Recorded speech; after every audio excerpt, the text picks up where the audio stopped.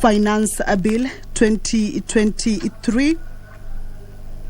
This tabling will be done by the National Assembly Finance and Planning Committee, and this report will be including the recommendations and amendments that have so far been made after the public hearings but that were conducted or that were done by the Finance and Planning Committee. Of course, some of the recommendations and amendments include the lowering of the housing levy from the 3% to the 1.5%. It is a report that will be tabled this afternoon, or is set to be tabled this afternoon. And of course, this will pave way for the next stage of the bill that will be going into the second reading, that will give way or pave way for the members of the National Assembly to be able to debate this particular bill. It is tentative that maybe Wednesday in the afternoon sitting, members might be able to start debate on this particular bill. In the order of business this afternoon, members are expected to sit this afternoon until 7:30 p.m. And this is owing to the fact that there is a committee of supply.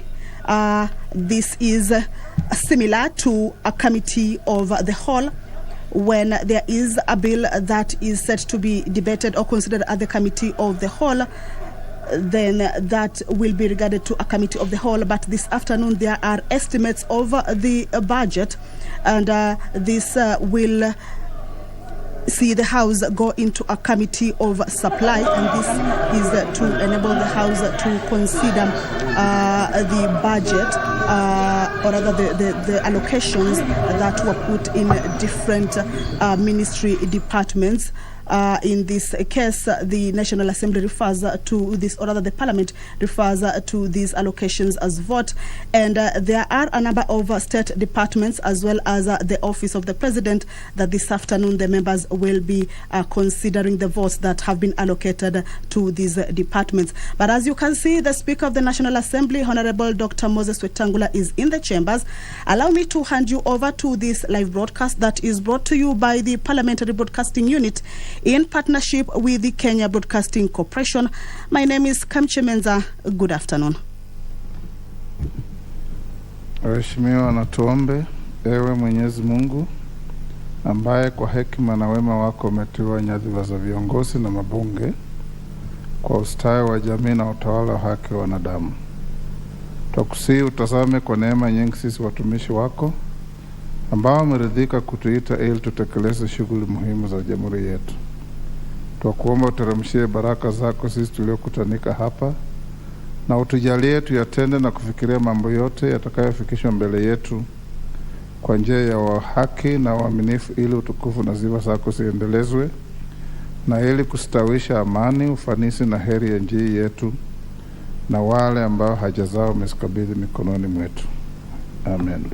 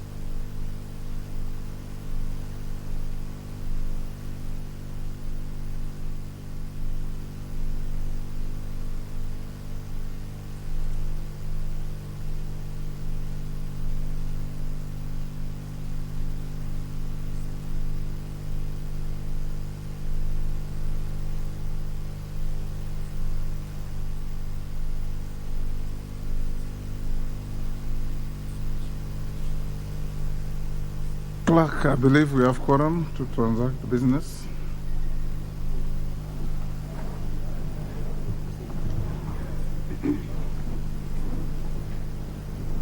Order number 1, administration of oath.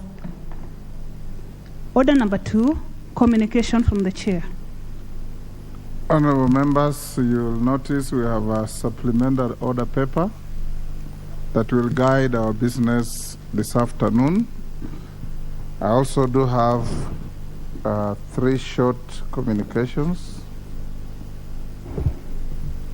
The first one is on prioritization of business during the supply and ways and means period. Honorable members, as you are aware, and for the benefit of first-term members, the National Assembly is currently in the supply period of the 2023-24 budget. The supply period is the phase during which the House considers supply measures to all votes for funding specific programs and undertakings for the 3 arms of government. The supply period commences with the consideration of the estimates and ends with the enactment of an appropriation act. During this period, honorable members, the House also considers the revenue-raising measures proposed to support the appropriation made by the House, that is the ways and means of supporting the budget. The culmination of this is the enactment of the Finance Act. Honorable members, during the supply period, the Cabinet Secretary for the National Treasury and Economic Planning also appears before the House to make a public pronouncement of the budget policy highlights and revenue-raising measures for the national government as contemplated under the Public Finance Management Act 2012.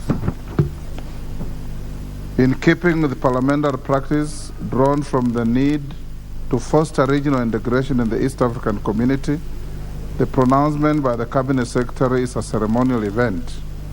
Accordingly, honorable members, the Cabinet Secretary for the National Treasury and Economic Planning is scheduled to make a public pronouncement on the budget highlights for the 2023-24 financial year on Thursday, 15th June 2023, in the National Assembly chamber from 3 p.m.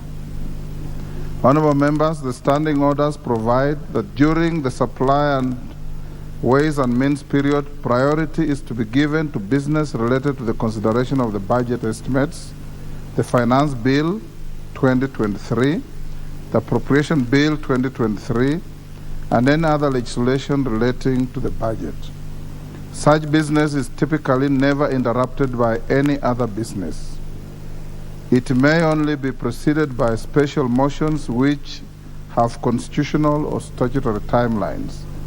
A motion for the approval of the appointment of a person to state office is an example of such special motions.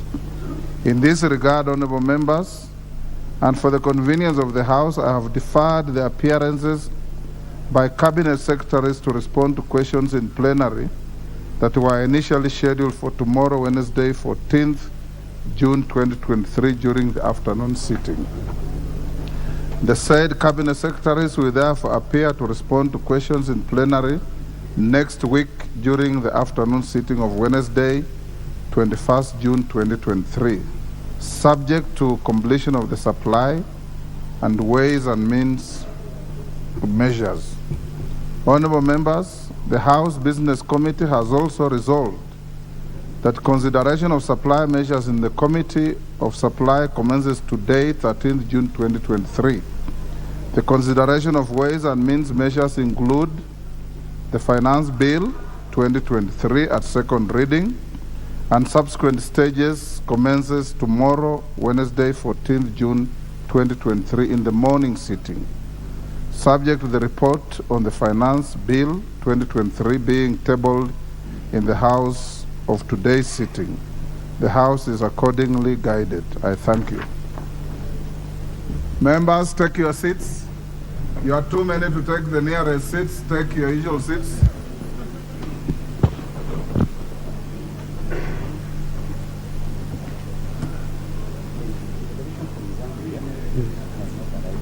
Okay. Yes, okay. Okay. Doesn't. Members, take your seats quickly. I have to be on my feet shortly.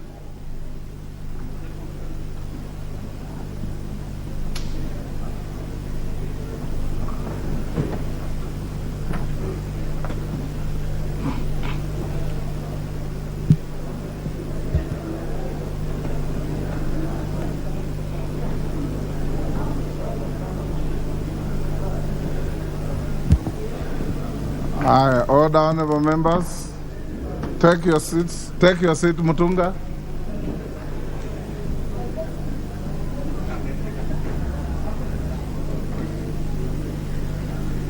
McLeod, take the nearest seat.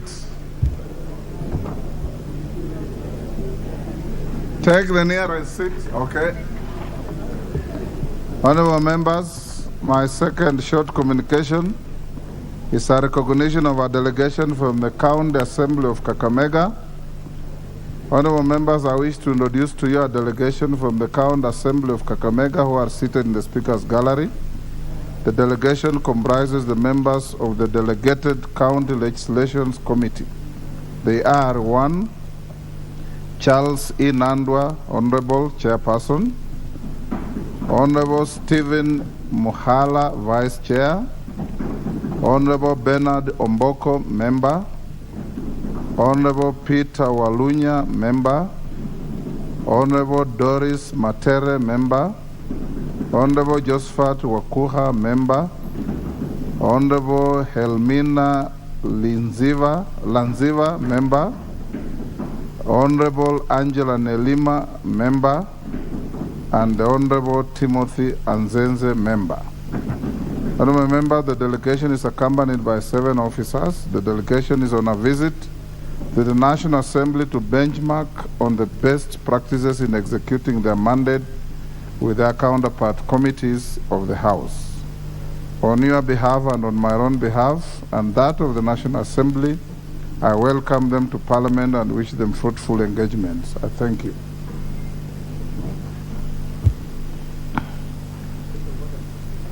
Yes, Honorable Chepkonga, what is out of order?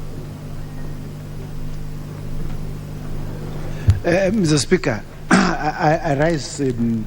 Are you a guest? No, yes, true, Mr. Speaker. I rise in support of your statement that it is true the members of the County Assembly on Committee on Delegated Legislation were in my committee this morning, and they benefited a lot, Mr. Speaker, because the Minister or the CS for Defense was in attendance this morning, and also the CS for Agriculture, the Honorable Inturi, yes, were in the meeting. And I can confirm, Mr. Speaker, that they benefited quite a lot, and we exchanged a number of views with them.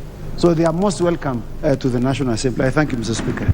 Well done. Thank you, Honorable Chepkonga. Honorable members, the third communication relates to a visiting foreign delegation. It's not in the gallery yet. Let's go to the next order. We'll acknowledge them when they arrive.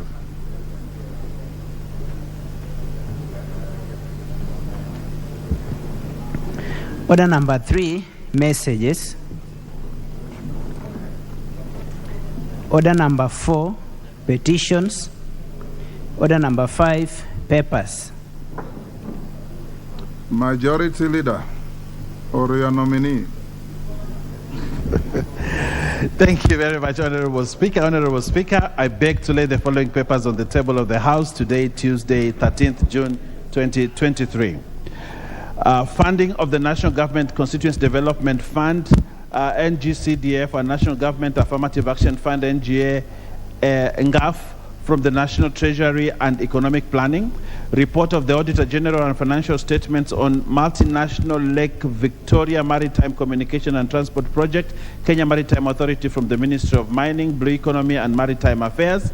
Reports of the Auditor General and financial statements in respect of the following institutions for the year ended 30th June 2022 and certificates therein: Kenya Academy of Sports, National Social Security Fund, Sports Kenya, Pharmacy and Poisons Board, Center for Mathematics, Science, Technology Technology Education in Africa, SACCO Societies Regulatory Authority, SASRA, Taita Taveta University, Media Council of Kenya, Kenya Institute of Mass Communication, National Industrial Training Authority, Coast Development Authority, Tom Mboya University College, Shanzu Teachers Training College, Mombasa, National Council for Law Reporting, National Center for International Arbitration, Kenya Marine and Fisheries Research Institute, Coast Water Works Development Agency, Kisii National Polytechnic, Technical University of Mombasa Enterprises Limited,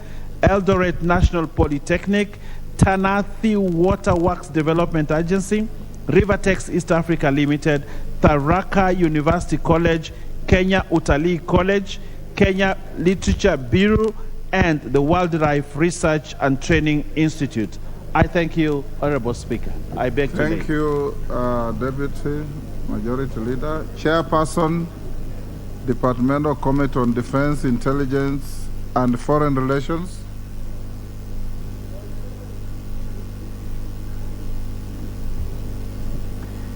Thank you very much, Honorable Speaker. Before I would like to request the Sergeant at Arms if they can turn off the AC. I have very strong sinuses. And it's Turn on or turn off?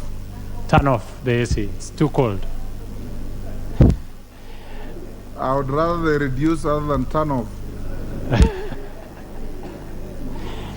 Honorable Speaker, I beg to move that, taking into consideration the findings of the Departmental Committee on Defense, Intelligence and Foreign Relations in its report on vetting of a nominee for appointment of the Director General of the National Intelligence Service, laid on the table of the House on Tuesday, the 6th June 2023, and pursuant to Section 7(3)(b) of the National Intelligence Service Act 2022, this House approves the appointment of Mr. Nordin Mohammed Aji OGW CBS as the Director General of the National Intelligence Service.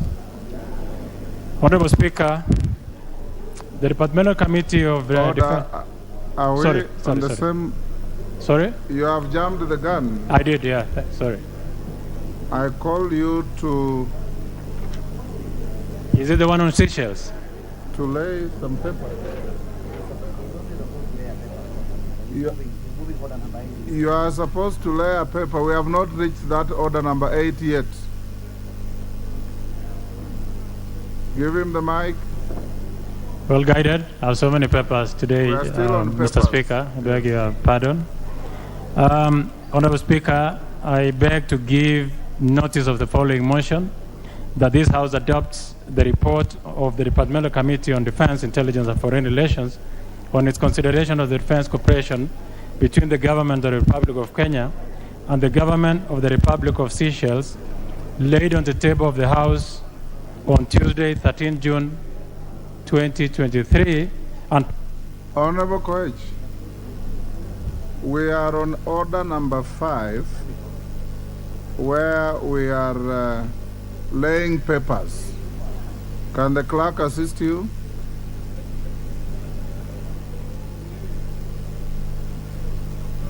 You will give notice under order 6, the next order.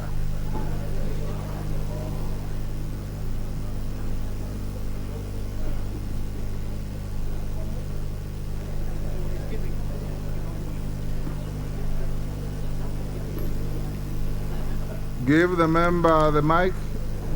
Are your papers in order now? yeah, Okay, go ahead. most part of this afternoon indeed will be Defense Committee. But I beg your pardon once more. Honorable Speaker, I beg to lay the following paper on the table of the House today, Tuesday, 13 June 2023, report of the Departmental Committee on Defense, Intelligence and Foreign Relations on its consideration of the Defense Cooperation Agreement between the Government of the Republic of Kenya and the Government of the Republic of Seychelles. Next, Chairperson, Departmental Committee on Finance and National Planning. Where is the chair? I was made to understand they are not done yet. Yes. So he will lay the paper as soon as he walks into the House with Thank you, Honorable Speaker. Next order. Order number 6, notices of motion.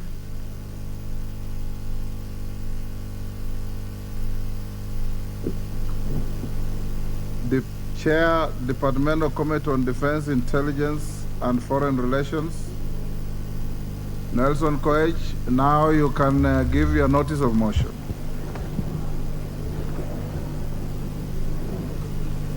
Oh, which one?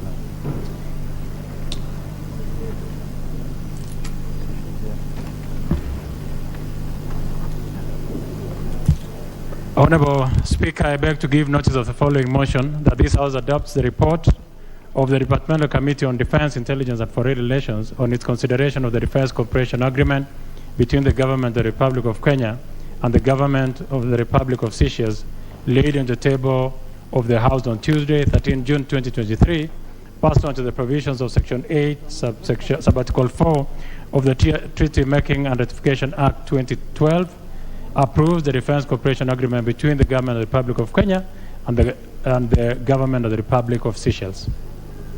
Thank you. Next order. Order number 7, questions and statements. Statement by the Honorable Owen Bayer, CBS, MP Kilifi North. Okay. Thank you, Honorable Speaker. Honorable Speaker, this is a request for statement regarding the agreement between the Government of the Republic of Kenya and the Government of the Italian Republic on the Luigi Broglio Malindi Space Center in Kenya.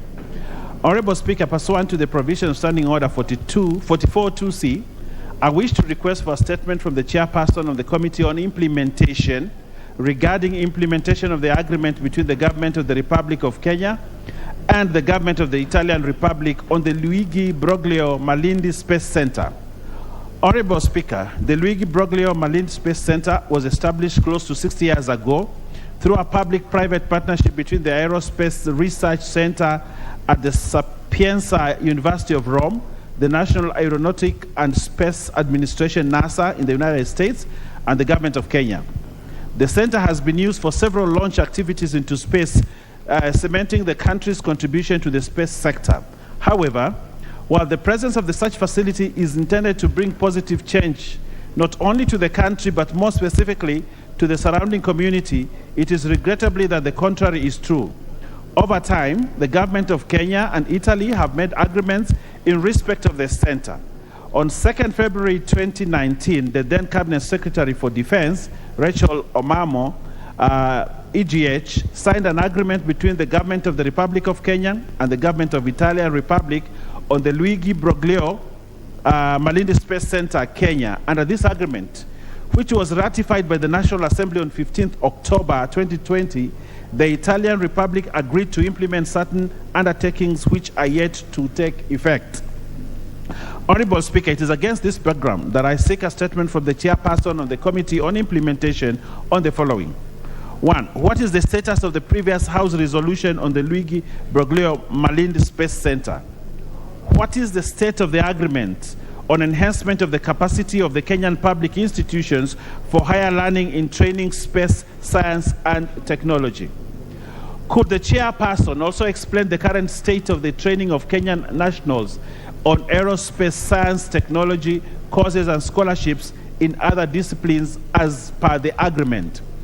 What development support programs has the Italian government undertaken for the people of Ngomeni area in Kilifi County as was agreed? What is the state of the negotiations through respective implementing agencies or ministries in order to give support to the Kenyan Space Agency on access to Earth observation and space science data, education and training, telemedicine, and establishment of a regional center for earth sciences? And lastly, Honorable Speaker, how many professional staff have been seconded to the facility by the Kenyan government? How many non-professional staff have been recruited? And further, has a Kenyan been appointed as the Deputy CEO by the government of Kenya as per Article 6 of the agreement? I thank you, Honorable Speaker. Thank you, Honorable Speaker. Is the Chairman of Implementation in the House? Any member? Bring the response in 2 weeks. Next order.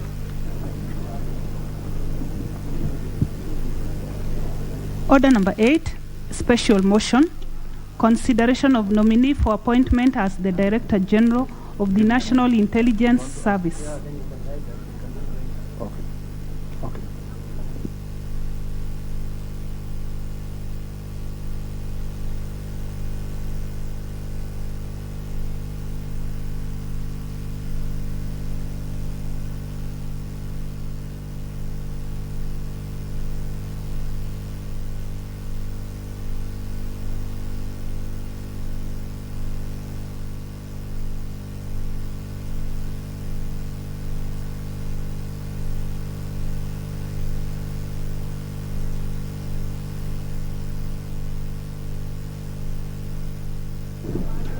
Order, honorable members. Honorable members,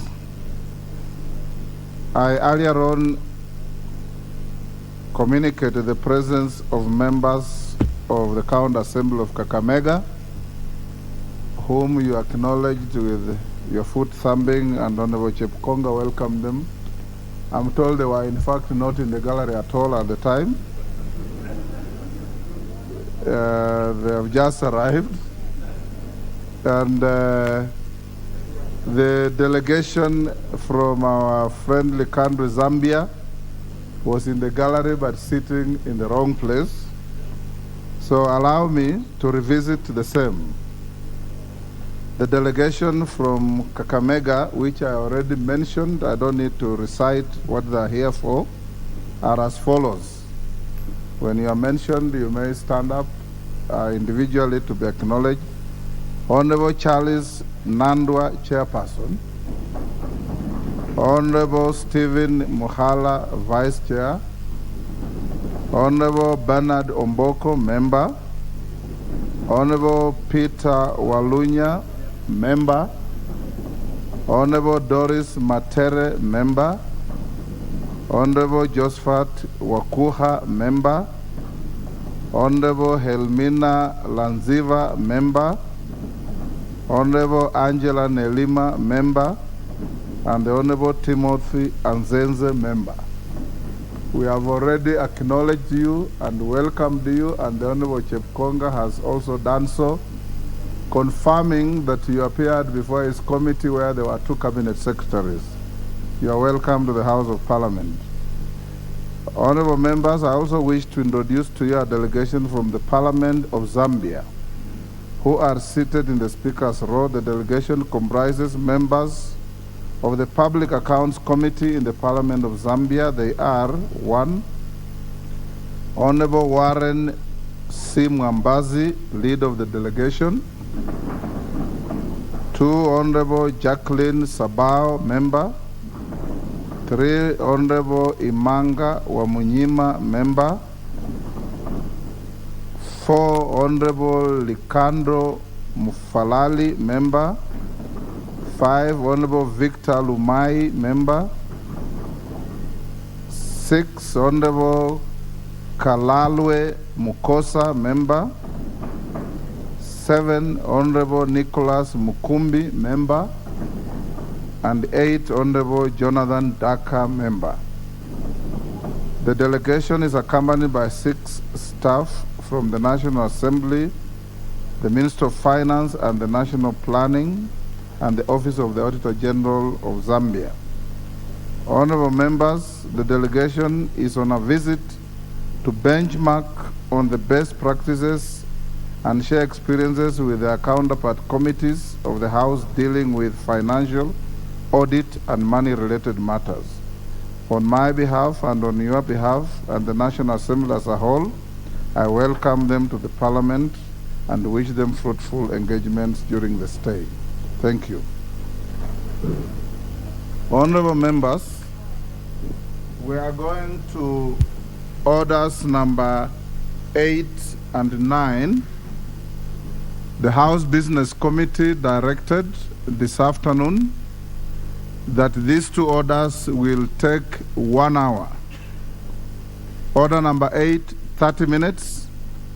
Order number 9, 30 minutes, so that we can go to the Committee of Supply.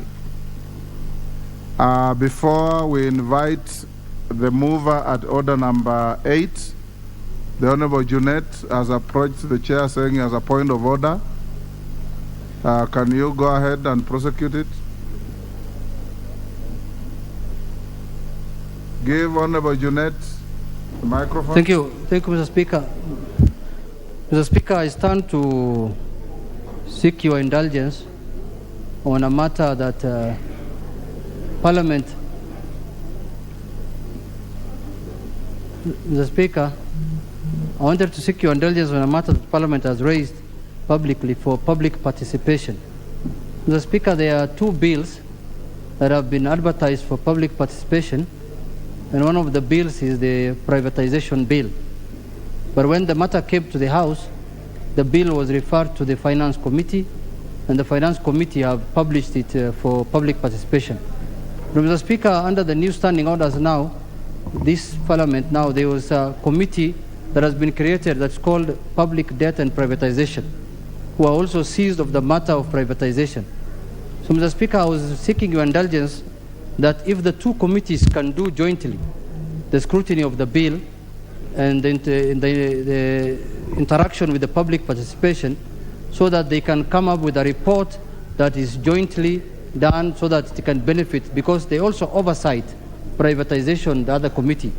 So, Mr. Speaker, I was seeking your indulgence that the committee has requested, as the whip might, to address to you that if they can be allowed to do a joint participation, so that they can have a joint report, and then both committees can benefit from the report of the public participation, so that later when the bill is assented to, it doesn't get into problem with the other committee that is supposed to use it for oversighting purposes. Thank you, Mr. Speaker.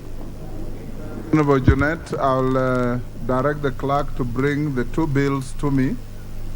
I'll have to look at them with the attendant standing orders, and I'll give you direction on Thursday afternoon. Honorable Koech, you have 30 minutes to prosecute this motion.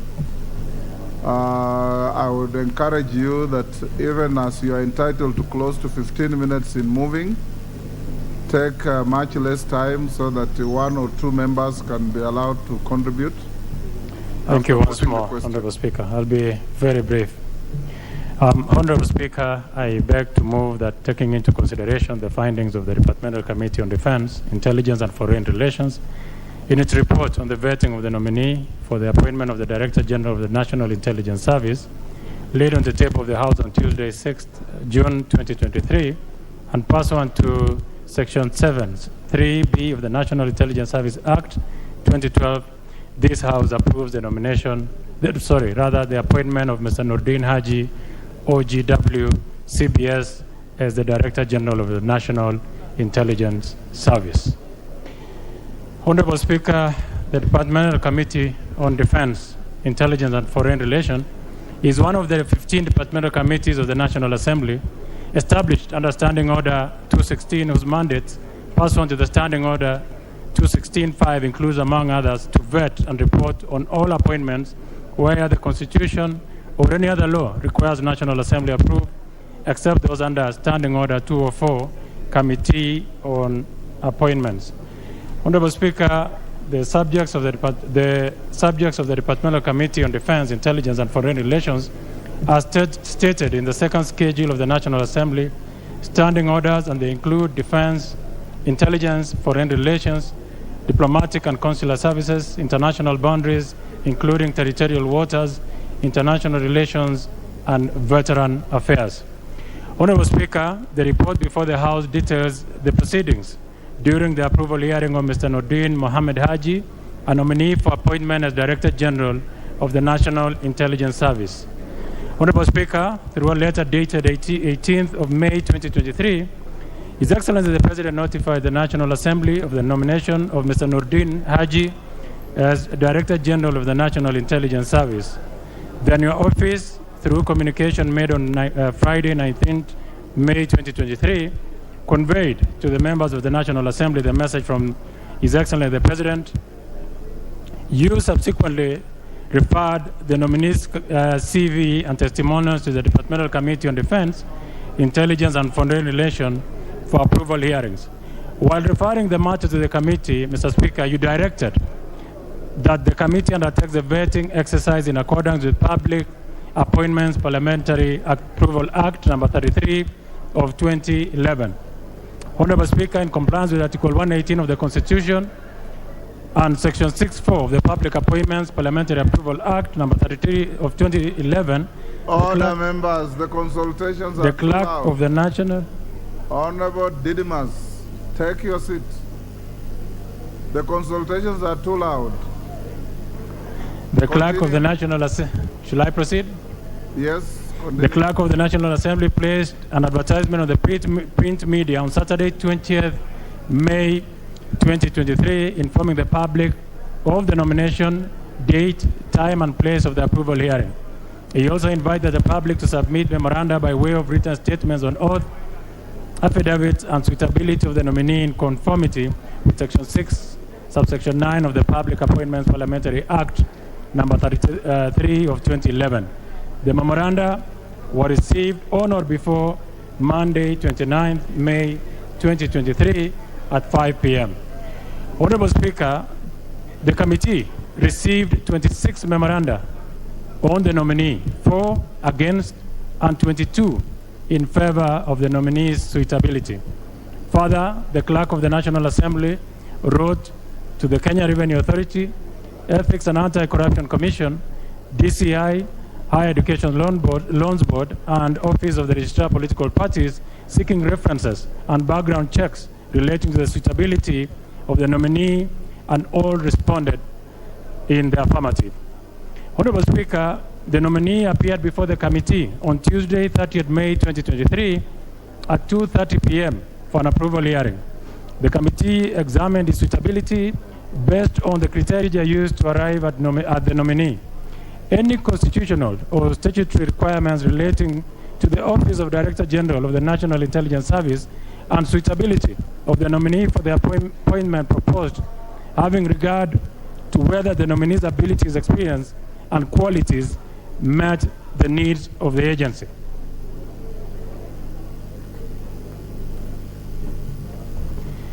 Honorable Speaker, the committee conducted the approval hearing of the nominee and observed as follows.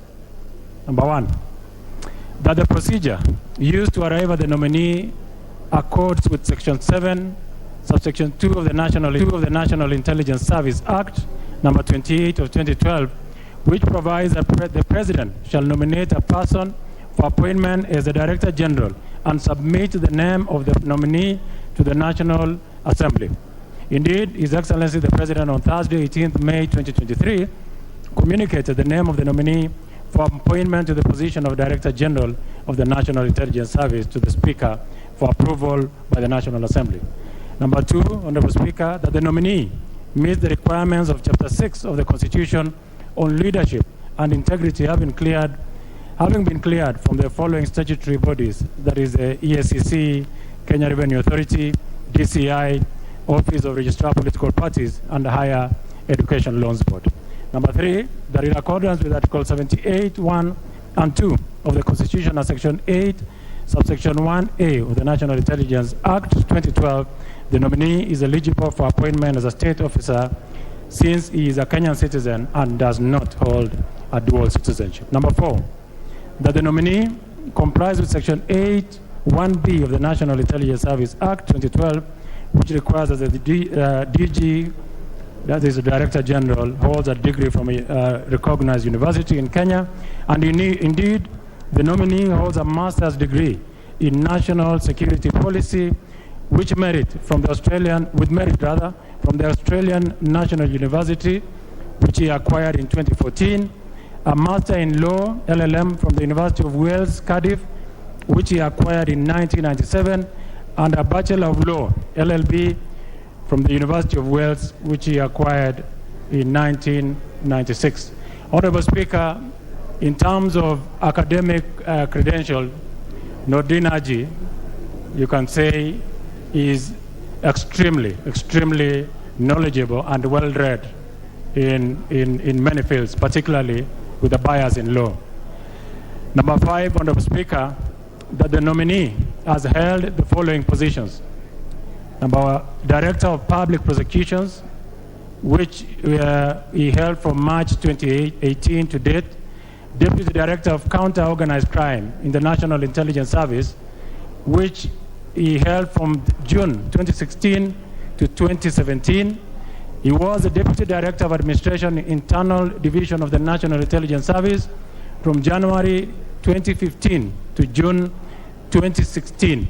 He was the head of Somali Stabilization at the National Intelligence Service from 2010 to 2013. He was the head of Countering Violent Extremism at the National Intelligence Service from 2009 to 2010. He was the head of legal department at the National Intelligence Service from 2005 to 2009. He was the deputy head of legal department of the National Intelligence Service 2000 to 2005. State Counsel with the Attorney General's office from January to December of the year 2000. Honorable Speaker, if you look at his CV and from the unofficial records, if you talk to the people who work with the National Intelligence Service, they find Mr. Nordin Haji as almost a natural fit. Number one, because he has worked there before with the National Intelligence Service. And number two, many a times they have had a Director General being moved from either the police or the other security agencies, and for the first time, they are having one of their own as the Director of the National Intelligence Service. Nordin Haji is going back here not as if this House finds favor and approves him, not as a stranger, but as someone who has risen through the ranks in the National Intelligence Service from a very, I will call, relatively junior office to a very senior office by the time he left to go to be the Director of Public Prosecution. It is notable to note that some of the questions that honorable members of my committee did ask Mr. Nordin Haji, I'll move very quickly. One of them is that if all this favor that he finds is because he's the son of former Senator Yusuf Haji, and he was extremely proud to say that, which is something honorable colleagues should actually take up, that he's very proud son of the former public service officer and the late Senator Yusuf Haji, because it is his father who's instilled discipline in him, and it is something we should probably borrow. That today, Honorable Speaker, we would like to have your son one day being the Speaker of this National Assembly, because you are one of the greatest speakers when you leave office that will have served in this 13th Parliament. It is the same thing that honorable colleagues here, that today or tomorrow the son or the daughter of my friend Junaid Mohammed can come to this House as a member of Parliament because of the good deeds that we do in society.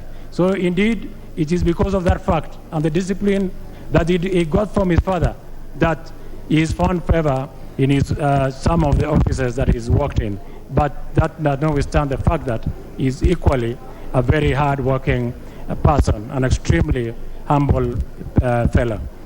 Honorable Speaker, that the nominee has never been charged in any court of law in the past 3 years, and a requirement and schedule of the Public Appointments Act. I have a long story about Mr. Haji, but because of time, I will go straight to my last point, Honorable Speaker.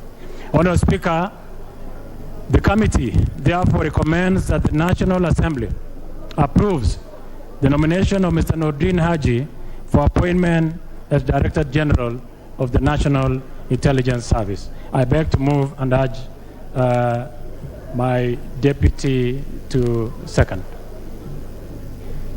Who is your deputy?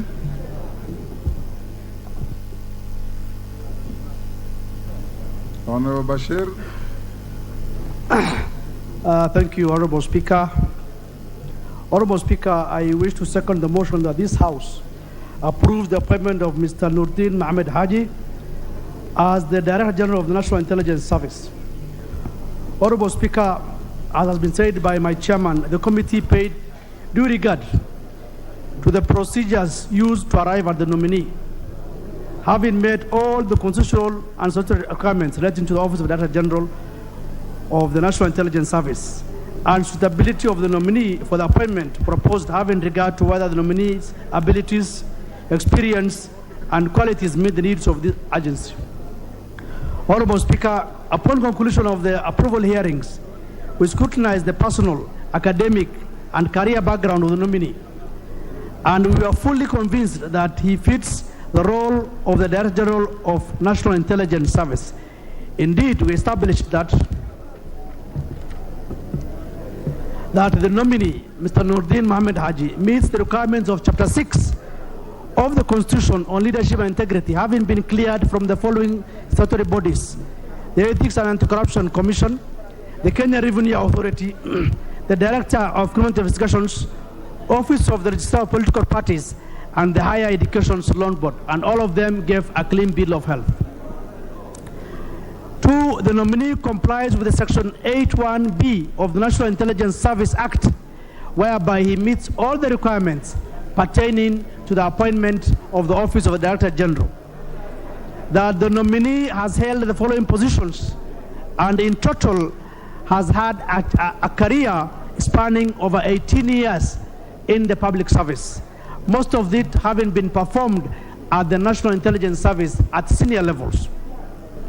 Honorable Speaker, the nominee has not been charged in any court of law, and therefore this also informed us on his suitability. The nominee does not hold any office in a political party, and that also has a requirement of the schedule to the Public Appointments Parliamentary Approvals Act. Honorable Speaker, during the approval hearing, the nominee demonstrated knowledge of topical, administrative, and technical issues touching on the government, and has thus the requisite abilities, qualifications, and experience to serve the Director General of the National Intelligence Service. During the approval hearings, we received 26 memorandums. Out of this, 4 were against and 22 were in favor of the nominees. Those that were against also, we scrutinized and looked at their background, whether they could sway the government, the committee's decision. But all those memos did not stand on legal grounds, and therefore we could not consider them. Honorable Speaker, with that, and having considered the credential of the nominee, we wish to assure this House and the country at large that the right man for the job for this particular new appointment is Nurdin Mohammed Haji, and he fits the bill. As has been said before, Nurdin Haji comes from a career family. His late father was a career civil servant. His mother is also a career civil servant, and therefore has had long piece of career in the public service. Yes. Honorable Speaker, I want to urge this House to consider the nominee and approve his nomination so that he serves in this position as soon as possible. Honorable Speaker, with those few remarks, I second the motion and urge the House to adopt this report. Thank you very much. Order, honorable members. Order. Honorable members, a question cannot be put before it is proposed. Honorable members, I now propose the question, which is that, taking into consideration the findings of the Departmental Committee on Defense, Intelligence and Foreign Relations in its report on the vetting of a nominee for the appointment as the Director General of the National Intelligence Service, laid on the table of the House on Tuesday, 6th June 2023, and pursuant to Section 7(3)(b) of the National Intelligence Service Act 2012, this House approves the appointment of Mr. Nurdin Mohammed Haji, OGW CBS, as the Director General of the National Intelligence Service.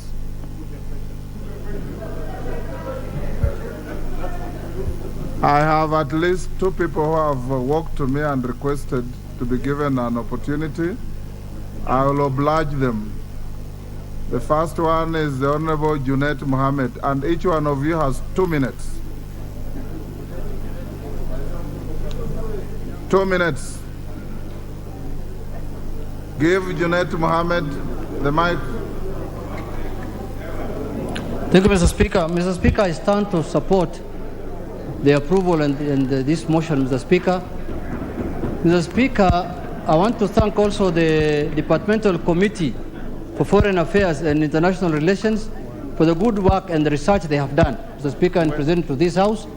And I can see that the officer that has been nominated for this job is a distinguished officer, Mr. Speaker, who has served in the service very well, who has an exemplary career, Mr. Speaker, in the service, And Mr. Speaker, I think it's one appointment that is going to move this country forward, Mr. Speaker, and this should be an example of all appointments that will be brought to this House, Mr. Speaker. Mr. Speaker, this is an important institution in our country, Mr. Speaker. This is an institution that is going to protect and provide the safety of the citizens of this country, Mr. Speaker, and for that reason, is an institution that must be headed and guided by somebody who has the capacity, the knowledge, and the temerity to do the kind of work that is related to that institution, Mr. Speaker, and no one fits, and the skills required to do this work, Mr. Speaker. Mr. Speaker, I want to put forward that on record that this is the person who will make sure that this country is safe and secure, and I have no doubt, in accordance with the report that has been brought by the committee, that he is a man who has the capacity and the capability, and I urge the House to approve him, Mr. Speaker, so that he can go and do his work. Thank you very much, Mr. Speaker. Majority Leader, you have 3 minutes. Thank you, Honorable Speaker, and I also rise to support the nomination and approval of the former DPP, or immediate former DPP, Nurdin Haji. Honorable Speaker, as has been said in the report, this is a gentleman who the people of Kenya know very well, one who has served the office that he has served in as DPP with unmatched integrity, Honorable Speaker. But, Honorable Speaker, he is getting into an office that is extremely sensitive. The office of the Director General of NIS is a repository of our national security. Honorable Speaker, I am certain that the committee during vetting did engage with him in depth, and definitely knowing that matters security are not matters to delve into in depth. But we must tell Honorable Speaker, the Honorable Nurdin, that before we have seen incidences like those of Shakahola, incidences of rampant attacks by terrorists in Lamu, in northern Kenya, and I am glad Nurdin is from northern Kenya, and therefore he has a responsibility as he safeguards the lives and property of Kenyans, first to safeguard the lives and properties of people in northern Kenya and along the coastal belt bordering the border with Somalia. Honorable Speaker, we are all in the East African region, Greater East African region, in very unsafe regions in terms of security. And therefore, the Director General of NIS will be critical in ensuring not just the safety of our country, but also guaranteeing the safety of our neighbors and ensuring that the insecurity coming from our neighbors, from the war in Sudan, the war in Congo, the ongoing war in Somalia, does not in any way infringe on the safety and security of Kenyans. Honorable Speaker, I also hope and I pray, and I know that Nurdin Haji is a dedicated public servant who will never allow state capture to take over his office as Director General of NIS. That NIS will never be used like it was used before to settle political scores. That the Honorable Junet Mohammed will feel safe, just as I will feel safe with Nurdin Haji holding the office of Director General NIS. And I want to pray and wish him well, and pray that the House will this afternoon approve Nurdin Haji as our next Director of NIS, wishing him well and hoping that he will act to ensure that he ignites intelligence services right at the sublocation level, that never again will Kenyans experience the Shakahola kind of tragedy that we have experienced, where over a period of more than 10 years, Kenyans have been killed and their bodies buried in a forest in Malindi, in Shakahola. And Honorable Speaker, you must ask yourself, there are chiefs, there are intelligence officers in Malindi, in Kilifi, in Shakahola. Honorable Speaker, you remember in the last 5 years, it was said hundreds of people disappeared, and forced disappearances and extrajudicial killings. And Honorable Speaker, we have asked elsewhere, is it possible that those who are subjected to extrajudicial killings under the last regime are part of those who are buried in Shakahola? And I want to ask Nurdin Haji to ensure that he goes to the depth of the extrajudicial killings under the former regime and under DCI Kinoti, and check whether there is any correlation between Shakahola, the massacre and burying of bodies in Shakahola, and the extrajudicial killings that were perpetuated in the last 5 years, Honorable Speaker. And with those, I beg to strongly support this great son of Garissa County, a great son of Kenya, whose family also, Mr. Speaker, has served this country. His father, not just as senator, but also as an experienced administrator and security man in the past. And I do hope that the DPP Nurdin Haji will follow in the footsteps of his late father and the footsteps of other intelligence chiefs who have secured our country, and I wish him all the best. I beg to support. Honorable Zamzam, Mombasa.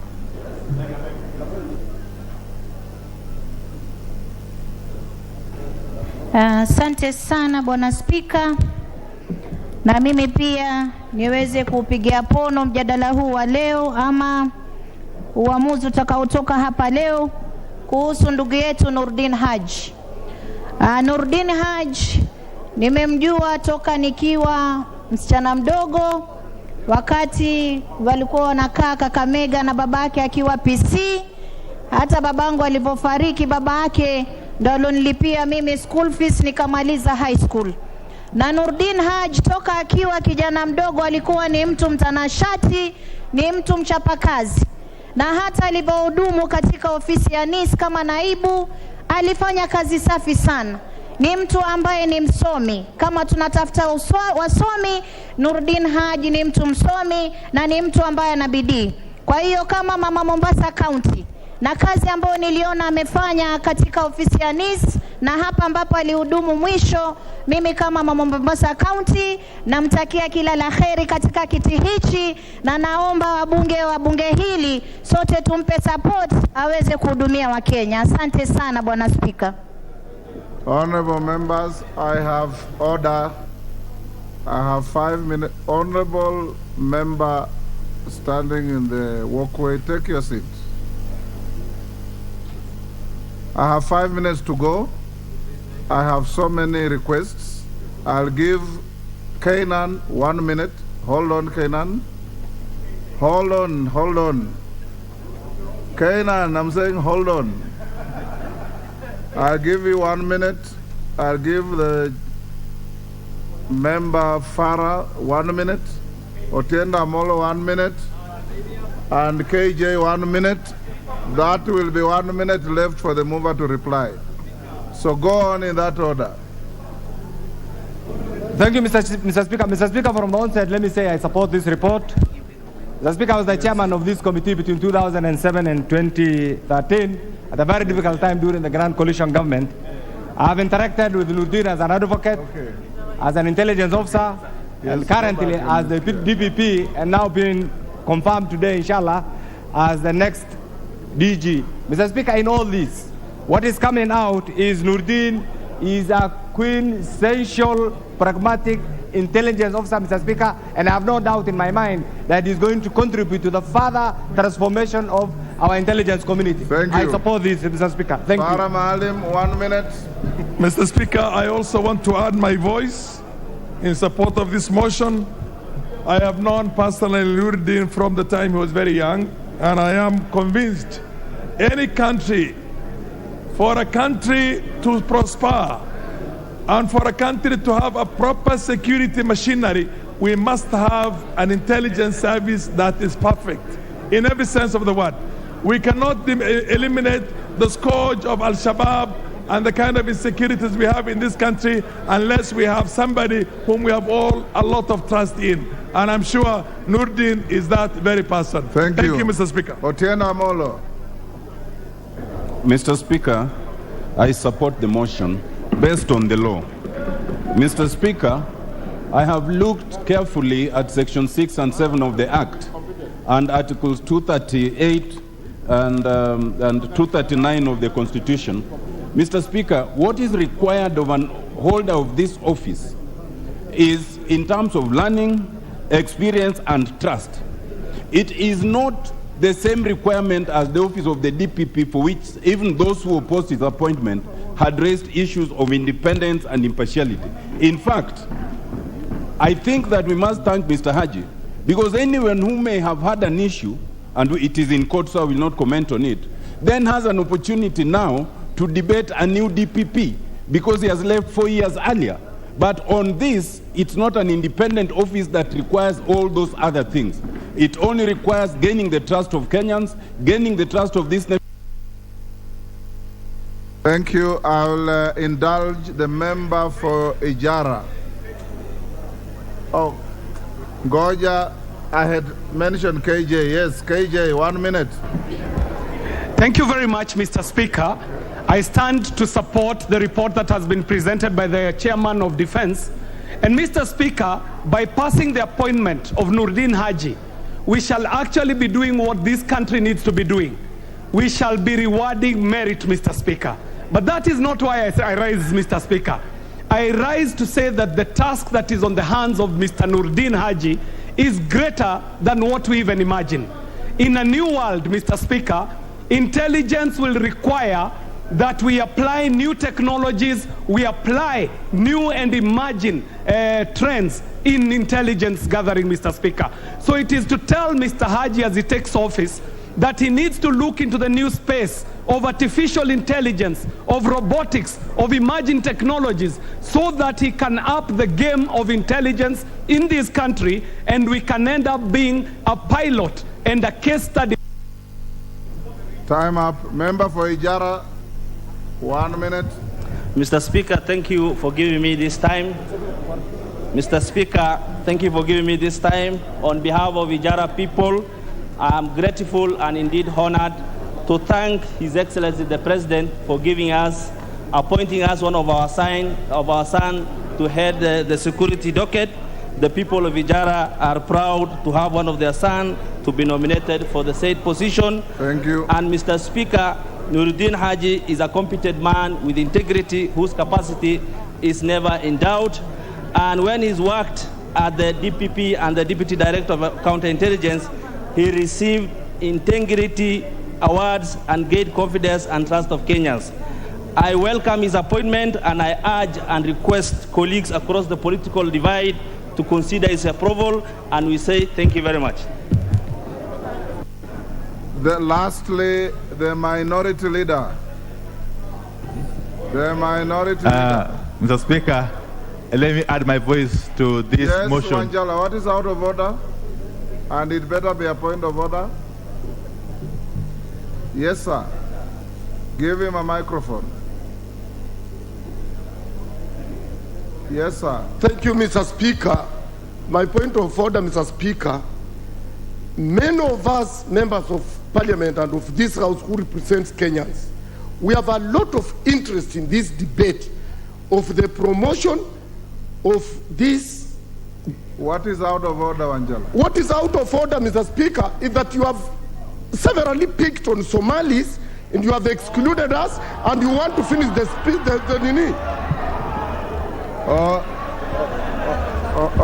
Order, Wanjala. Order, Wanjala. Order. Order, honorable members.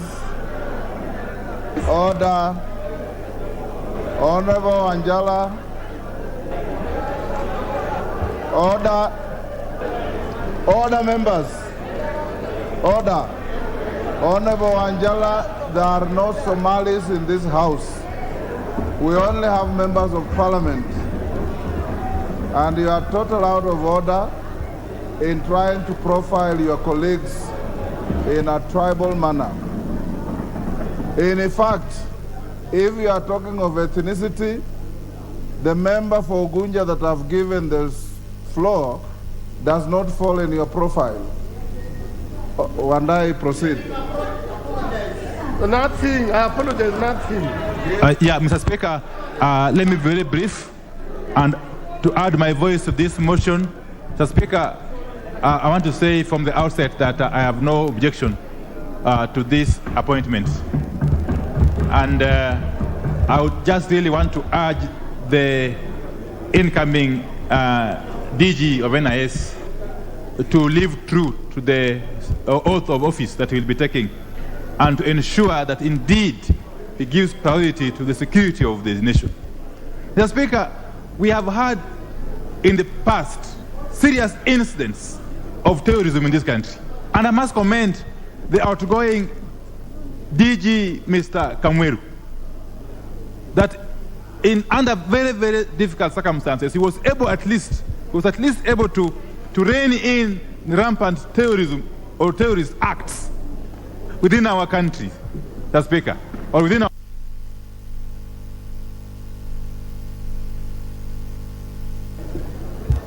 Give the leader of minority an extra minute.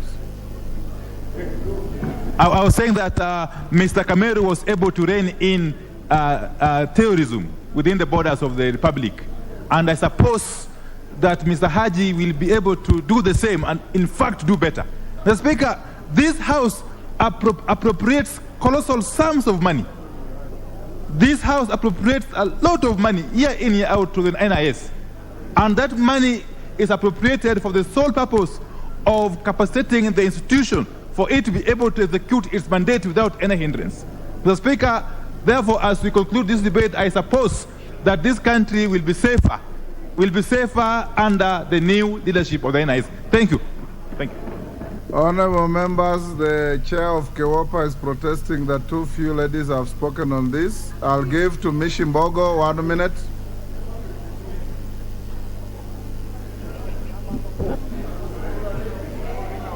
Mishimbogo. Asante sana. Asante sana Mheshimiwa Spika, na mimi naunga mkono kuteuliwa kwa Nurdin Haji katika kitengo cha huduma ya ujasusi wa kitaifa, na namunga mkono kwa sababu tajriba ya kielimu amefuzu, na pia uzoefu na uweledi wa mambo ya usalama na ujasusi ameweza kufuzu, na amefanya kazi katika vitengo tofauti tofauti. Tunajua yeye atatuwezesha haswa pia kupunguza misimamo mikali ile tunasema extremism, mambo yale tunazungumzia ya Al-Shabaab. Tunajua yeye katika mambo ya ujasusi ameweza kufuzu, na pia hana dosari katika mambo ya uongozi na uadilifu. Vile vile pia hajawahi kuhukumiwa katika shutuma yoyote ya kijinai ama pia katika mambo ya uhalifu. Tunajua anaweza na ana tajriba ya kuweza kuongoza taifa la Kenya katika mambo ya usalama na ujasusi, kutupatia. Your time is up. Now move to reply. How many minutes, Honorable Speaker?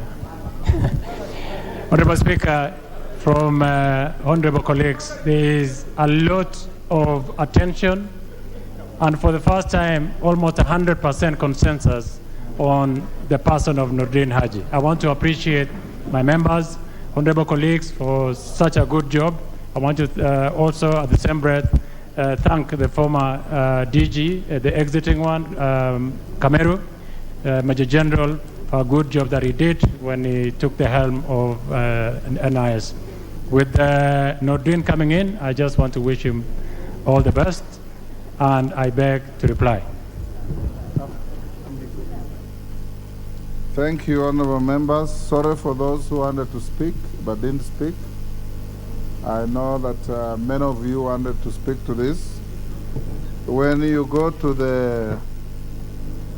the Committee of Supply, there is an item on NIS. You can edge in on that and speak to what you wanted to say. Honorable members, I now put the question, which is taking into consideration the findings of the Departmental Committee on Defense, Intelligence and Foreign Relations in its report on the vetting of a nominee for the appointment as Director General of the National Intelligence Service, laid on the table of the House on Tuesday, 6 June 2023, and pursuant to Section 7(3)(b) of the National Intelligence Service Act 2012, this House approves the appointment of Mr. Nurdin Mohammed Haji, OGW CBS, as the Director General of the National Intelligence Service. As members of that opinion say aye. Aye. Will those of the contrary opinion say nay? No. The ayes have it. Order number 9, special motion. Hold on. Honorable members, Wanjala is in his absolute right to shout himself hoarse. Honorable members, allow me to acknowledge in the public and speakers' galleries the following institutions visiting Parliament: Makueni boys from Makueni, constituency Makueni; Oshol Academy from Nyali, Mombasa; Katangi Secondary from Yata, Machakos; Migaa Primary from Kipipiri, Nyandarua; Ithanga Secondary from Mosop, Nandi. On your behalf and on behalf of the House of Parliament and myself, we welcome the schools to the House this afternoon.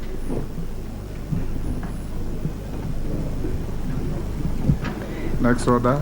Order number 9, special motion, consideration of nominees for appointment as members of the Judicial Service Commission.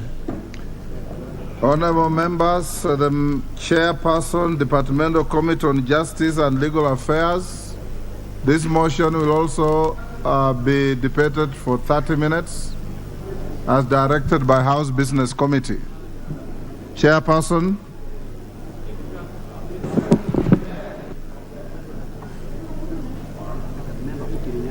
Yes. You are the vice chair? The member for Kirinyaga? Nominee. Honorable Speaker, I could see you were looking for Murugara for the vice chair. For Murugara, yes. I am the acting chair. You are the imitation of Murugara. Go on.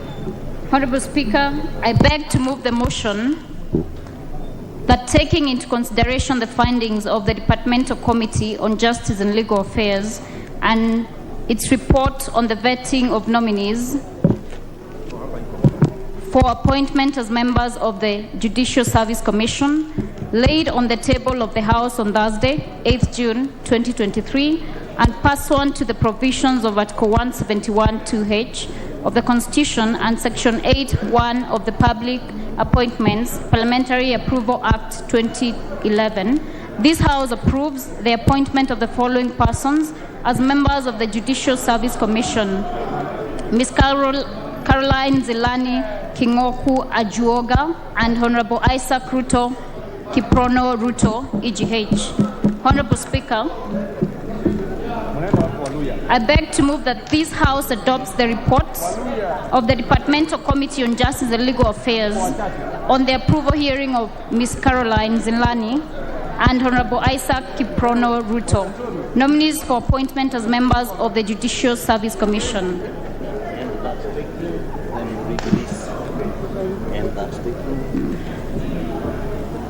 Honorable Speaker, and that, taking into consideration the findings of the Departmental Committee on Justice and Legal Affairs in its report on the vetting of nominees for appointment as members of the Judicial Service Commission, laid on the table of the House on Thursday, 8th June 2023, and pursuant to the provisions of Article 171(2)(h) of the Constitution and Section 8(1) of the Public Appointments Parliamentary Approval Act 2011, this House approves the appointment of the following persons as members of the Judicial Service Commission: Ms. Caroline Zilani and Honorable Isaac Kiprono Ruto. Honorable Speaker, the report contains proceedings of the Departmental Committee on Justice and Legal Affairs during the approval hearing of Ms. Caroline Zilani and Honorable Isaac Kiprono Ruto, as forwarded by His Excellency the President and communicated to the House by the Speaker on Wednesday, 3rd May 2023.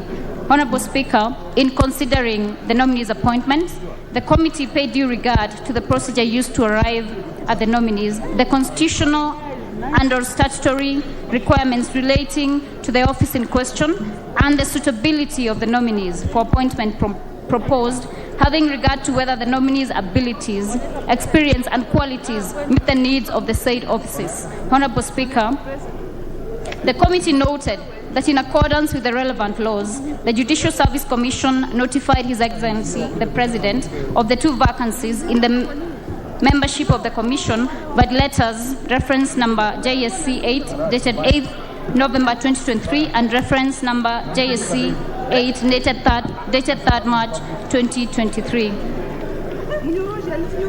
Honorable Speaker, the committee was guided by the constitutional and statutory requirements such as the national values and principles of governance, conduct of state officers, specific qualifications for appointment as members of the Judicial Service Commission, and leadership and integrity prerequisites. Honorable Speaker, the suitability of the nominees was assessed after scrutiny of their background, academic credentials, and professional qualifications, work, and professional experience, personal integrity, as well as their performance during the approval hearing conducted by the committee on Thursday, 25th of April, 2023, upon which the committee observed that the procedure used to arrive at the nominees was lawful and in compliance with Article 171(2)(h) of the Constitution of Kenya. The nominees met the constitutional and statutory requirements prescribed by the law. Ms. Caroline Kingoku, being a human resource management expert with a vast experience in dealing with the conditions of service, disciplinary process, and the training and development of employees, and Honorable Isaac Kiprono Ruto, EGH, having been a public servant and an active participant in public life, possesses the relevant experience for the position of members of the JSC representing the public. Mr. Speaker, the nominees also exhibited an understanding of the current issues affecting the judiciary in the dispensation of justice from the perspective of the common mwananchi.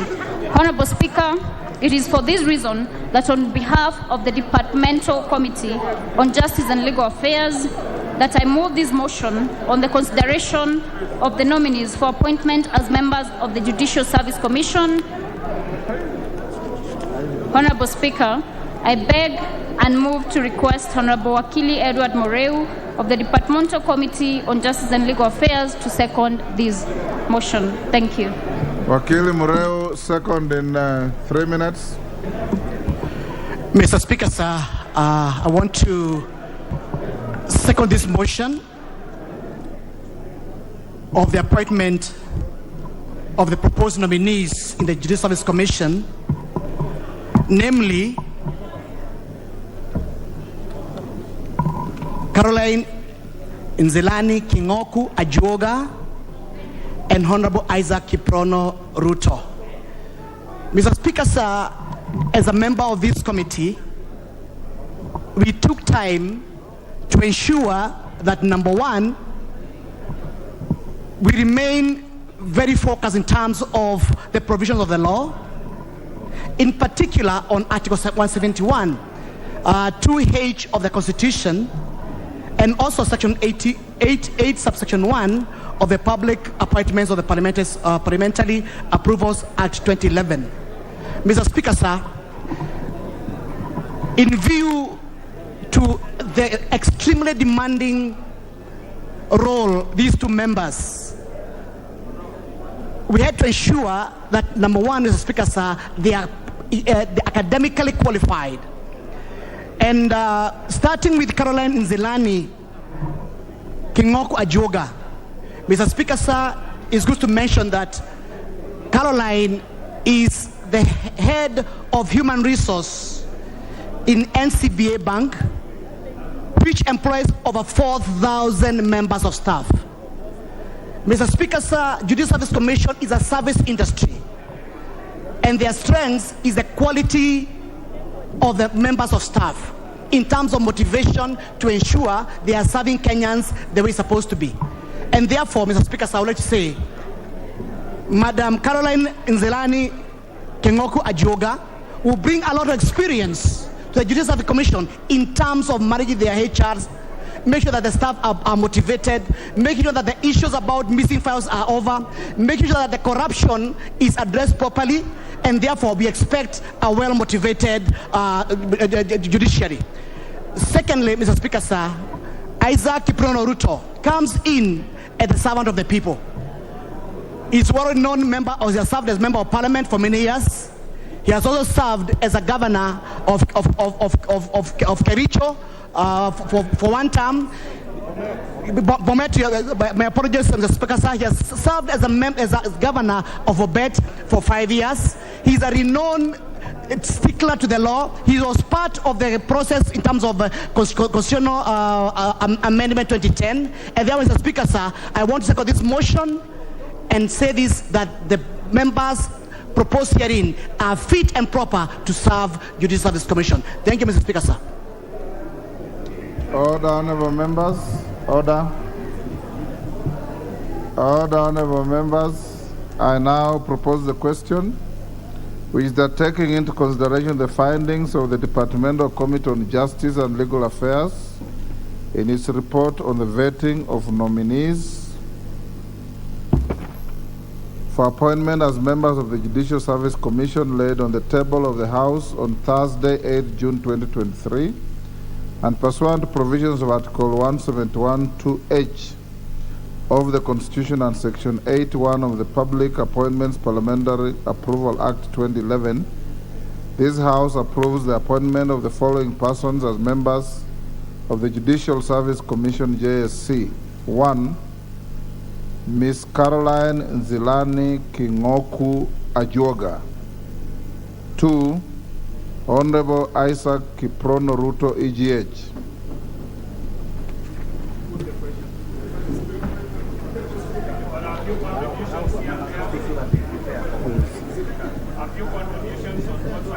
Member for Chebalungu. Of course. Thank you so much, Mr. Speaker. And as I stand to support this motion, I want to categorically thank the members of JLAC for a proper consideration of the two nominees. Doubt, you have 2 minutes each. Yes. Well guided, Mr. Speaker. I stand here today to support the proposal for the approval of the two nominees, and specifically, I would want to mention about Honorable Isaac Ruto, who is my immediate party leader, and for that fact, he is now resigned as the party leader, and probably members of this House beginning today, as I am the senior most politician in the party, I am going to be one of the party leaders, and I would really wish that I be recognized so by my colleague members of parliament. You remember Isaac Ruto as one of the greatest persons. In fact, in my constituency, you cannot mention a paragraph without touching the name of Isaac Ruto. He has done a lot in regards to school, in regards to education in my constituency. While he was the chairman of the Governors of Council, the first chairman in that matter, he is the only person who can be remembered as having done what was required of him. I know the independence that is required by the judiciary, and I know him as a person who is so independent in his mind. I have no doubt that he's going to give the best service. For this, Mr. Speaker, I would wish to urge my colleagues that we all stand up and support these great persons as they go to serve our nation. Thank you, Mr. Speaker. Jared Okello.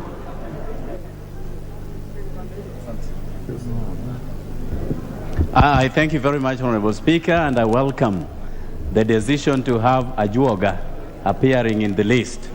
But the name Ruto is becoming too much into this country, very synonymous with the prevailing appointments, Honorable Speaker, and therefore, in line with our constitutional dictates, we have to rethink this idea of Kenyanness in appointive positions, Honorable Speaker.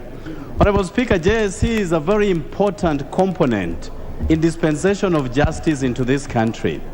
Judges get appointed through JSC, magistrates get appointed through JSC, and when a government turns rogue, and there is nothing stopping this from becoming so, it is only the courts of law that can apply brakes to a rogue government, Honorable Speaker.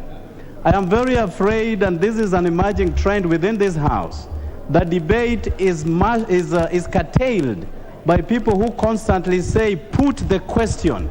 Honorable Speaker, what happened to the debates within this House, Honorable Speaker? And that is why people residing in State House have the temerity to tell us how to vote a particular way on bills coming to this House, Honorable Speaker.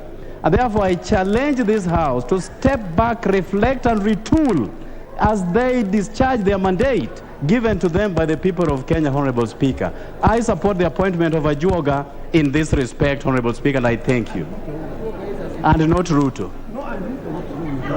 The Honorable Pukose. Thank you, Mr. Speaker, sir. I stand to support the appointment of Honorable Isaac Kibrono Ruto as a member to the to the Judicial Service Commission, having served as a distinguished governor for Bomet, having been a minister in the past, and having been a member of this House. Honorable Isaac Ruto is a distinguished member, and we know that he will be able to serve the Judicial Service Commission with distinction and with honor. With those few remarks, Honorable Speaker, I support. Thank you. Yes, okay. You've just spoken. What's your point of order? Honorable Speaker, with due respect, I withdraw any inference on the person of Kiprono Isaac Ruto, Honorable Speaker. As a member of Parliament, Honorable Speaker, he was part of us in this House before he moved to become a governor and ultimately getting this appointive position at the JSC, Honorable Speaker. And therefore, I support his appointment as a former colleague. I support his appointment as somebody who has what it takes to become a member of Judicial Service Commission. And therefore, I withdraw the inference that I did make a while back. And I thank you for the opportunity. It is only men of great honor who can own up to their mistakes. Thank you. Ruku. Thank you, Mr. Speaker. I rise to support the appointment of the two very distinguished Kenyans. His Excellency Ruto, the former governor of Bomet, what's the name of that? And the second appointee. Mr. Speaker, you realize the appointment which are forwarded to this House by the President are to the point. And we thank His Excellency for giving this nation proper people who can be able to serve this nation with integrity and commitment and diligence. Mr. Speaker, you will realize that this commission is very important in terms of promoting the recommendation of judges, the review of the service conditions of the judicial officers, as well as the staffing the judiciary. We need a very competent judiciary for the purposes of administration of justice in our country. I support the both appointment of Isaac Ruto as well as Carol Ojuaga, Mr. Speaker. Thank you. Thank you. I'm looking for a lady.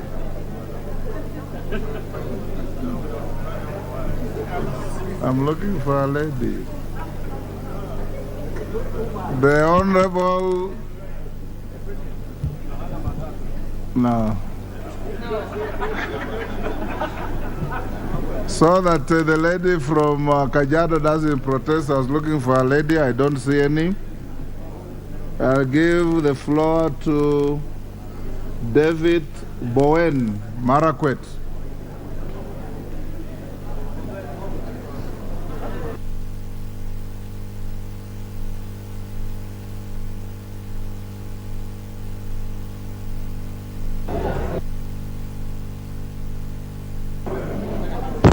Thank you, Honorable Speaker. Honorable Speaker,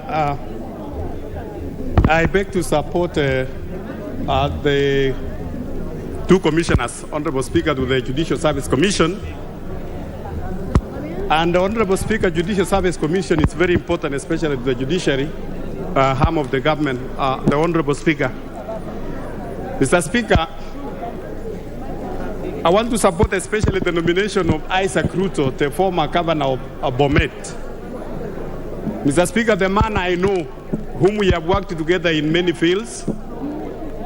Mr. Speaker, the Honorable Isaac Ruto, when he was the chair of Council of Governors, the Honorable Isaac Ruto fought hard to make sure that resources and the devolution worked, Honorable Speaker, especially at a very difficult time when we were implementing our first constitution, the 2010 constitution.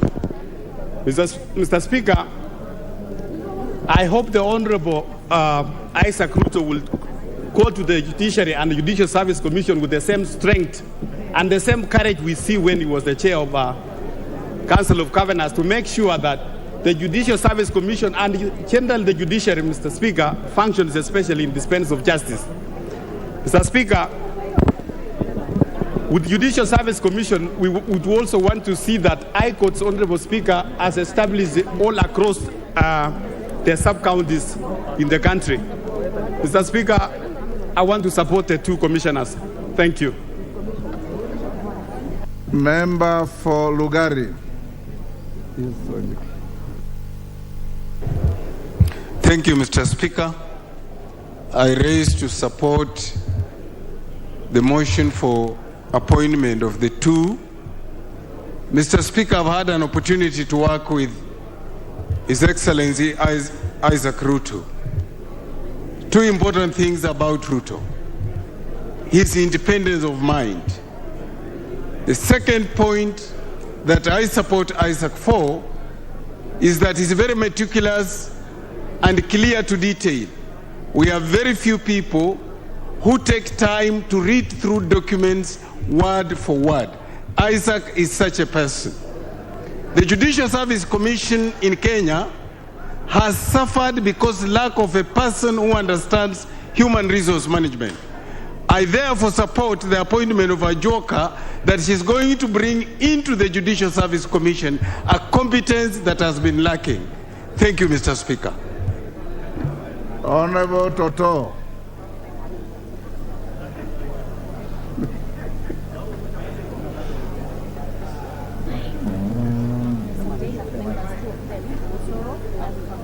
Okay. Give the microphone to the women rep for Bomet. Thank you, Mr. Speaker, for giving me this chance. I also rise to support the two members for their appointments. Mr. Speaker, I rise to support Mheshimiwa Isaac Ruto, having been served as the Member of Parliament for Chepalungu constituency. He was also our first governor in Bomet County. He was also the chair of the governors in the council. He has been serving as the minister. Mr. Speaker, I support the appointment of Mheshimiwa Isaac Ruto. I know he's equal up to the task and he has got the experience. Thank you very much, Mr. Speaker. Sorry. Thank you, the Honorable Kagusha. Honorable Kagusha. Honorable Speaker, thank you very much for this opportunity. As a member of JLAC, I sat in the committee where we were able to vet these two candidates. And I want to confirm indeed we found these two candidates suitable for this position as commissioners in JSC. Honorable Ruto, as a former governor, seasoned civil servant, a person who has served this country at different levels, is indeed highly qualified to be a member of JSC, especially because he brings with him a wealth of experience and also is able to guide and able to also help this country in matters justice. And I'm sure that we're going to be in a good position when we have the former governor, Isaac Ruto, as a member of JSC. Honorable Speaker, we also have the young lady who also brings youthfulness in the JSC.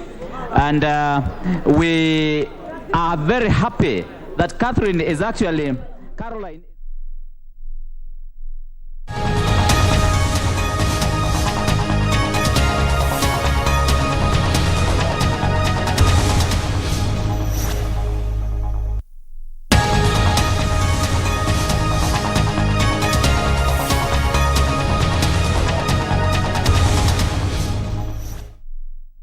(2022) be now read a third time, and I call upon the Honorable Boni Khalwale to second that motion. Thank you, Mr. Speaker. Honorable Speaker, sir, I second the motion as moved by the mover. Thank you, Mr. Speaker. Honorable Senators, I propose the question that the Parliamentary Powers and Privileges Amendment Bill, Senate Bills number 5 of 2022 be now read a third time. And I put the question that the Parliamentary Powers and Privileges Amendment Bill, Senate Bills number 5 of 2022 be now read a third time. Division.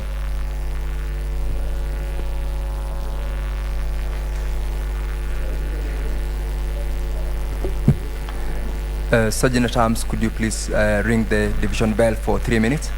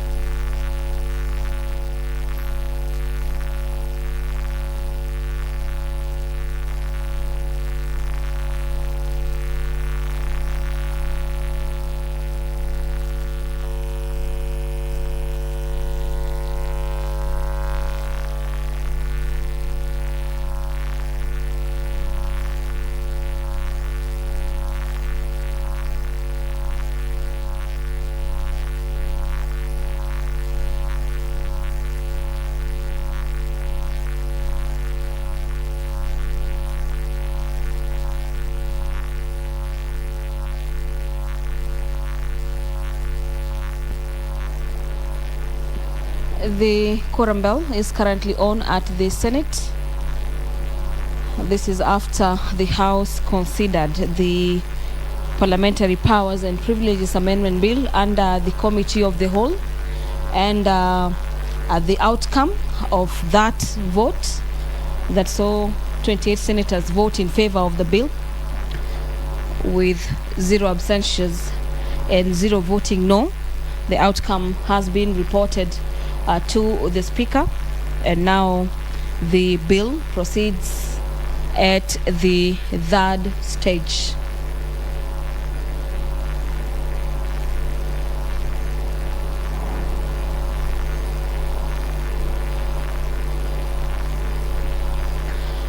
Under the Committee of the Whole, the House has also considered the Natural Resources Benefit Sharing Bill, Senate Bills number 6 of the year 2022.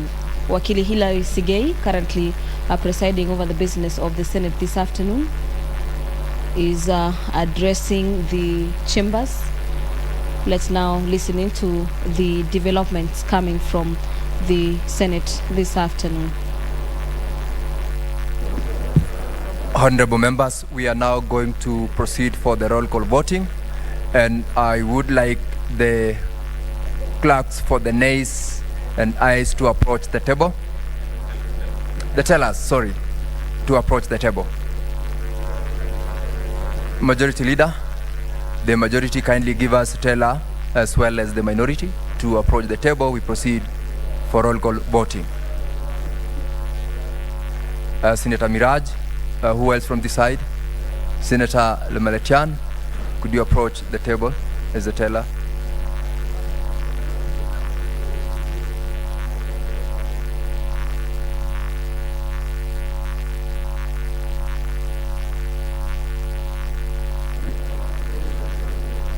Now we have got the tellers. The clerk, could you go ahead and call out the names?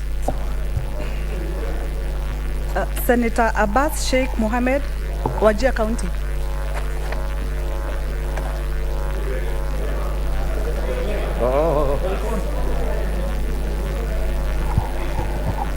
Honorable Speaker, I vote yes. Senator Adan Dulo Fatuma, Isiolo County. Senator Boy Isa Juma, Kwale County. You are voting for how many? Next.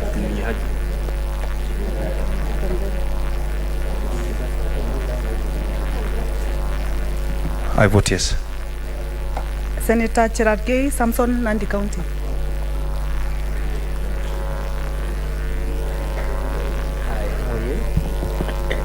Mr. Speaker, I vote yes. Senator Cheriot Aaron Kirui, Kericho County. I vote yes. Senator Chesang Alan Kiprotich, Trans Nzoia County.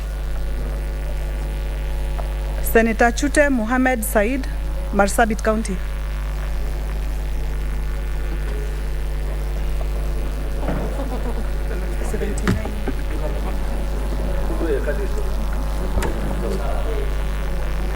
Honorable Chair. Honorable Speaker, I vote yes. Senator Ekomwa James Lomenen, Turkana County.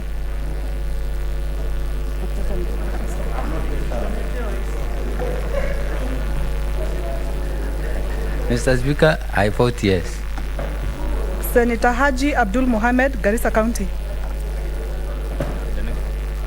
Mr. Speaker, I vote yes. Senator Kajwang Moses Otieno, Homa Bay County.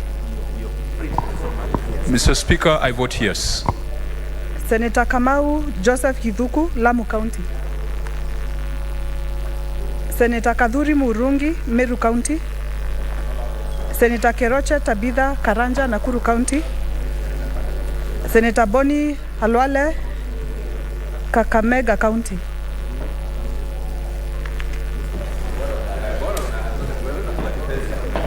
Honorable Speaker, sir, I vote yes. Senator Kipkorir William Cheptumo, Baringo County. Senator Kisang William Kipkemoi, Elgeyo Marakwet County. Mr. Speaker, I vote yes. Senator Lelegwe Steve Lumbesi, Samburu County.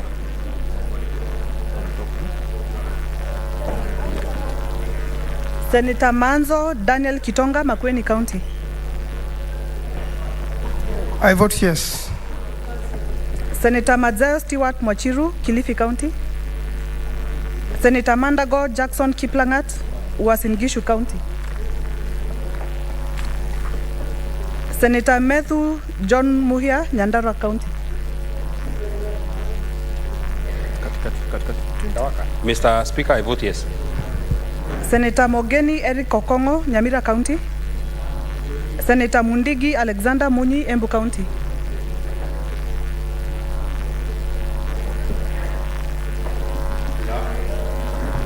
Mr. Speaker, sir, I vote yes. Senator Mungatana Danson Buya, Tana River County. Mr. Speaker, I vote yes. Senator Murango James Kamau, Kirinyaga County.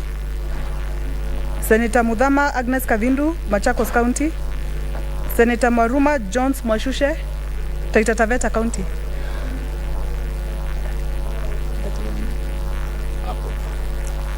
Mr. Speaker, I vote yes. Senator Mwenda Gataya Mofaya, Tharaka Nithi County. Senator Munyihaji Mohamed Faki, Mombasa County.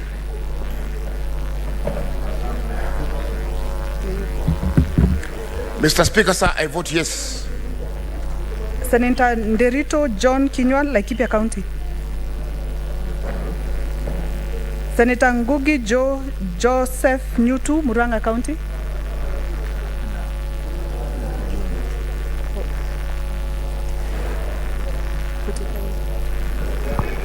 Mr. Speaker, I vote yes. Senator Ojenda Odhiambo Tom, Kisumu County. Senator Oginga Oburu, Siaya County.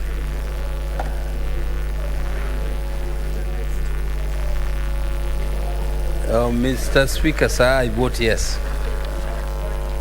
Senator Okech Eddie Hisheru, Migori County. Senator Okoiti Andrew Omtata, Busia County.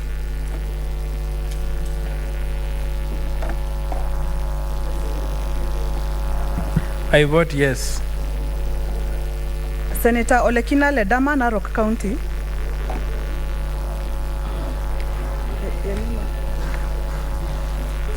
Mr. Speaker, I vote yes. Senator Onyonka Richard Momoima, Kisii County. Yeah.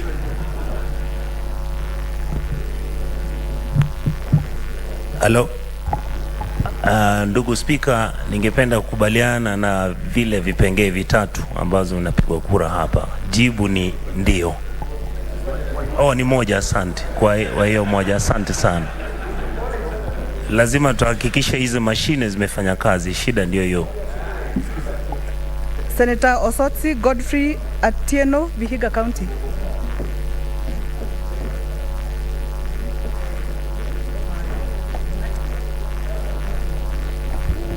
Mr. Speaker, I vote yes. Senator Recha Julius Murko, West Pokot County. Senator Roba Ali Ibrahim, Mandera County.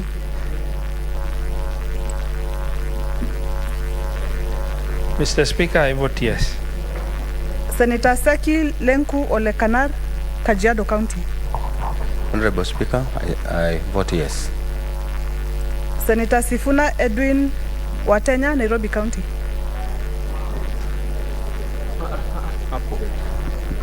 Honorable Speaker, I vote yes. Senator Thangwa Paul Karungo, Kiambu County. Mr. Speaker, I vote yes. Senator Wafula David Wakoli, Bungoma County. Mr. Speaker, I vote yes. Senator Wakili Hilary Kiprotich, Sigei, Bomet County. I vote yes. Senator Wamatinga Wahome, Nyeri County. Senator Wambua Enokio, Kitui County. I vote yes. Senator Adan Dulo Fatuma, Isiolo County. Senator Chesang Alan Kiprotich, Trans Nzoia County. Senator Kamau Joseph Githuku, Lamu County. Senator Kadhuri Murungi, Meru County. Senator Keroche Tabitha Karanja, Nakuru County. Senator Kipkorir William Cheptumo, Baringo County. Senator Lelegwe Steve Lumbesi, Samburu County.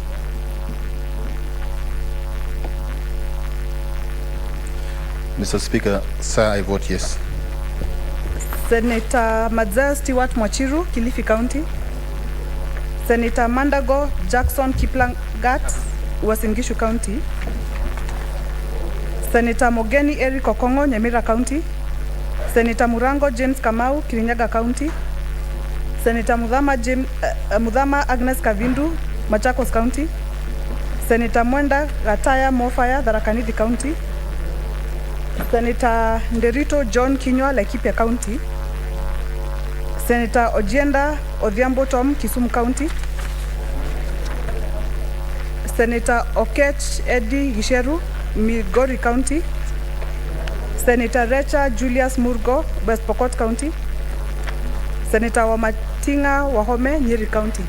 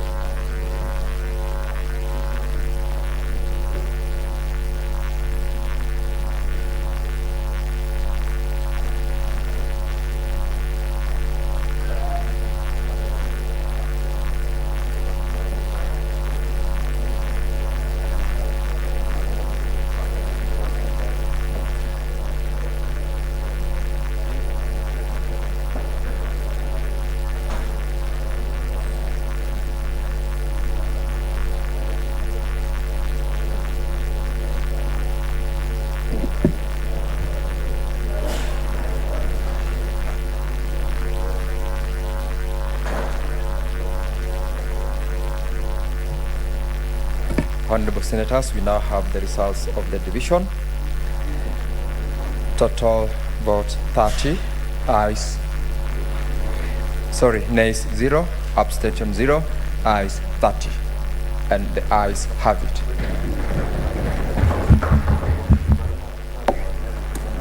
An Act of Parliament to amend the Parliamentary Powers and Privileges Act to provide a structured mechanism through which Parliament is able to receive reports from public officers on the resolutions passed by Parliament and for connected purposes.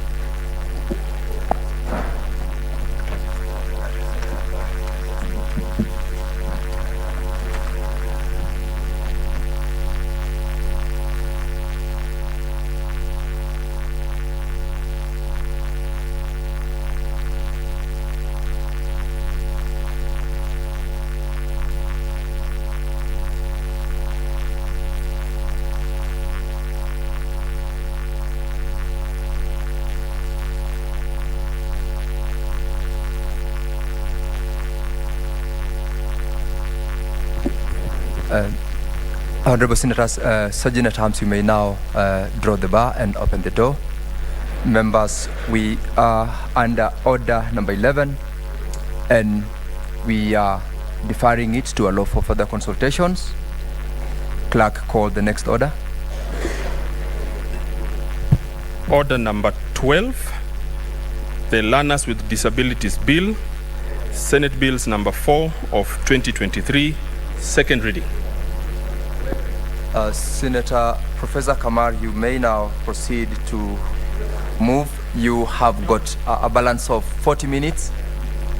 May take the floor. Yes, 40 minutes.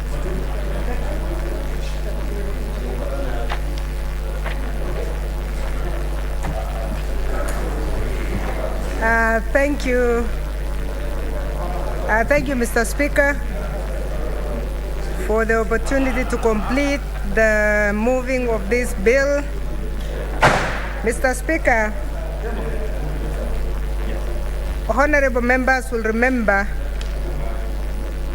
that when I started moving this bill, I mentioned that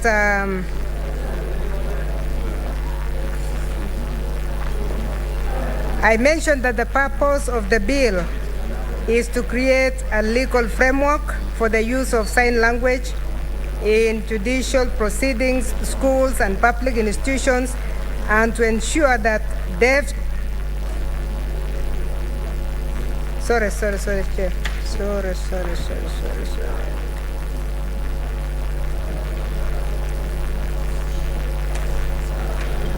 Sorry, Mr. Speaker.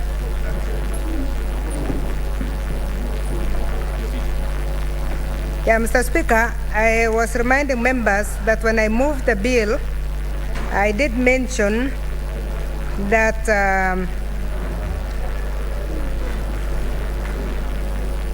the purpose of this Learners with Disabilities Bill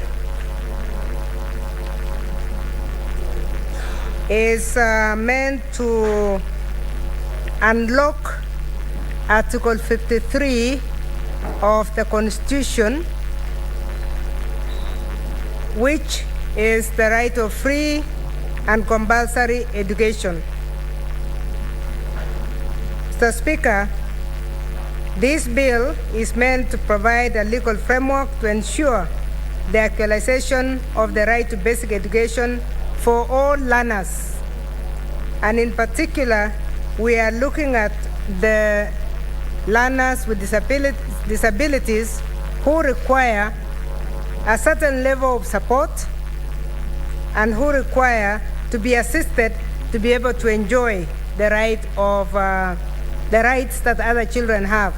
In fact, Article 53, Mr. Speaker, looks at the rights of children, and in the rights of children, education is only one of them. The right to proper health is another one.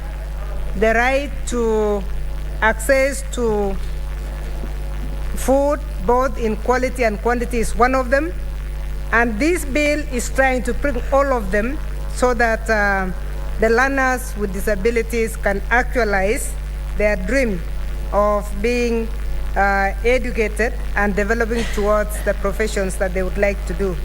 Mr. Speaker, at the time when I stopped, I had read Article 12, which was the admission of learners with disabilities. Mr. Speaker, and that clause 12 of the admission, learners with disabilities require a different way of being admitted, and one of those is that the learners should be assessed continuously. And that is very important because these children sometimes are slow learners while others are actually very fast learners. So it is very important that we distinguish the different disabilities so that we are able to assist them to go to the right level of education.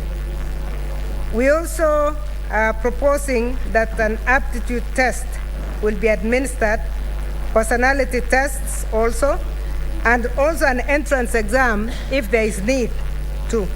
And this is very important because honorable members will remember that when you are in your counties, you find that some parents, because of inability to take these children to school, have kept children in homes for far too long. So we have children who are overage, we have children who are even 15 years but have never been to school. So it is very important that admission of such learners is looked at differently so that we ensure that they get the education that they deserve. Mr. Speaker, it is also important that we do an assessment by a licensed medical practitioner, and that's what we are proposing from the bill. And of course, we always have our educational assessment centers. The introduction of a licensed medical practitioner, Mr. Speaker, is because we sometimes have what we call the multiple disabilities. And multiple disabilities require that you actually facilitate a person to such a child in both or in different disabilities. Mr. Speaker, clause 13 is on the board of management, and we say that a board of management shall be established for any school that is called a special school, and the board of management of an educational institution for learners with disabilities must have one person elected from amongst parents of learners in the institution, that is learners with disabilities. Mr. Speaker, I have been personally to schools, special schools, and it is amazing that sometimes you go to a school and you find that in the board, they don't even have one parent from amongst those whose children are disabled, especially in the integrated schools. So we are putting that clause so that even in a school that is integrated, where we find learners with disabilities integrated with the other children, they must have a right as parents to have a child. The other clause that is extremely important in the membership is one representative of non-teaching members of staff. This is new because in the other boards under the Basic Education Act, you don't find non-teaching members of staff in the institution being members of the board. This is very important in this special category of schools because we are proposing in other sections that we should have nurses and physiotherapists in the same schools. So it is very important that a member who is in touch with the children without necessarily being a teacher be a member there. And this is very essential because these children require other attention, and you can only understand it from the non-teaching staff who are handling them and taking care of them. 2 members of this board are also expected to have experience in matters relating to special needs education and social work. And those are the ones that we have said the county government can nominate. It is very important also that you have people who are very sensitive to the needs of these children, and that's why we want to have the special needs education practitioners or people who have been involved with that. The others are the standard nominations, Mr. Speaker. The functions of this board, Mr. Speaker, will be to identify the needs of learners in the institution and the resources necessary to ensure that they receive the appropriate and quality education like all children. Also, it is one of their functions is to secure the resources required by a learner in the institution. So this board is going to do more to ensure that they facilitate, because this bill is looking for facilitation in the institution of learning to make sure that the children can access education in the proper state that is required for them to enjoy learning. They are also required to ensure that where a learner with special needs is being educated in the educational institution, such education is compatible with the learners receiving education which their learning difficulty calls for, and also that in the institution there is provision for quality education for the learners with whom they will be educated along with, as well as the efficient use of resources. Those are the roles that we are giving the board. So this is a board that must be committed and a board that must be selected. Honorable members, Senator. Mr. Speaker, please. Senator, let us allow Honorable Senator Kamar to move her motion in silence. If you are consulting, kindly do so in low tones. Thank you, Mr. Proceed, Speaker. Senator. Thank you, Mr. Speaker. Clause 15 is talking about the establishment of a parents' association. Mr. Speaker, every institution shall establish an association for parents and guardians, in this case of learners with disabilities. And a parents' association shall assist the board of management of an education institution in the performance of its functions, and shall in particular advise the board on matters relating to the welfare of the learners and staff at the institution. This is very important because some of the issues of a child in an institution of this kind, Mr. Speaker, a learner with disability, has welfare issues also. And that's why we are saying we have also provided that we have people who will do care within the institution itself. The Parents Association also will help in creating a more positive approach in parent-child-teacher relationship. This is extremely important. As we said, we are in a transition stage currently, where from 2010, when we had the new constitution, we have been able to talk more openly about our special children with disabilities, and we are trying to encourage parents to make sure that they actually allow the children to go to school. And so there is need for an interaction between the Parents Association and the teachers. The responsibilities of the county education boards. Mr. Speaker, where a county education board is satisfied that the resources or facilities required for delivery of education to learners with disabilities are not available in an education institution in the respective county, the board may arrange for the provision of that special education provision after consultation with parents. And this is a role that is very important for the county education board. We have said that we are going to have an institutional board, but the county education board must facilitate, because this is a program that the government must fulfill according to the rights that are enlisted in the Bill of Rights for the children. Mr. Speaker, Clause 17 is talking about facilities in institutions providing for special needs education. A person, authority, or institution exercising functions under this Act in respect of learners with disability must plan, locate, design, construct, equip, maintain, and keep under review facilities intended to be used by learners with disabilities with due regard to the special capabilities, disabilities, and requirements of such learners. This is a very, very important thing, Mr. Speaker. We must facilitate within the institution. That's one core thing of this bill, that the institutions must be accessible for the children. The children must get reading materials in the manner that they will be able to utilize for their learning. And this is a very key thing in this bill.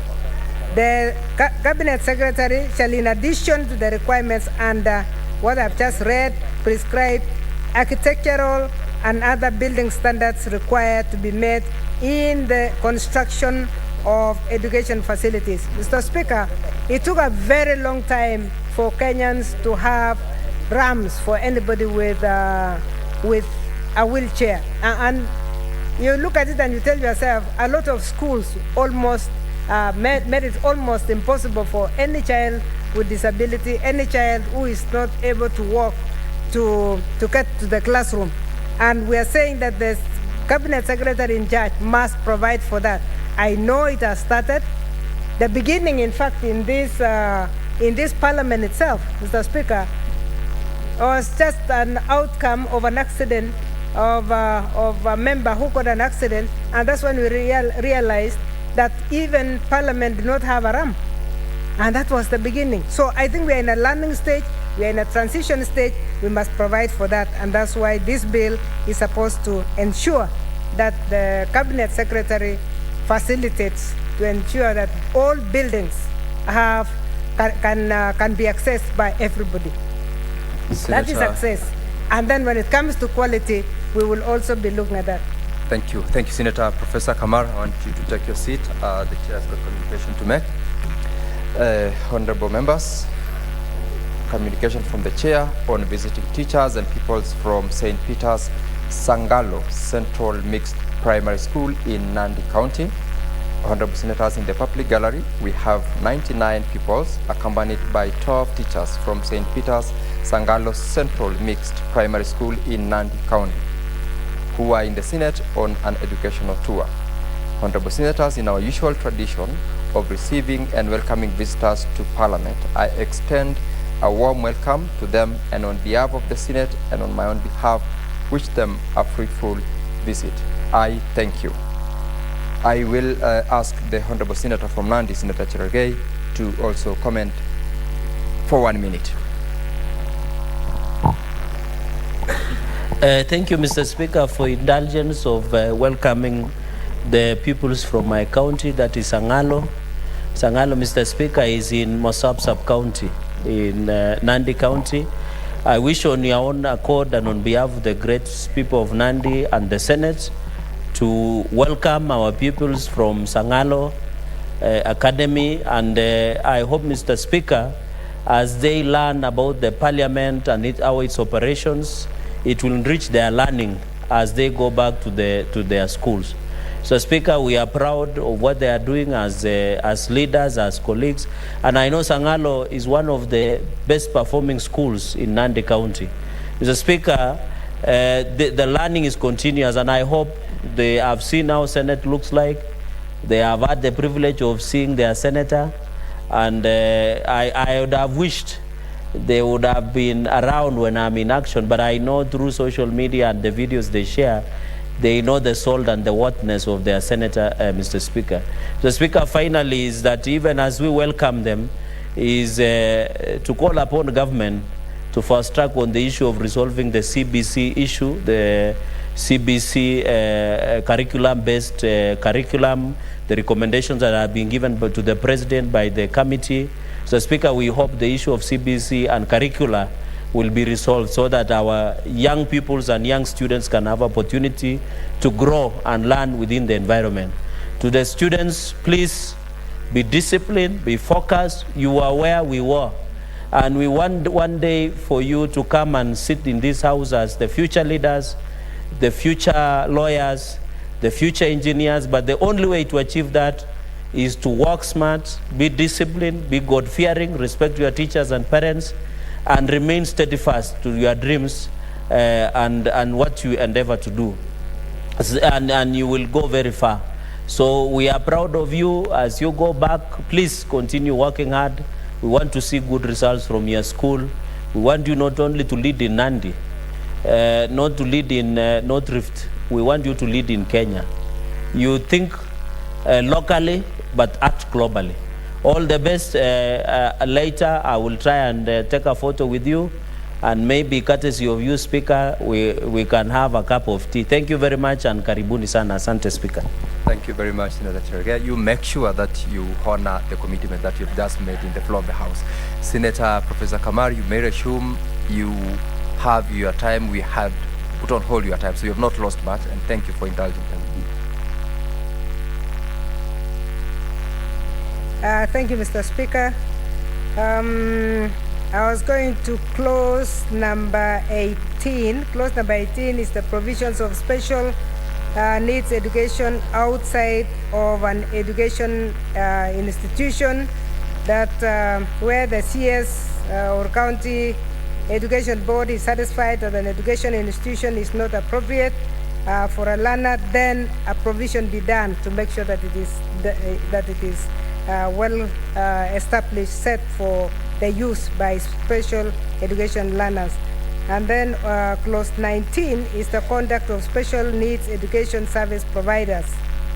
Mr. Speaker, it shall be the responsibility of the Special Needs Education Advisory Board to establish and maintain a register of special service providers qualified to provide services to learners with disabilities. This one is very important, Mr. Speaker, because there is always fear that somebody sets up an education institution in the name of special needs and then takes advantage of the students, maybe through donors and whatever. So here we are providing, we have made a provision that the conduct of special education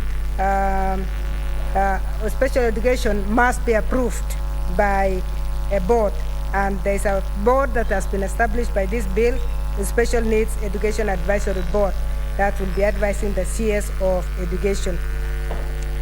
Mr. Speaker, in part 4, identification and assessment of children with disabilities. Mr. Speaker, the register of learners is in clause 19, register of learners with disability. Every county education board shall maintain a register of all learners with special needs in their area of jurisdiction who are receiving domestic, medical, institutional, or other special education services outside of regular school programs, as well as special needs learners who are not receiving any special education services. This is very important, Mr. Speaker. It is the right of the child. And being the right of the child, we need to test, stock, and know those children.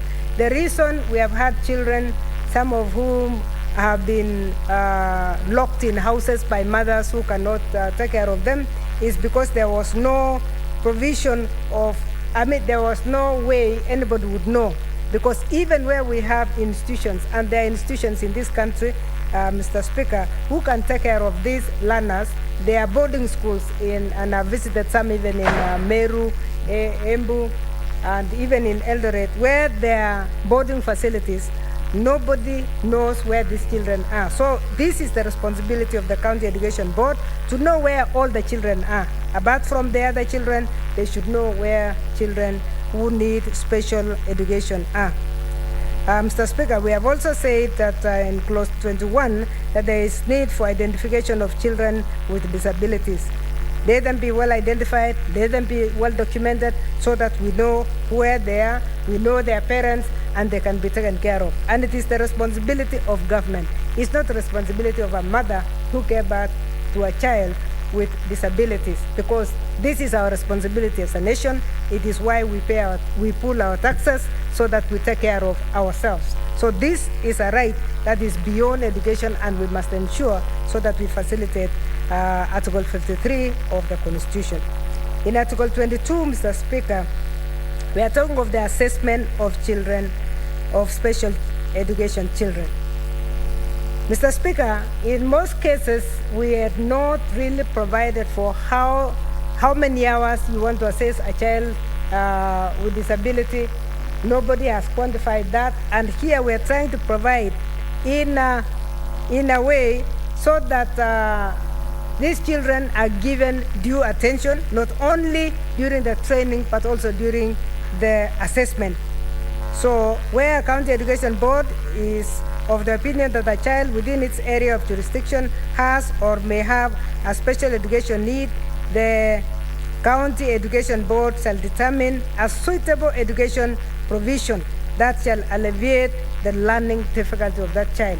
So assessment at that point, an assessment post going to the education institution so that the child can be assessed properly and can be placed properly. In Part 5, Mr. Speaker, institutional management of special education, we have done, there is an establishment of a special needs education advisory board, which I mentioned earlier. So this bill establishes a special needs education advisory board. So Article 23 says there is established within the Ministry of Education a board to be known as the Special Needs Education Advisory Board, something that is not existing currently, and that is why the attention to these children has been extremely low. The functions of this board will be to examine, comment, and advise the CS on any rules and regulations proposed to be made upon this act in itself, and then to advise the CS and any government agency on any matter pertaining to the provision of special education. So this is a very important board. It will also make an annual report to the CS, which report shall be published in a gazette, in a gazette notice on the progress or lack of it made in special education by the government, because we are saying this is new, and we want to, for us to progress, we need to monitor the performance of all institutions, and also in particular the education institutions. In Article 24, Mr. Speaker, Special Needs Education Resource Centers. Mr. Speaker, the bill provides that the CS of Education shall establish a Special Needs Education Resource Center in every county and shall ensure that the center is properly and adequately staffed with appropriate qualified personnel and equipment. This is of great interest to this House, Mr. Speaker, because our role as Senate is to take care of the interests of the counties and the county governments. So an establishment like a Special Needs Education Resource Center is a very, very important center in the county. And we say this resource center shall be a link between the children with disabilities and the society at large, where there is provision of resource personnel who shall create disability awareness in the local community. Unless we talk loudly about this, unless we have an awareness program, sometimes we still have those children being pushed to the side, both at home and in the education institutions. We want the same to provide for the different ways of communicating with the children, be it sign language, be it braille, so that people get to actually know. Because in a way, as we are dealing with this, the education of these children, it is very important that even parents get familiar with what is going on, so that they see the importance of educating a child like that. Mr. Speaker, we have had experience with people with disabilities who have really lived to the full capacity as far as the education is concerned. We have professors, yesterday only, Mr. Speaker, because our Committee of Education is visiting some institutions in Eldoret next week. I visited a school which is integrated, an integrated school with albinism and the VIPs. And the shocker was to have a teacher who doesn't see teaching completely, a whole class. And he was teaching students, writing on the board. He already knows the dimensions of the board, and he was teaching a class. Fantastic! It was really fantastic, and I felt really moved by that. And I think we just don't know the potential of these people. Otherwise, we'd have taken care of them from when they are babies. And this is what we are saying. When you have a special needs education resource center, it is a place for us to educate one another. It is a place to have even shadow teachers who we should also have physiotherapy services, so that during holidays, children can be taken there for play. They can also be taken there for exercises, for physiotherapy, and that gives parents also freedom to do other things. Mr. Speaker, the Article 25 is on infrastructure, and I think I had mentioned that the CS must ensure that there is adequate infrastructure that are disability friendly, toilets that are friendly, movement rooms that should be accessible, and that is the right of this child, because you cannot compare. If you have to give them one KCPE exam, we must make sure that they are also provided for. Provision for materials and equipment is under Article 26. We must provide for their materials, their equipment. You cannot ask parents to buy braille for their children. It must be provided by government. We cannot tell parents to buy special books for these children. It is part of the package that is in the Constitution, Article 53 of the Constitution. Mr. Speaker, we also provided for the establishment of county coordinating mechanisms under Article 27, and under Article 28, we provided for the training of non-teaching staff. Non-teaching staff in the institution must be trained and retrained to have both on attitude and on the way they care for these children, because they need more patience. What we are really impressed, for those of us who have been interacting in these schools, is that KISE has trained teachers who are fantastic. The teachers, the way they handle their children, the patience they have with their children is just amazing. Part 6, Mr. Chairman, is development and facilitation of special needs education, and that section is dealing with what the Cabinet Secretary must do to facilitate registration of education institutions. And as we said, it must make sure that there is an inspection so that they provide for all the required amenities and the required facilities. And then on an annual basis, it's expected that the CS must provide sufficient information to registered institutions, registered institutions, to enable them to prepare their budgets and for the same children. In fact, we are saying in Article 30 that funding of special education must be done right from pre-unit to the university. And how is it going to be done, Mr. Speaker? We are proposing that the CS shall determine the funding procedures, provisions, and minimum standards, and the funding provision that should be done by government. That where funding is provided for an education institution, the Cabinet Secretary may attach conditions as to the use of such funds, so that funding that is earmarked for children with disabilities is not mixed with any other funding or pushed aside. So we want to make it sure that funding is dedicated, that there is a dedication of this funding to special children. Mr. Speaker, Clause 31 is the responsibilities of the governing boards, as I had mentioned earlier, which is to take reasonable measures within its means to supplement the resources of the resources that are required in the education institution, that is the Board of Management. Article 32 is on the financial records and statements, and we're saying we are removing that. We want to remove any doubt that anybody would misuse any fund in these institutions, and that's why we made that provision. We also had a disqualification that from receiving any other funding if you are being funded by capitation for a special child, that you will not use that.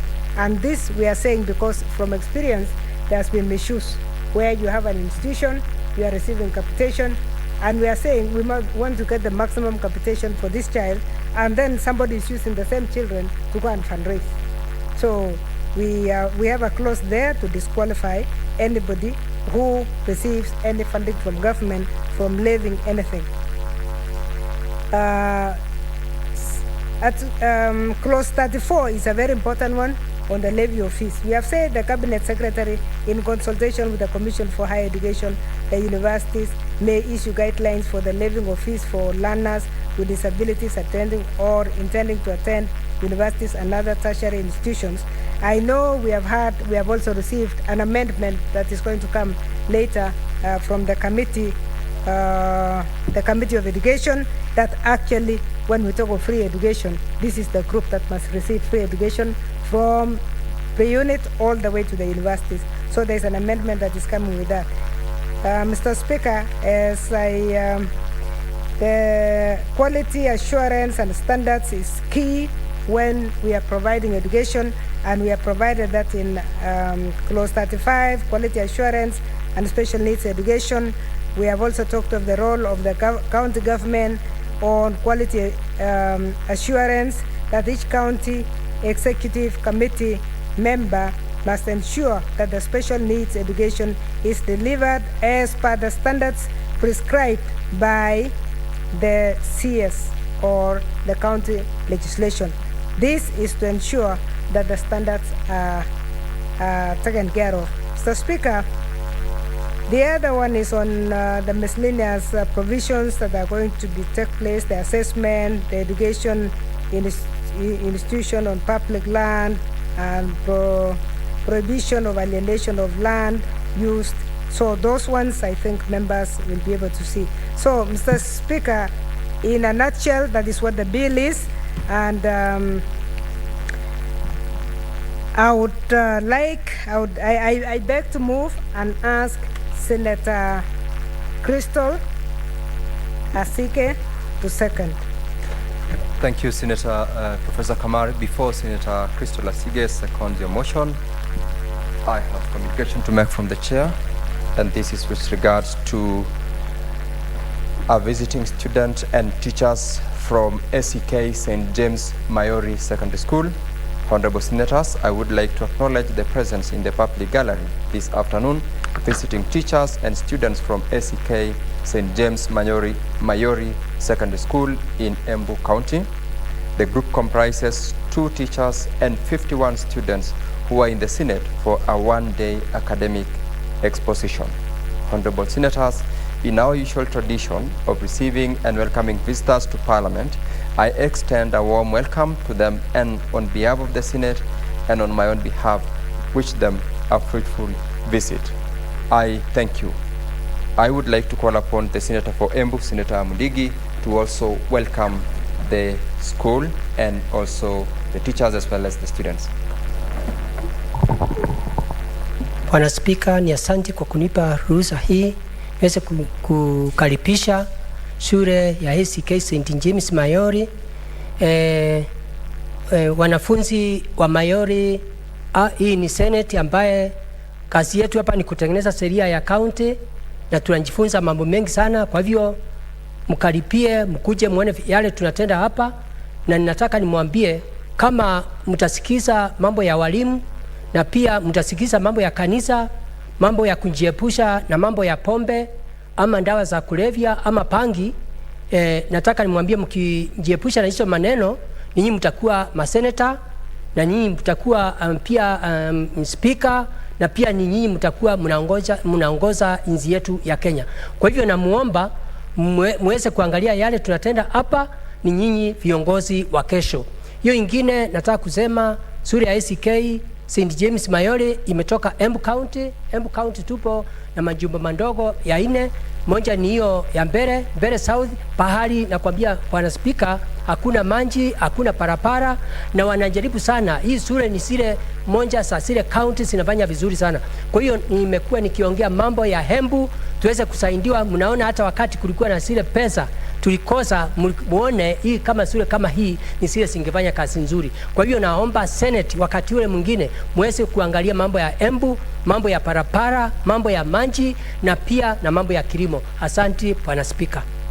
Thank you very much, Senator Alexander Mugige. Senator Crystal Asige, you may take the floor to second.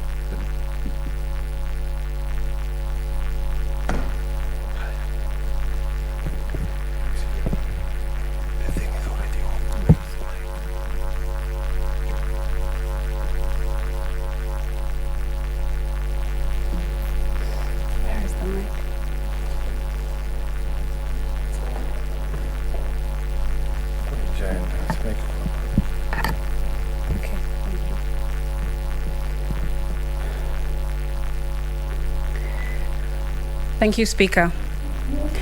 I rise to support this motion, the Learners with Disabilities Bill that's just been moved. And as I make my submission to Speaker, I'd like to start with a small anecdote. There are 2 young fish swimming along, and they happen to meet an older fish swimming the other way, who nods at them and says, "Morning, boys, how's the water?" And the 2 young fish swim on for a bit. Then eventually, one of them looks over at the other and goes, "What the hell is water?" David Foster Wallace used this story to illustrate how the most basic and important parts of our experiences as human beings are often the last to be recognized or appreciated, and instead are taken for granted. And Speaker, I agree. For me, the older fish represents privilege. People with means, people who assume, people who are not just ignorant, but have no desire to be informed. People who are non-disabled, that really have no awareness that very few people around them are not swimming through life as easily and as exposed as they are. Then, of course, there is the water. Mr. Speaker, I see the water in this story as analogous to our basic human rights, like health, housing, water, electricity, access to information, and of course, access to education. These rights and freedoms, Mr. Speaker, are meant for all people, no matter their ability or disability. Speaker, I have thrown myself into working on the Learners with Disabilities Bill because I desperately wish to see as many barriers as possible be removed from access to inclusive education by our learners with disabilities, to ease the burden off of them and their families, if only a little bit, so they did not have to struggle like I did. Speaker, learners with disabilities are not just young fish swimming in new waters, but exceedingly disadvantaged fish swimming in non-inclusive Kenyan waters. Since high school, my eyesight began to steadily decline from a degenerative disease called glaucoma, through which I acquired my disability. The only student with a visual disability in school, similar to now, Speaker, where I am the only visually impaired parliamentarian in the House. Speaker, being a young learner back then, dealing with going blind, with no policies on discrimination, with no inclusive education, no integrated school systems, with no assistive technologies or devices, no personal aid, no teachers trained in special education, and no community of PWDs around to guide or encourage me, really did break me. Then came the Constitution of Kenya 2010. Article 53 of the Constitution provides that every child has a right to free and compulsory basic education. It further provides in Article 54 that persons with disabilities are entitled to access educational institutions and facilities that are integrated into society, to the extent compatible with the interests of the person. Therefore, this bill is aimed at providing a proper legal framework in order to ensure the actualization of the right to basic education for learners with disabilities at all the 3 levels of education in Kenya. The bill outlines the rights of learners with disabilities, as well as the responsibilities of the parents and guardians of learners with disabilities, as it pertains to their access to education. However, Speaker, there are still many improvements considering the burdens of families of learners with disabilities. Speaker, according to a study conducted by the Kenya National Survey on Children with Disabilities in 2018, it was found that 72.6% of learners reside in rural areas. These students typically rely on healthcare services provided by hospitals in these rural regions, as good health is closely linked to effective learning. Given the significant reliance of the population on the National Health Insurance Fund, NHIF, it is expected that these children would also benefit from its cover. Unfortunately, due to the current status of the NHIF, over 350 rural hospitals have now refused to accept NHIF cards. As a result, Speaker, these learners are being deprived of healthcare that they need.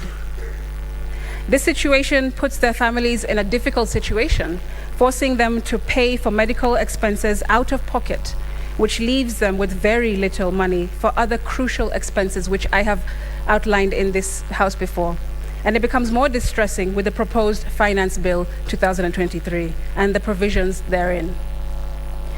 Let's consider a hypothetical family, Speaker, earning 50,000, which will be subject to deductions as specified in the Finance Bill. After accounting for all expenses, the family would be left with a mere 4,000 or 5,000 shillings, an amount which is woefully inadequate to cover their medical bills. The bill creates provisions that obligate the national government, through the Ministry of Education and the county governments, to carry out their duties in bringing the education of learners with disabilities to parity with all learners, and to end the exclusion of persons with disabilities in the education cycle. Mr. Speaker, the same study conducted by the Kenya National Survey on Children with Disabilities in collaboration with the Kenya National Bureau of Statistics in 2018 revealed that approximately 300,000 learners with disabilities are currently enrolled in our educational institutions. However, the study highlights a significant dropout rate amongst these learners. What the study fails to provide is a true picture into the quality of education these learners receive. Many of them have expressed dissatisfaction with the quality, stating that teachers lack adequate training in special needs education, leading to a sense of neglect amongst the learners. The bill stipulates the process of identification and assessment of learners with disabilities to ensure that every learner has access to education in a manner that is convenient and accessible to them. Mr. Speaker, in 2016, the Special Schools Heads Association of Kenya conducted a study revealing that over 100,000 learners with disabilities were not attending schools in Kenya. Among this group, the largest percentage, more than 35%, consisted of learners with self-care difficulties, followed by those with communication difficulties at 25%, intellectual disabilities at 10.7%, and visual impairments at 2.8%. These figures, Mr. Speaker, are substantial, but it is important to note that they do not reflect the most recent data. Obtaining up-to-date statistics has proven challenging. Even the National Council of Persons with Disabilities, who are here in front of the Committee of Labor last week, expressed the ongoing difficulties they face as an agency responsible for disability. They highlighted various constraints, including limited staffing with an estimated 1 officer per county, making it very difficult to gather accurate data on persons with disabilities. Learners with disabilities have different needs, Mr. Speaker, and some maybe require home-based, medical, institutional, or other inclusive education services that are outside of regular school programs. But, Mr. Speaker, what the general public don't understand is the compound effect that tears through these families. Due to the disability of a learner, more members of a family member end up affected. Mr. Speaker, there's a 26-year-old named Johnson in Watamu who lives with his single mother and his brother. Johnson has CP, cerebral palsy, but has received no therapy, which has led to the development of autism alongside his CP. Now it's a complex disability. Johnson's mother has struggled to find suitable education opportunities for him in the Watamu area. Unfortunately, Mr. Speaker, a special school in Gede refused to admit him because of his age.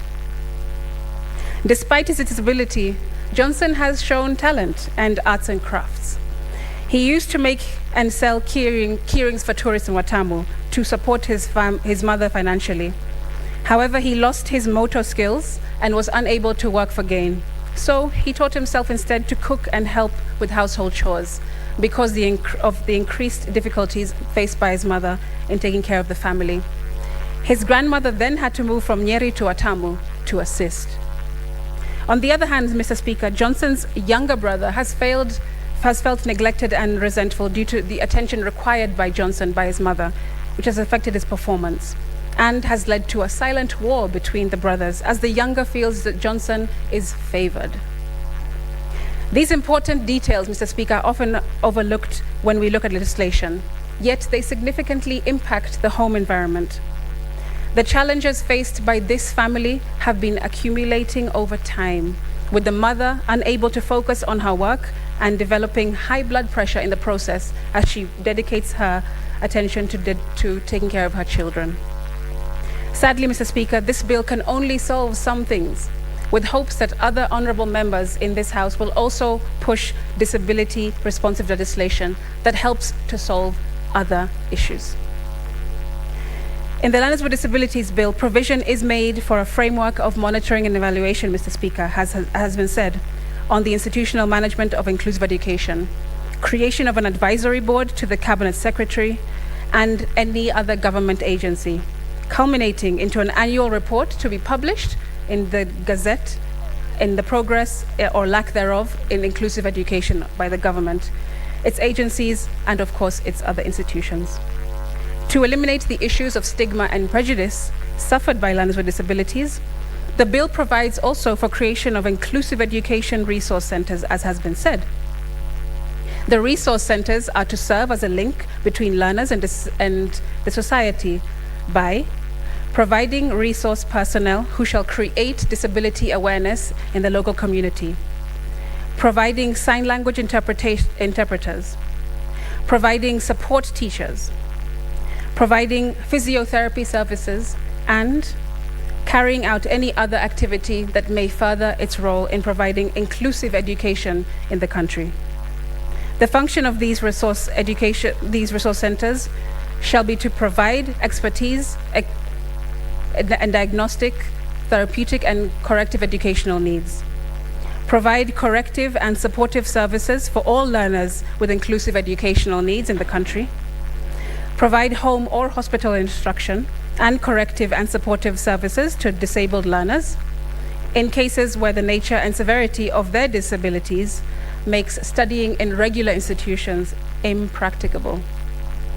Assist educational institutions in designing individualized instructional programs for learners with disabilities, conduct educational and psychological assessments, plan curriculum implementation, provide outreach services to learners not yet in educational institutions, like I gave you the data for, Speaker, provide advisory services to educational institutions and in the jurisdiction in these resource centers, and carry out such other functions as the Cabinet Secretary may prescribe from time to time. Mr. Speaker, all of the other provisions have been very eloquently put forward by my co-sponsor, Senator Professor Kamar. And I also want to add the reason why we call it the Learners with Disabilities Bill. Mr. Speaker, most people have asked, why do you say learners with disabilities?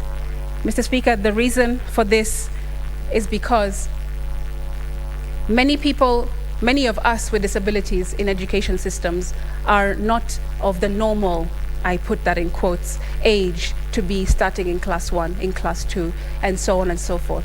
You'll find often, Mr. Speaker, that you have a 26-year-old like Johnson in Mwatamu who requires to start class 1 at his age today. And that's why we call it the Learners with Disabilities Bill, not the Children with Disabilities Bill, because not all learners, Speaker, are children. Lastly, the bill provides for amendment to the Technical and Vocational Education and Training Act of 2013. I hope, Mr. Speaker, that this bill is seen as just a starting point and undergoes continuous amendments in the coming years to improve the needs of learners with disabilities. It should be adaptive of challenges faced by families. Parents should not be burdened with paying more than 20,000 shillings to support their children. Mr. Speaker, we've had accounts from senators in this House and other people who have to pay 2,000 shillings per day to have somebody take care of their child. And as you know, there are 7 days in the week. Parents who have told me that their autistic child needs home-based education, and to get a home-based teacher costs 3,000 shillings a day. That's times 5, Mr. Speaker, 15,000 shillings a week, just because a learner has autism. Senator A potential Crystal, Yes. you have got a balance of 5 minutes to... Thank you. It's essential that learners with disabilities have access, Mr. Speaker, to proper health care as well, without financial strain on their families. This should also be taken into account as this bill moves forward, not just this year, but in subsequent amendments. Mr. Speaker, I thank you for your time, and I second. Thank you, Senator Crystal. Honorable Senators, I propose the question that the Learners with Disabilities Bill, Senate Bills number 4 of 2023, be now read a second time.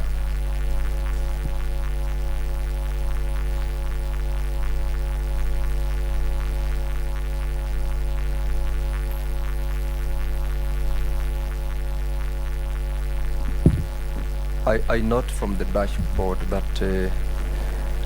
there is expression of contributions to this bill. I am aware, Senator Manso, you've requested that you're rushing elsewhere. I probably will ask you to go ahead and do your comments to the bill within 5 minutes or so. I know you've got your 20 minutes. I have considered the request that you made. Mr. Speaker, 5 minutes is enough. Mr. Speaker, this is a very important bill, and I rise to support it, and really congratulate the Honorable Christabel and Professor Margaret Kamal. It has distinguished a current practice in terms of learners, and that, Mr. Speaker, it is important that whatever has been happening has been without a law. There are, first of all, international conventions on this. The Constitution has touched on it, and there are scattered laws on how to deal with this issue. But now with this bill, it's going to be settled that people with disabilities get an opportunity to learn, because education is an equalizer. And Mr. Speaker, I want to draw an example from members that would like to encourage members. If each member from members of National Assembly in CDF and in their offices and this House, together with the nominated members, if each one of them took care or employed a person with a disability, then that will go a long way to scatter this opportunity across the country. Mr. Speaker, I've been doing this since I was a member of National Assembly, and now in my office there is a young man called Dennis. He's actually I've gone to school up to Form 4. I met him when he was in high school. And although he's an adult, he looks like a 7-year-old boy exactly. And a lot of people mistake him for a child. Even when he boards a matatu, they think a child is lost. And when I employed him in my office, he's been a very big impact. And now I'm helping him to go and study to be an actor. And I believe he will have a future. Since I employed him, he has changed his family. And therefore, education is very, very important for anybody with disability. And also, there's something else I thought probably Professor will look at it. Some of the disability cases can actually be attended to medically and they are cured. And then we also have a problem across the country where many families hide children with disabilities and never give them an opportunity to go to school. We should come up with a punitive measure in this law such that if you are found to be hiding a child of that nature and you are unable, to get this child to school, and the government has called upon that you could be punished, for such, so that we could create fear and make sure that people come out and release these children to go to school. When it comes to the facilities of children with disability, there are quite a number in the country, but some are sponsored by the national government, and therefore this be a shared responsibility between county governments and national governments. It has now come out that we have a definite way of dealing with these schools and giving these people education according to their needs and according to their interest. There has been no proper way of funding. And one time I employed a member of staff who had brothers, actually, who was the only child in that family who can see. And upon employment, one of the things we did was to conduct an Arambi to make sure these children go to Thika School of the Blind. And now it has changed that home completely. And a big relief was given to this employee of mine who then, really came on board so that we could help that family. So we have to come up with a system of making these children go to school or adults other than Arambis, Mr. Speaker.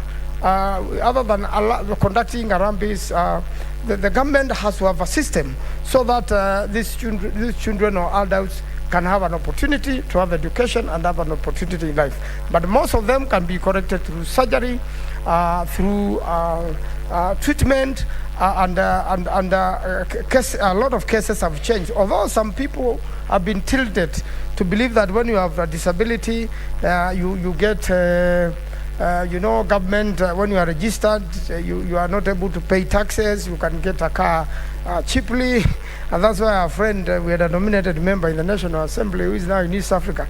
He used to say he would not like to go to these people who pray for people to walk again because, he doesn't want to lose these benefits, although I thought he made it as a joke. But finally, Mr. Speaker, historically, this is a very old thing. And it has been found even in the biblical times, even the times of Jesus, he healed quite a number of people with disabilities, a blind person, and somebody who could not touch the water in Bethsaida in Jerusalem and get healed for 38 good years. He had been there even before Jesus was born.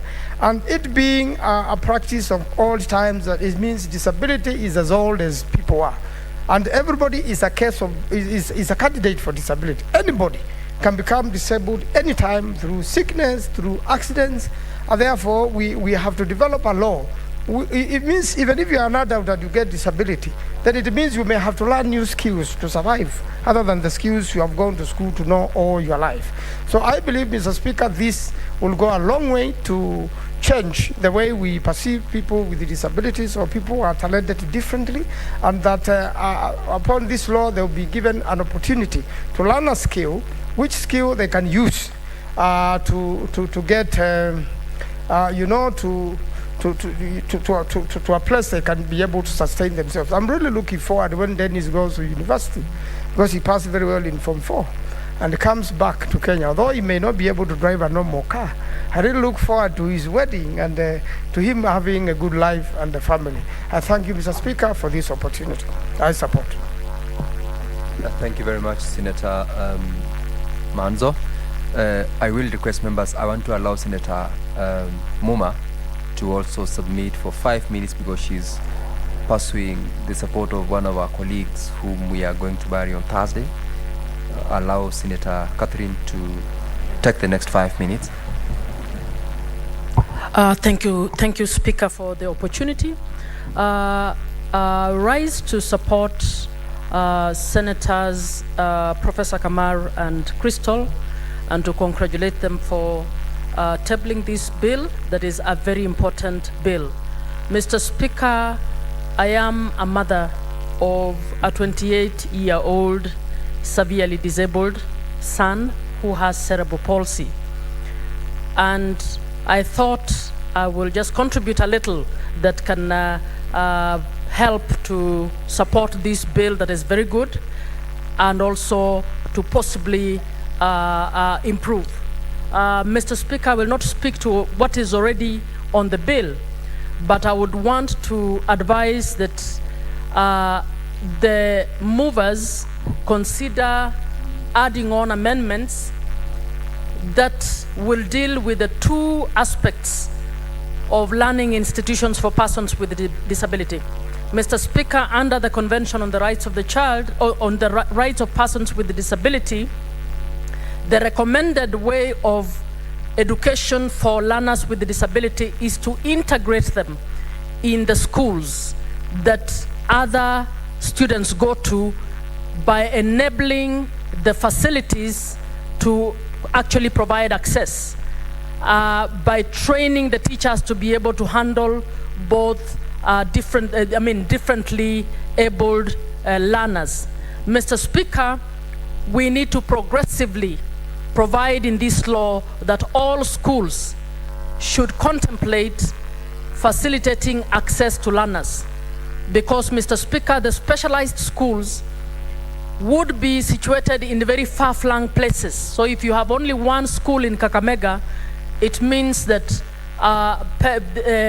the students with disabilities in that district must then go and be in boarding.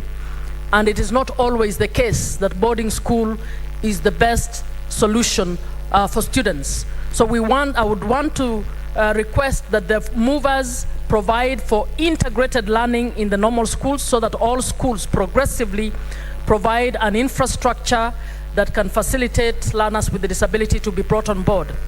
Mr. Speaker, this means that even the school buses in this country must be adjusted to be able to take on many students, learners with disabilities. Mr. Speaker, you will be shocked. I had I had the House applaud when Senator Manzo mentioned that there are parents who don't take their children to school. Mr. Speaker, I would want to tell you that as a wearer of the shoe, I know many parents who've not been able to take their disabled children to school because the matatus will not take them, because they do not have the facilities to be able to carry their child to school.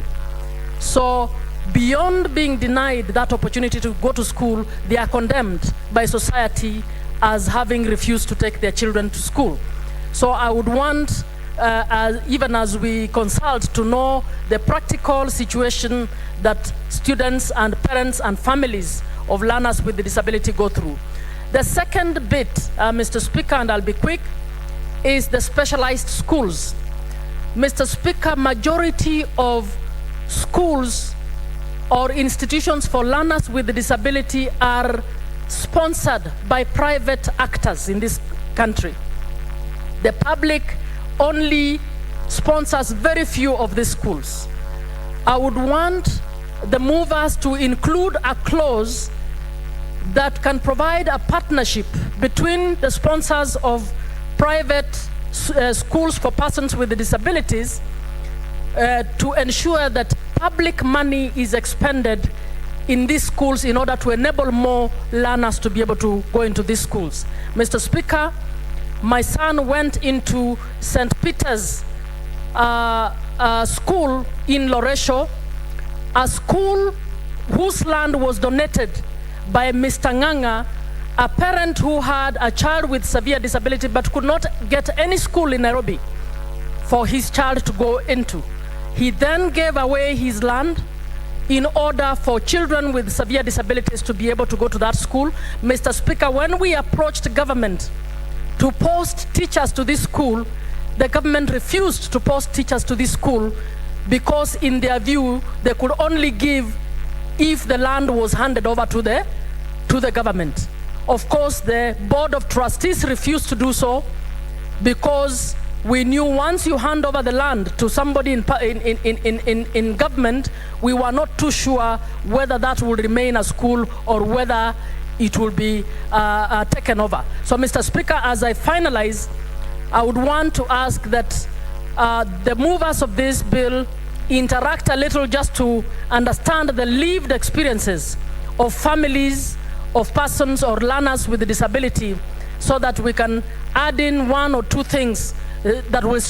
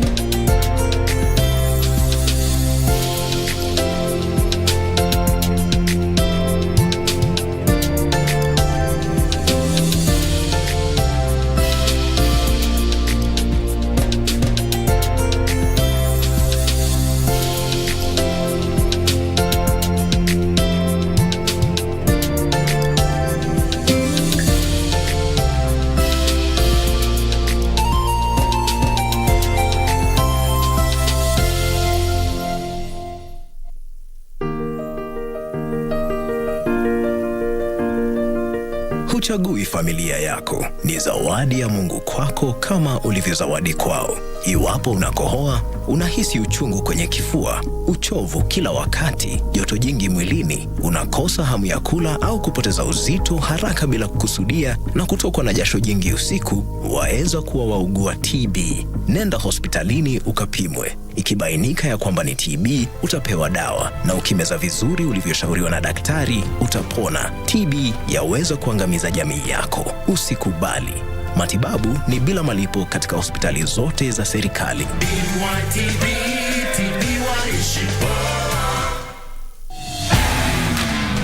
Congrats! I love it. It's the kind of launch that Betty does, but it looks like a mini wedding, to be honest. I feel like it's the age difference. She treats me like somebody who's actually older than her. There's a hole. My jeans just ripped open. Guess there's too much goodness. I invited Robert today for my sisters to meet him. Hi. Wait a minute. I know that beard.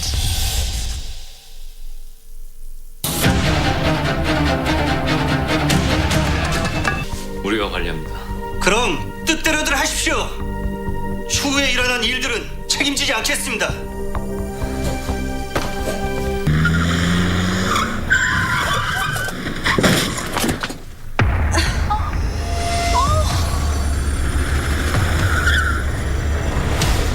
뭐야, 너 니들이야? 오빠들이다.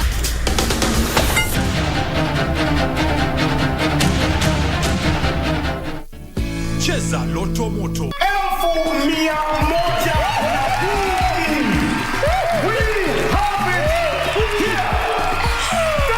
Kwa majina naitwa Alex Odur, natoka Kamulu. Ashwa leo imekuwa poa. Nilikuja na confidence nikijua naenda kuwin. Na nimewin 100,000 ndio hizi hapa. Wale wanacheza Loto Moto waendelee, ni kitu ya ukweli. Loto Moto, endelea kucheza kila siku. Usisahau kucheza Loto Moto. Shinda milioni 2 kila siku kwenye M-Pesa. Chagua lipa na M-Pesa. Paybill number weka 757070. Account number andika neno Loto. Weka kiwango chochote cha pesa kuanzia shilingi 50 hadi 2,000. Lipa kisha subiri draw. Welcome to East Africa. This is Safari Rally Kenya. The WRC Safari Rally set for June 22nd to June 25th in Naivasha. This year's event, the 7th leg of the WRC calendar, consisting of 19 stages, will see drivers, among them defending champion and series leader Khalid Vanpera, battle in what's considered as the toughest rally in the world.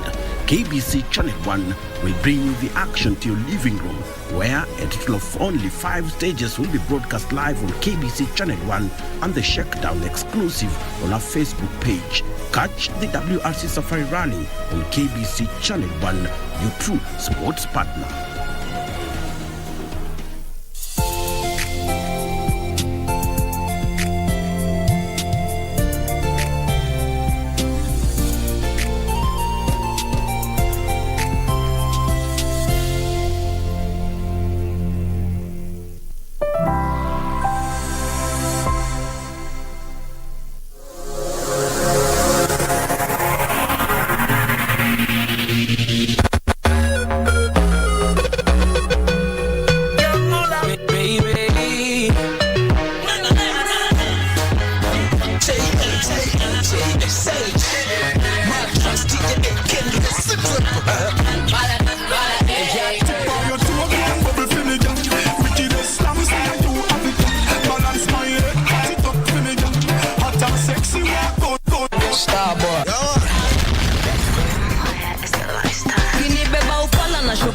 Na jam juna ngoja maskani sana kwa hamu na gam kawesi beshte damu misi wezi kuitafamu kuna maina kwa sherehe msho anaitwa na mam jumasani ya hepi chunga masani ya dhambi yaziwa takenju na wababa wa vitambi kamkopo kalijipa basi leo si changi changi jumiksa ni ya remi na pombe za kariobangi hangopa kesho itakuwa kaya watu wawili mara moja itabidi nimemeza mara mbili lakini haidhuru bora vako tuziseti picha tunachoma sana tu kwa sababu ya happy recipe ya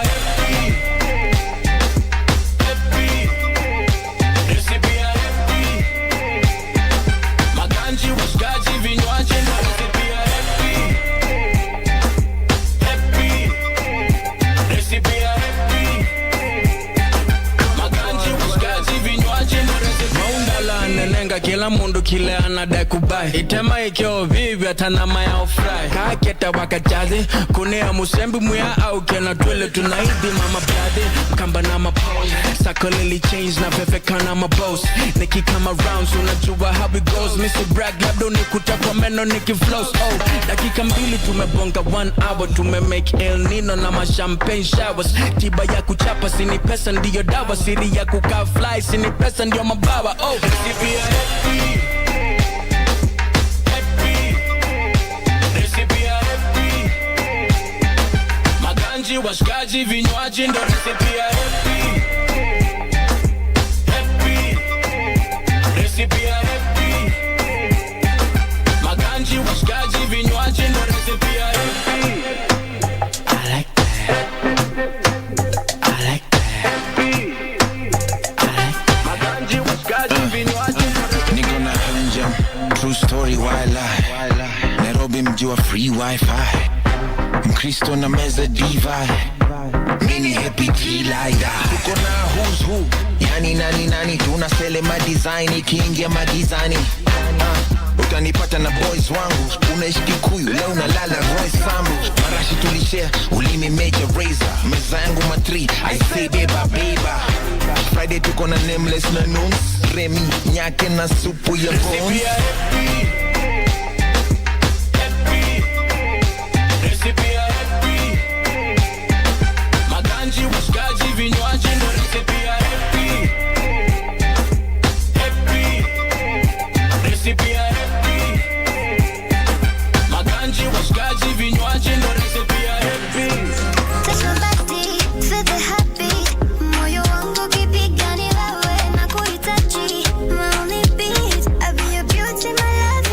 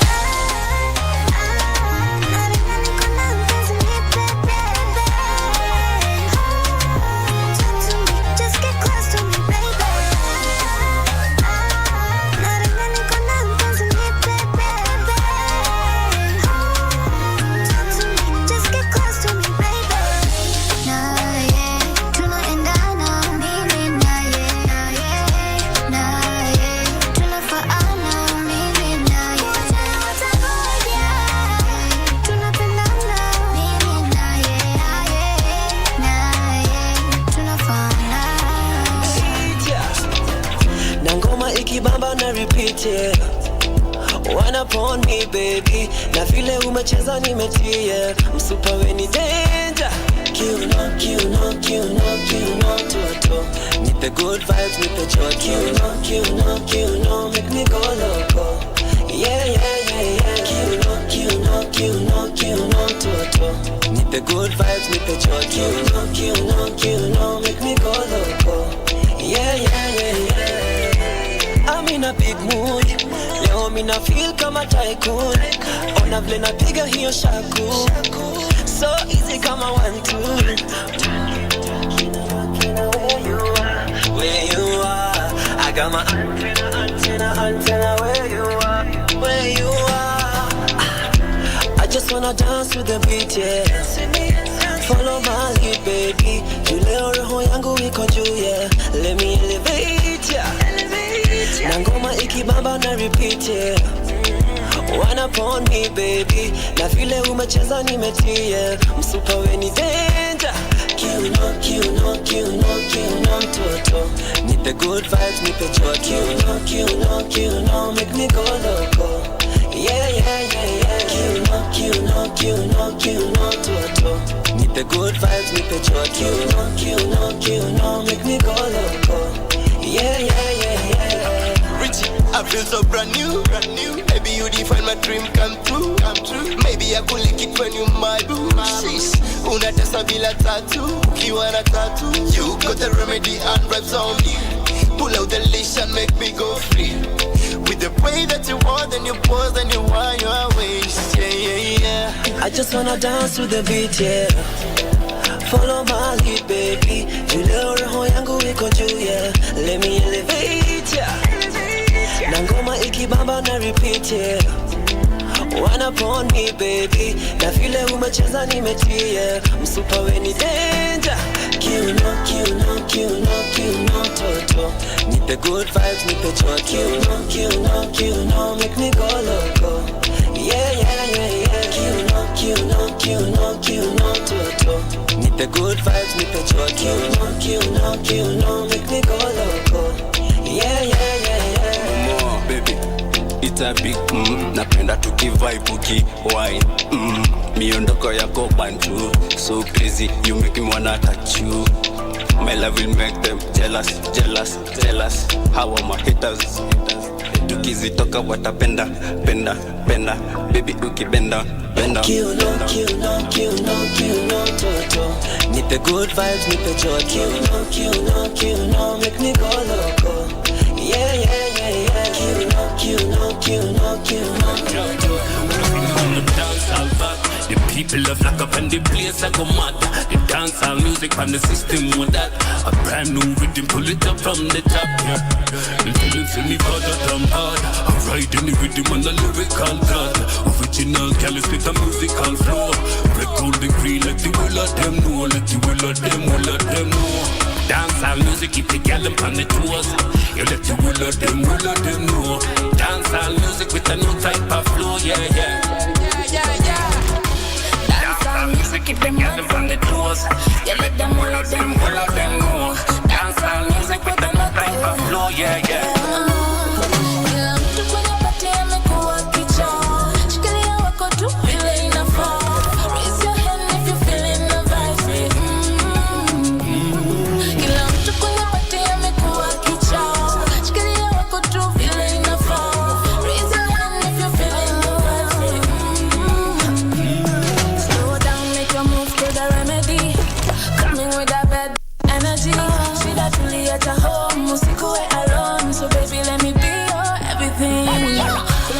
Kila mtu na wake na ile kitu na iwake. If he's a 10 basi aipate. Baby nitakupa busu na mate. Pretty girl with a wicked smile. Left and right I be looking so fine. You want that baby get in line.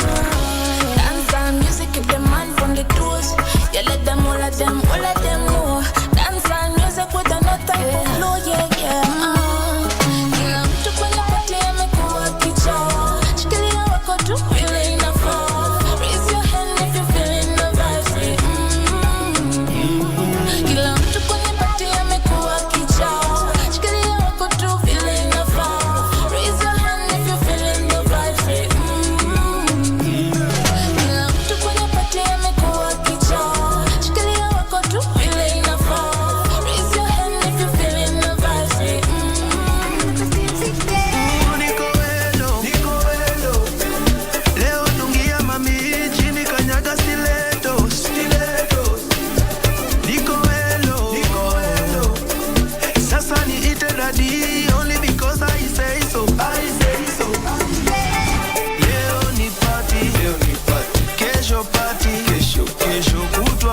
party, after party. Usitujaji, party, party. Leo ni party, leo ni party. Kesho party, kesho, kesho kutwa party, after party. Usitujaji, oh baby come.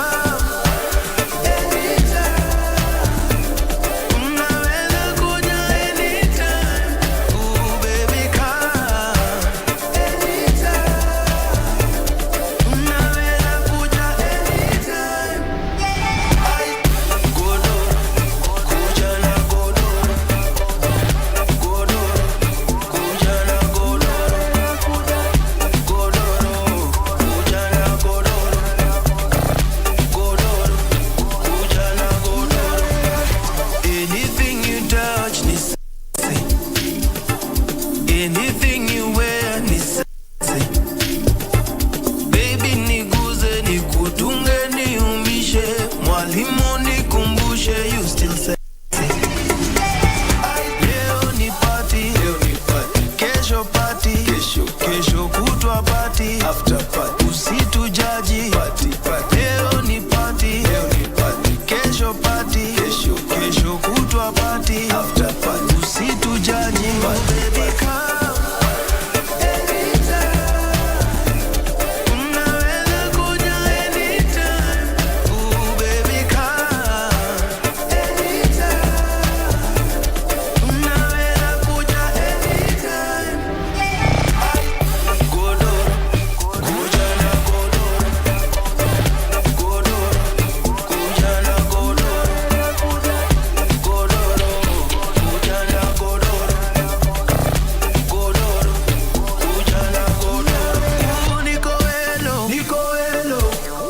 Leo dungia mami chini kanyaga stilettos, stilettos. Niko hello. Sasa ni ite daddy only because I say so.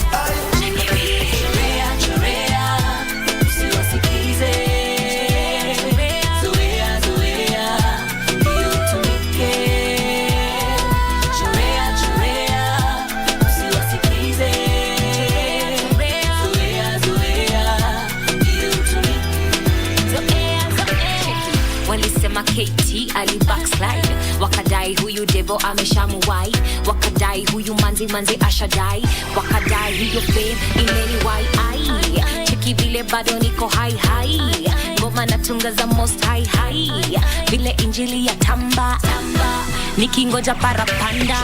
Chorea, usiwasikize.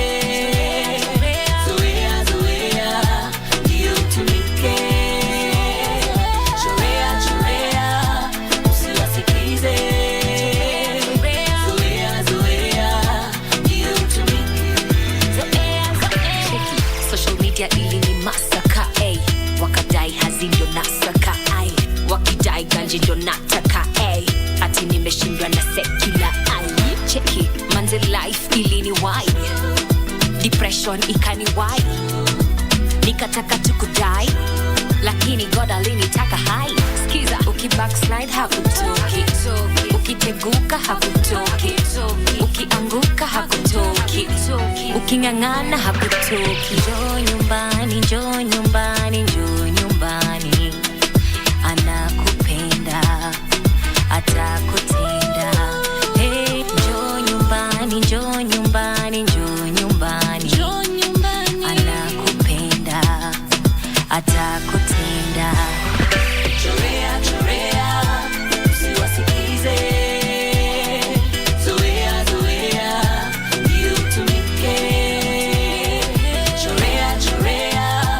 usiwasikize.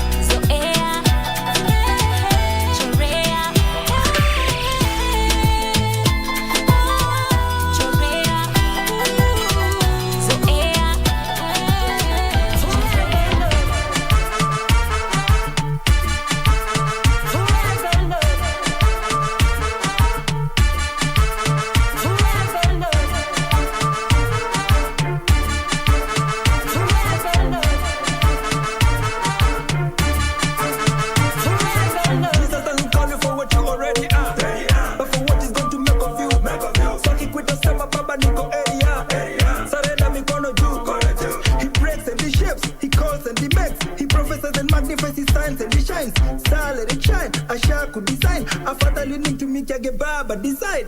Come on, I shout on it, but I can't miss me jumping. I'm gonna be singing this in winter, me sing that thing. Son of a sour, son of a sour, son of a sour, son of a sour, Nick you walk on me for no yakap. God's spirit can't lose in value, I take a muka chini una value, I take a muka hypothesis zero, can you carry that in your mind? Mass peace, give you only feel, keep it care.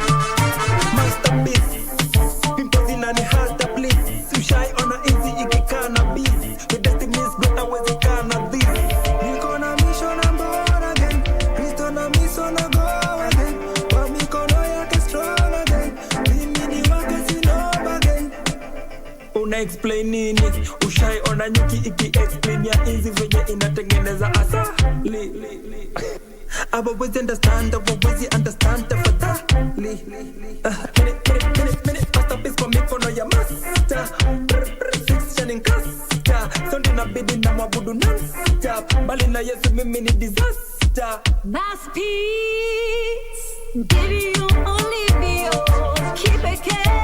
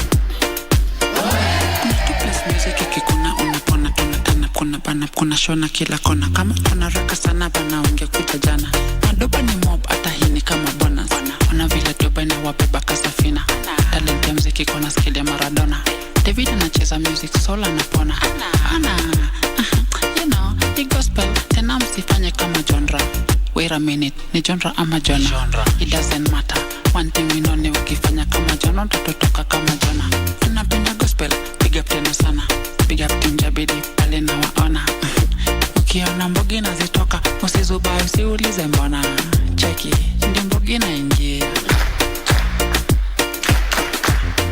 makofi mirasha ndio masaa yetu makofi ile ya probo silalisha tunakupita ni kama umesimama na jenile ya robot ukingoja tuchoke ile butwa itakupiga vitu ni mob but masando machache madoba ni mobati jicheza no machache anytime ya give thanks to dance wale wa story mob muni wache mikono ziko juu anytime azishuki isa za rock so with them tuna roke energy ni real man hii hapa na feki we unapata wapi nguvu ya kupaka na ndiyo mbogi naingia makofi mirasha ndio masaa yetu makofi timzi ushika hakuna kuketi makofi as we done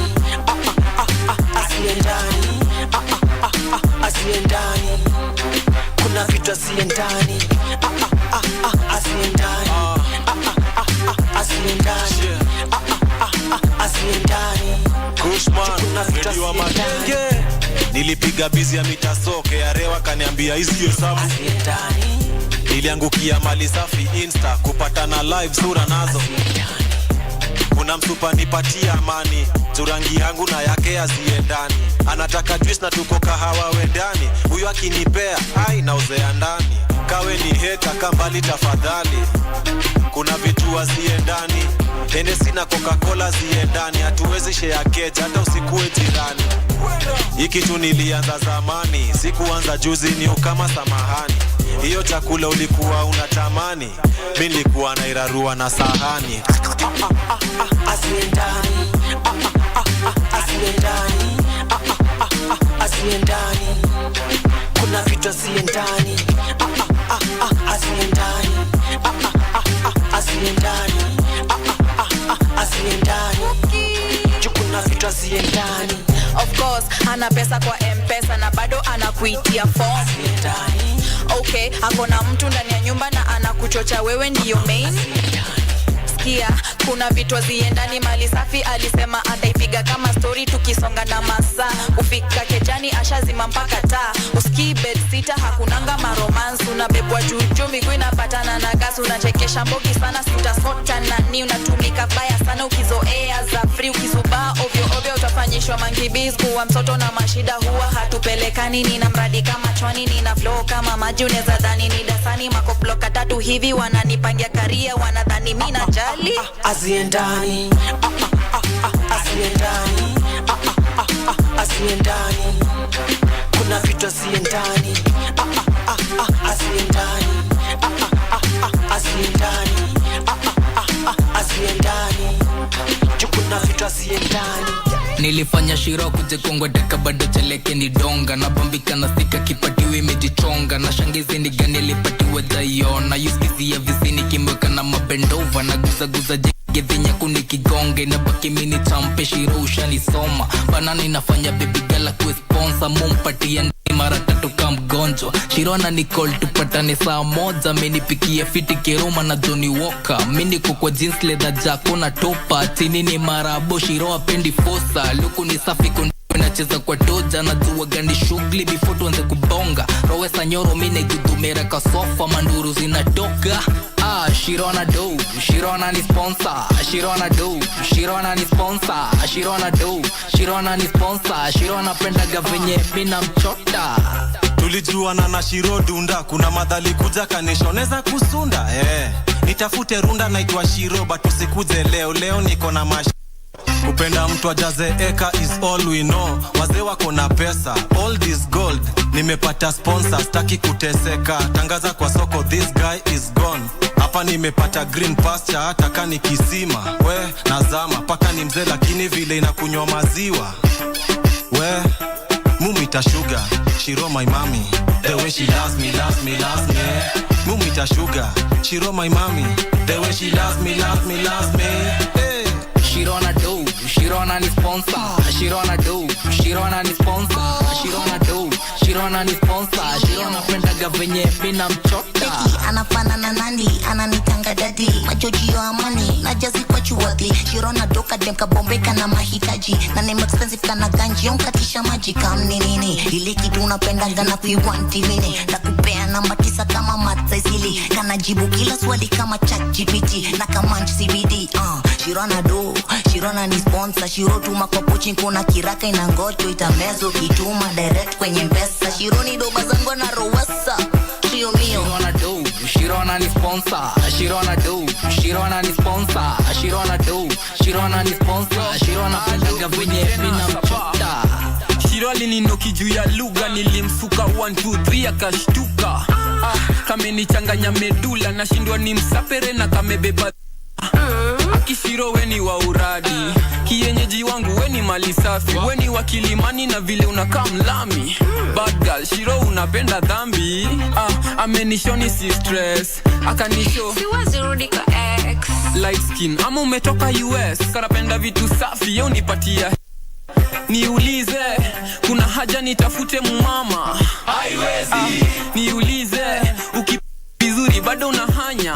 Haiwezi. Shiro meni rank DST.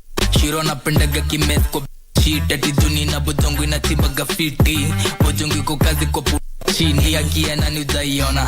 Bojongo imekula mkombero na nduma. Ongeza supu njoto inakula. Shiro anapendaga yangu. Shiro anapendaga vitu no. Tango kule yangu tekitena za mamono. You digida masonko na lete do kwa mbosho. Shiro ana do. Shiro ana ni sponsor. Shiro ana do.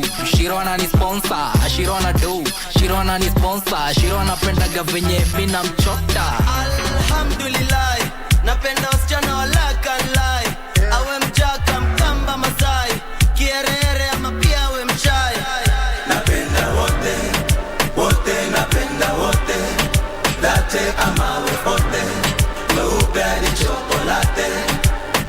Napenda wote, wote napenda wote. Latte ama we pote, mweupe hadi chokolate. I'm looking for a Cinderella to fit in this shoe. Nataka mali moja fisa kifaja mo true. Beauty speak for its yell. You are living proof. Ubani siezi tosheka na wewe tu. Some will call it manipulation, others call it humanization, but truly it's just an infestation of boot and in this nation. Kenya is a big, big nation, and every pretty girl is can use some population. Anka jing jong. Nataka kitu mweru, kitu lazima ikuwe new. Kitu inaka foreign, kitu imetoka matu. Wote napenda wote.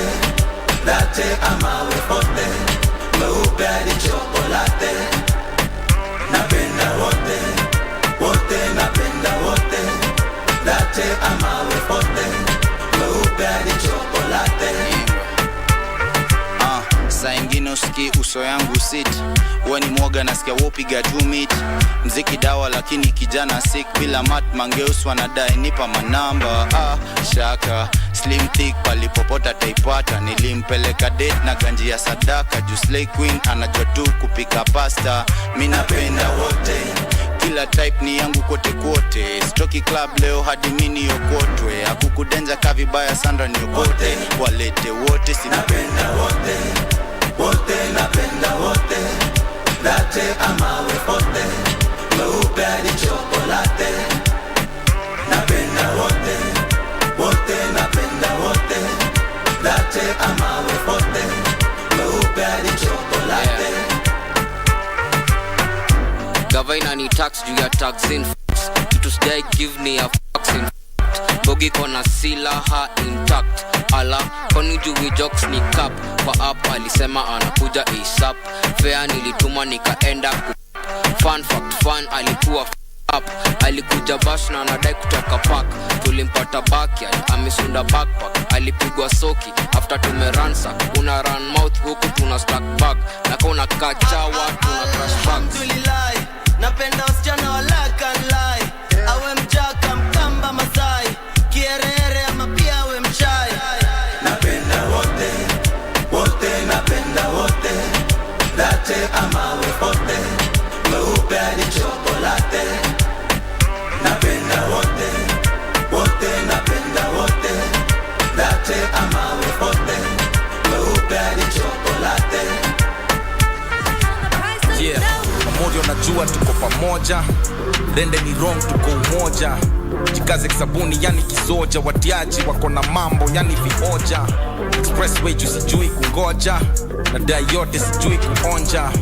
Squeezy mina roll na madonga. Zero people skills buda ujui kubonga. Niko mboka misi toast tutani show. Mini Tesla sina exhaust niko na flow. Niko safari kuna chapter zuanga slow. Tunajikaza tunajijenga just so you know. This is easy check my steez I run my town. Take it easy competition I knock them down. Mini cheesy hini teasy I lay them down. Napiga mbizi swim my river na siezi drown. Ready or not just let me know. I got the juice, I got the flow, you know. Ready or not, just let me go. I got the tools to get the dough, you know. Ready or not, just let me know. I got the juice, I got the flow, you know. Ready or not, just let me go. I got the tools to get the dough, you know. Kuna sababu I move this way. Tukipatana namaste, yeah. Kuna sababu I be this way. Do mana in my lane, I stay, yeah. Kuna sababu I move this way. tukipatana namaste, yeah. Kuna sababu I be this way, no man I in my lane I stay, yeah. Niko na my highs and lows, niko na my eyes on the prize so you know. Niko na my highs and lows, niko na my eyes on the prize so you know. Niko na my highs and lows, niko na my eyes on the prize so you know. Niko na my highs and lows, niko na my eyes on the prize so you know. Niko na my highs and lows. Mtumba Buddha bossy designer, Mtumba Buddha bossy designer.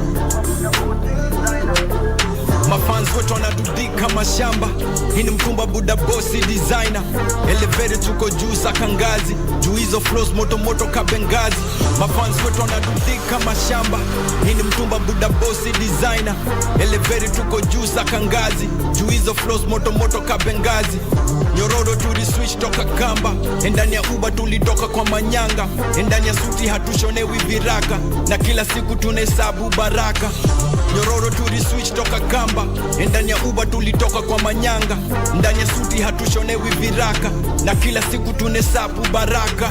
Hello vibes, shall we give it more? How we serving all these waves, how we keep it low, and do we think what we writing on them sticky notes? For them kisses tell shorty give me Eskimos. When we busting moves, never ever let them know. And count blessings like I told you, let them overflow. They be worried that we jumping on the Afro flow, but we fucking up the shit, we got Niagara flows, yeah. In the stew, we ain't fucking with the woes. It's me and Kefos, we be cooking here solo. Remember when they hit us with the no-nos? Now they with us, they like, oh no. In the stew, we ain't kicking with the woes. It's me and Kefos, we be here cooking solo. Remember when they hit us with the no-nos? Now they with us, they like, oh no, oh no. Niko na my highs and lows, niko na my eyes on the prize so you know.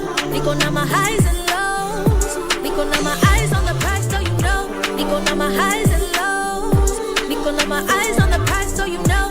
Niko na my highs and lows, niko na my eyes on the prize so you know. Niko na my eyes and lows. That's it why, that's it why, that's it why, that's it why, that's it why, that's it why, tambua. That's it why, tambua my blame. Hey, that's it why, tambua my blame. Hey, that's it why, tambua my blame. Hey, that's it why, that's it why, that's it why, that's it why, that's it why. I think I'm Big Mitch, Larry over. Number 9 baby niko all over. Pale kwa dance family I'm super over. 8 ball iko ndani, game over. GK serikali, me go over. Chocha, ati my Range Rover. Ati be what? Mini tomboya, Rusinga Island, amwezi tutoboa. 1990, boy wa Rusinga alikoga foreign minister. At age 19, mtani Octopizo walikuwa shajua minister. Madam kunifuata na mamini skirt. Kisa kodi na jamini, self-employed na jiajiri. Na sijawaita ngoma za naijamini. Nasijawai, atujawai, nasijawai, tambua mamblena. Nasijawai, tambua mamblena. Atujawai, tambua mamblena. Nasijawai, tambua mamblena. Nasijawai, wai. Cheza chini, juki kuja ni competition, Octopizo ako winning. Pweza mimi, ukinitake tabidu umetravel costo hadi Malindi, Migadini, kule Likoni, uteremke Nyali kisha Mikandani. Yani kuja ni costo mzima utapata PI niko ndani. Wapi sembe bana, unapembe sana, nitoe rangi, weni ndume bana. Zikini job, zikini dom, zikini smoke ni komandom. Niamini bro nikikushow hizo ni hype, wana do utani show nini bana. Na mtani bado najiamini sana. Nasijawai, atujawai, nasijawai, tambua mamblena. Nasijawai, tambua mamblena. Atujawai, tambua mamblena. Nasijawai, tambua mamblena. Nasijawai, wai. Nikimaliza siko kwa giza, kani maganji nimeingiza. Wale mamblena na wakimbiza. Hepa Octopizo wapi? Ngepa shamba zangu wapi? Tepa taxi tema na bila diamond nimego platinum. So unaweza uliza wema. Nasijawai, atujawai, nasijawai, tambua mamblena. Nasijawai, tambua mamblena.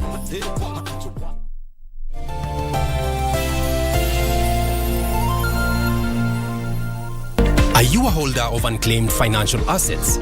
Surrender unclaimed financial assets today and avoid the last-minute rush. Take advantage of penalties and fines waiver ending June 30th, 2023.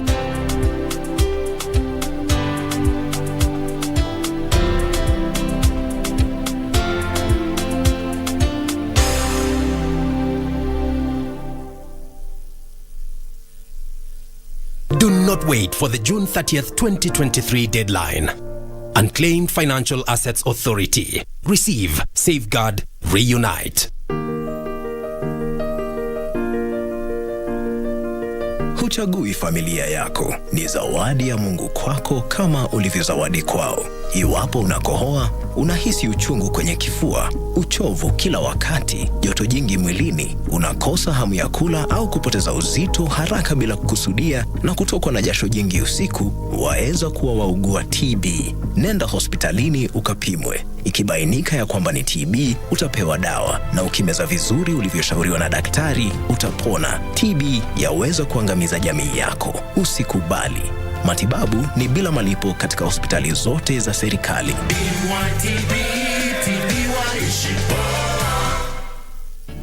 Cheza Loto Moto. 1100.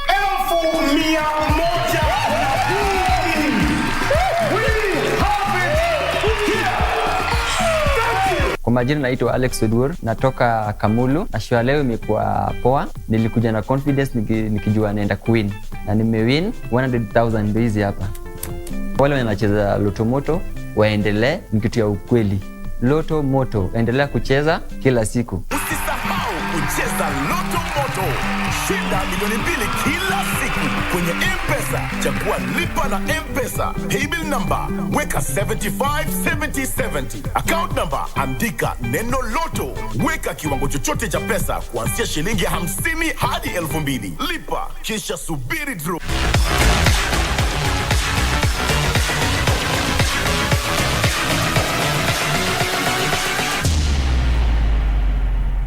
My name is Jim Kahomura. I started running in 1986 and I stopped running in 2000. And I used to drive a Toyota and I ride Toyotas. And again, it's the winning car of the current W Ferrari.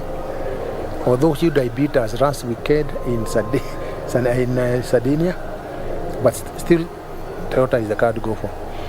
Now, those cars we used to drive then, we used to have what you call Group N and Group A cars.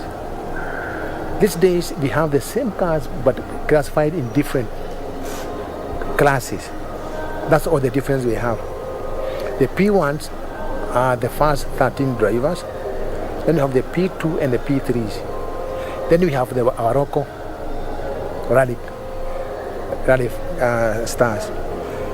What people should look for is those cars are fast and they do sprints. We used to do the marathon, and no matter what, the difference again is that anytime they do a stage, they can't do more than 100 kilometers without going for service. So natural is we have at least 3 loops done in the morning and 3 done in the afternoon. What would I advise the spectators to do is when you go in, don't bother going out, because those cars will come for the second round in the same stage. Now if you do get out, it will be difficult for you to go and get in the other stage because it will be already crossed. We have 50 cars already, which means the first car will be 2.5 hours away from the last car. So it will be a busy day the whole day. We are now working from, I don't go to watch anymore. We work from the HQ, making sure that things run the way they should run.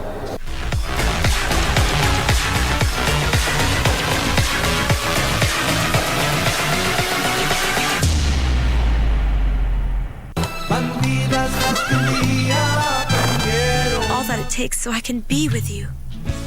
I want to be with you. Malena, what a surprise. You're here at this time? With a suitcase? I left. I abandoned Oligarchy. I think we shouldn't let it go Don't to waste, touch huh? me. Hey, calm down, relax. Just try to touch me, even with a single finger, and you will see just how serious I was. Don't be a coward, Gaspar. Just tell me who did this to you. I cannot denounce anybody, no one. It's not that you don't like the veterinarian. The fact is that you don't like him to be with that woman. You like that lawyer.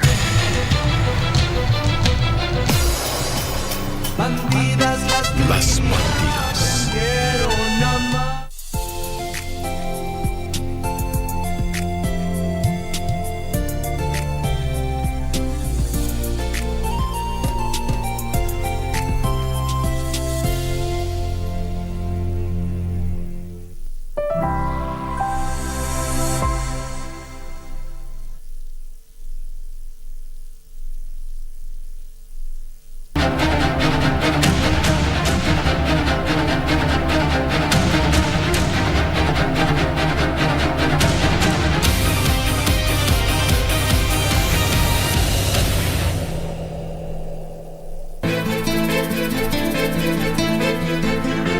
Sioni kama naweza kuhimili siri kubwa namna hii.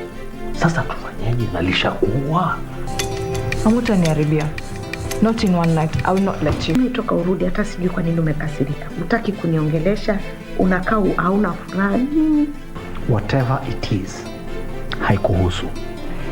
Pili. Kwanza mimi nataka uachane na haya mambo ya kunipigia simu.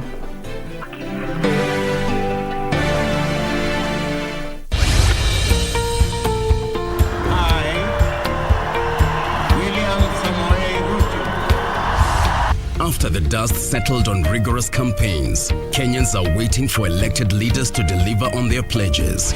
Have you used the hustler fund? Will your children sleep hungry when you can borrow 500 or 1,000 shillings and they have some food on the table? So the 500 you're giving me now is my purchasing power has literally been diminished comparing to probably even January or December. But how have the leaders performed so far? In terms of the amount of money that is being disbursed, the minimum being 500 shillings, how do you scorecard that? No, that I'll give it a 2 out of 5. 2 out of 5. 1 out of 5. I'll still give it 5 out of 5. Every week, we bring you an honest assessment of the national and county governments. What is the impact of the Hustlers Fund? There are people who borrow praying they don't have to pay back. For example, they pray that the owner dies. The Scorecard. Every Tuesday at 10 p.m. on KBC Channel 1.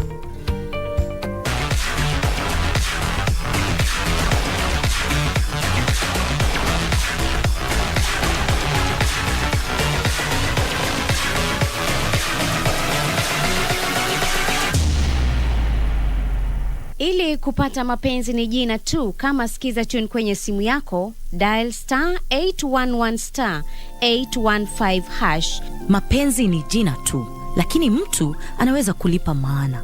Inaweza kuwa mpenzi wako, jamaa, rafiki, mfanyikazi mwenzako, jirani. Unaweza kupata mapenzi kutoka kwa mtu yoyote. Chagua kueneza upendo na muhimu, jipe zaidi. Kupata mapenzi ni jina tu, dial *811*815#. *811*815#. The Engineers Board of Kenya is a statutory body established with the mandate of regulating, setting standards, and registration of engineers and engineering consulting firms. The board, together with its stakeholders, will host the 4th Engineering Partnership Convention, EPC 2023, from 14th to 16th June 2023 at Sawela Lodge in Naivasha. The theme of the convention is Transforming Kenya's Economy, Engineers' Contribution to Development, and aims to bring together policymakers, industry experts, academics, researchers, and Kenyan engineers. This event will be presided over by His Excellency President William Ruto. To register, visit www.events.ebk.go.ke/booking. Engineers Board of Kenya, enhancing professionalism. KBC is the official media partner. Boresha maisha na bima. Je, wajua kwamba unaweza simamia gharama za matibabu usiyotarajia kupitia bima ya afya? Hakikisha unaelewa sheria na masharti ya mkataba wako wa bima, kama vile kipindi cha kusubiri fidia, hali yako ya afya, majukumu yako na viwango vya dhamani vya bima yako. Fahamu dhamani ya kila aina ya bima unayoipata ili kuelewa kiwango cha pesa unachostahili kutumia kwa tiba ya kila hali au ugonjwa. Kuwa chonjo kwa gharama ya matibabu kwa kukata bima ya afya. Chukua bima ya medical uilinde familia yako. Sasa wajua, ujumbe huu umeletwa kwako na IRA. Bima bora kwa taifa. Mpira unaupenda sana. Mpira umelaki. Tuko na KD, tuna magwanda, tuko na Mbajoka, unaweza tusponsor hivi vile tuko mtu tatu. Hapa tunaingia ligi ya kibuda. Anjoi kwa nao maboy. Wewe ndo unaingiza kwa hii ngori yote. Huyu ndiye anayewachochea vijana wetu huyu.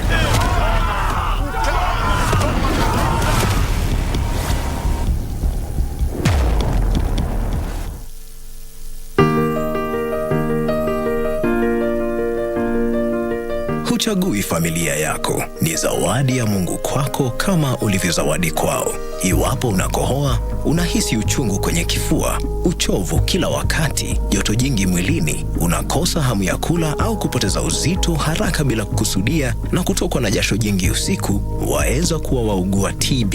Nenda hospitalini ukapimwe. Ikibainika ya kwamba ni TB, utapewa dawa, na ukimeza vizuri ulivyoshauriwa na daktari, utapona. TB yaweza kuangamiza jamii yako. Usikubali.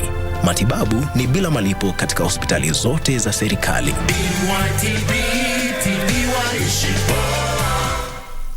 The Policyholders Compensation Fund notifies the general public that it is currently compensating policyholders and beneficiaries of Standard Assurance Company and Resolution Insurance Company. All claimants are required to download the claims form from PCF website www.pcf.go.ke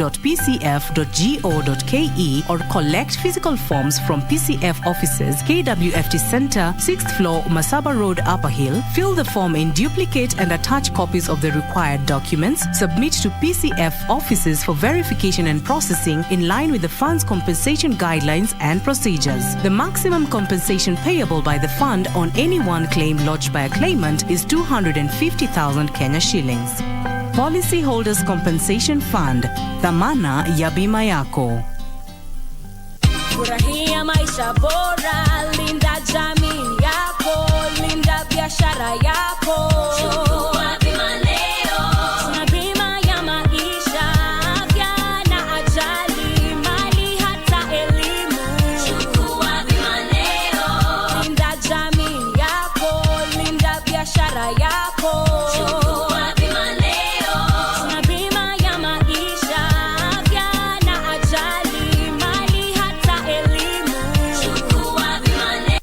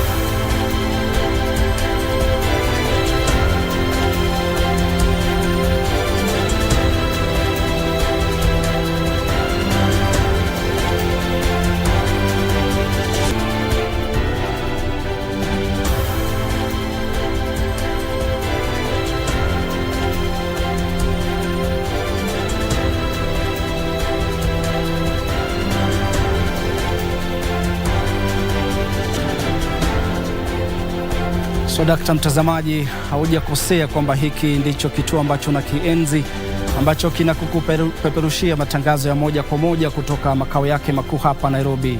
Mtazamaji, dakika 30 ya habari, uchambuzi, maelezo na vile michezo inaanza sasa. Yani kwa kifupi, darubini inaanza sasa. Kama ilivyo desturi, mimi ni Ben Chumba, na kwanza naomba nikuamshe hamu. Hivi ni baadhi ya taarifa kuu.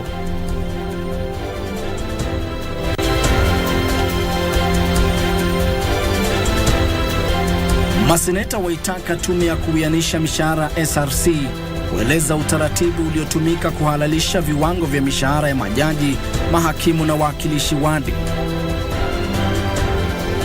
Wabunge waidhinisha uteuzi wa Nurdin Haji kuwa mkurugenzi wa shirika la ujasusi NIS wakisema anatosha. Na Rais William Ruto asema serikali imejitolea kufanikisha huduma za matibabu katika kaunti.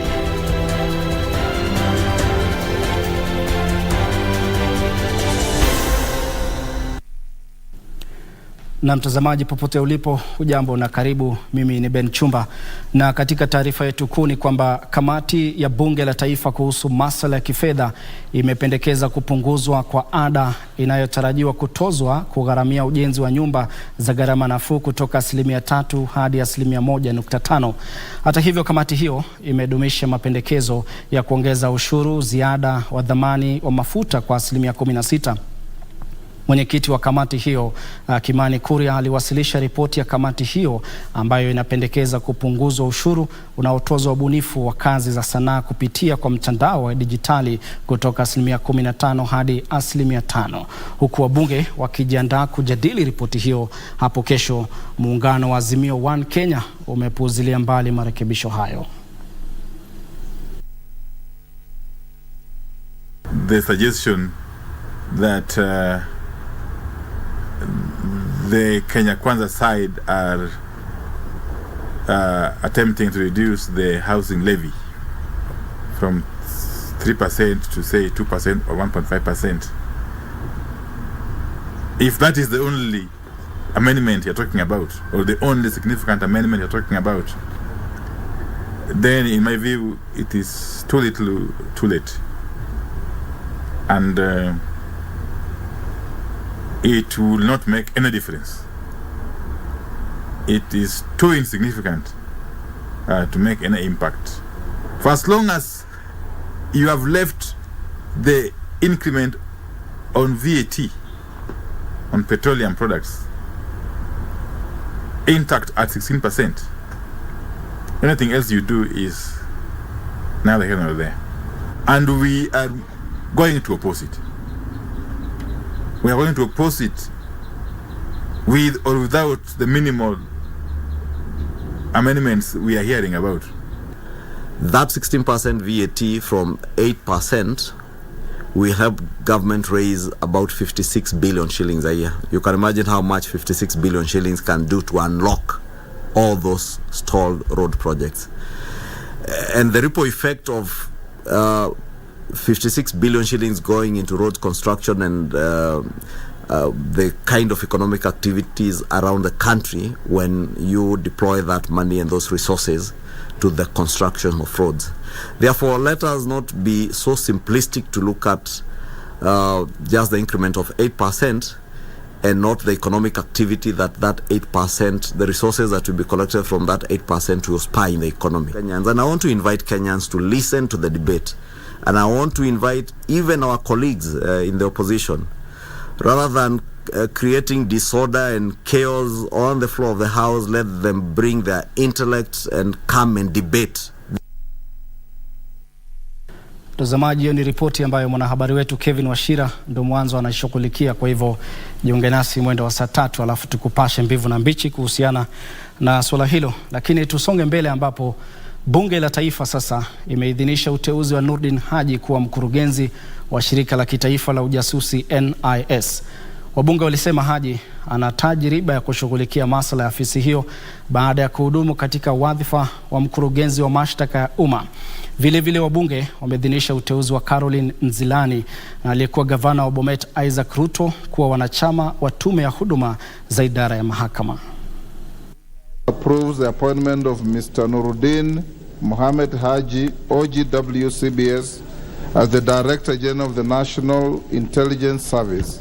As members of that opinion say aye. Aye. Will those of the contrary opinion say nay? No. The ayes have it. I suppose that this country will be safer under the new leadership of the NIS. The scourge of Al-Shabaab and the kind of insecurities we have in this country unless we have somebody whom we have all a lot of trust in. And I'm sure Nurdin is that very person. On this, it's not an independent office that requires all those other things. It only requires gaining the trust of Kenyans. DPP Nurdin Haji will follow in the footsteps of his late father and the footsteps of other intelligence chiefs who have secured our country, and I wish him all the best. Tunajua yeye katika mambo ya ujasusi ameweza kufuzu, na pia hana dosari katika mambo ya uongozi na uadilifu. Vile vile pia hajawahi kuhukumiwa katika shutuma yoyote ya kijinai ama pia katika mambo ya uhalifu. Tunajua anaweza na ana tajriba ya kuweza kuongoza taifa la Kenya katika mambo ya usalama na ujasusi. Almost 100% consensus on the person of Nurdin Haji. Rais William Ruto ameendelea kuwarai wa Kenya kuunga mkono mpango wa serikali ya ujenzi wa nyumba za bei nafuu.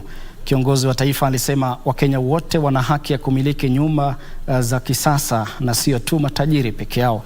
Alisema hayo katika ikulu ya Nairobi alipokuwa mwenyeji wa bingwa mara 2 wa dunia Faith Kipyegon pamoja na miliki wa rekodi ya mbio za mita 100 barani Afrika Ferdinand Omanyala.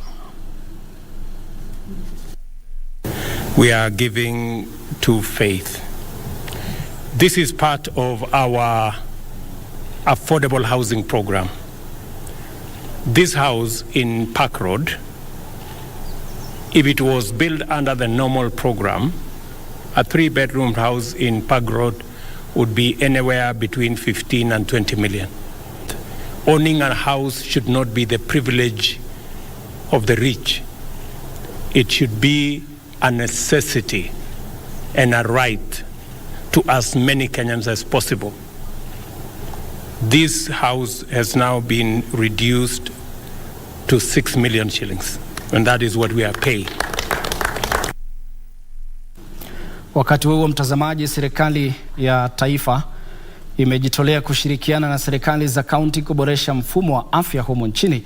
Rais William Ruto amesema serikali ya taifa itasaidia serikali za kaunti kuimarisha taasisi za afya ili kuhakikisha wananchi wanapata kwa urahisi huduma bora za matibabu na kwa gharama nafuu.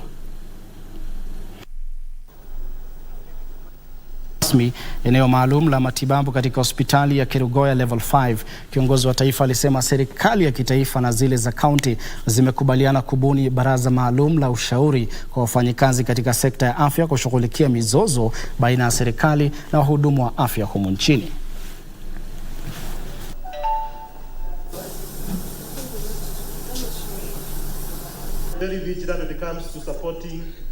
Tutakuwa na hazina maalum ambayo itahakikisha ya kwamba pesa ambayo imetolewa na wananchi kwa mambo ya matibabu isipelekwe kwenda kufanya kazi ingine, isiende kujenga barabara, isiende kufanya kazi ingine. Pesa ya matibabu itumiwe kuimprove facilities ya matibabu.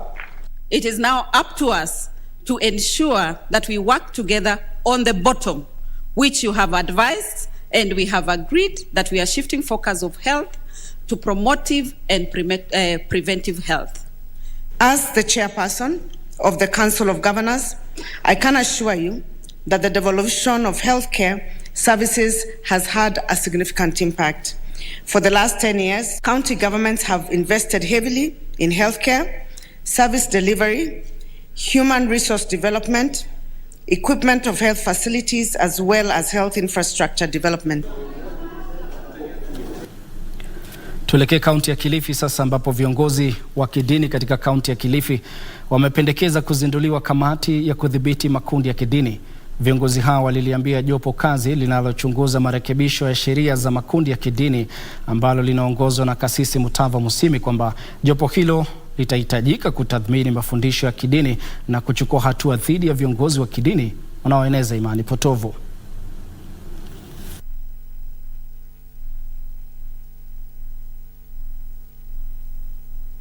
Kila county iwe na office ya registrar wa societies ili kuweza kuangalia kwa ukaribu huyu tuliyemwandikisha yuakaaje, yuafanyaje. We have been here since 9. Nobody has allowed us to talk. And when now we found out that we cannot be able to put our views, we started collecting our views by recording the proceedings. We were denied that right. So we feel there is a malice, there is an agenda targeting our client, and that is why we are saying we will look for legal ways to deal with that question. So I think that's, I don't want to mis-summarize what they said, but it was a good meeting and they spoke and we have recorded. In some cases kulikuwa na submissions, kwingine watatutumia. But I'm very glad we came to Kilifi, and I want to thank the Kilifi people.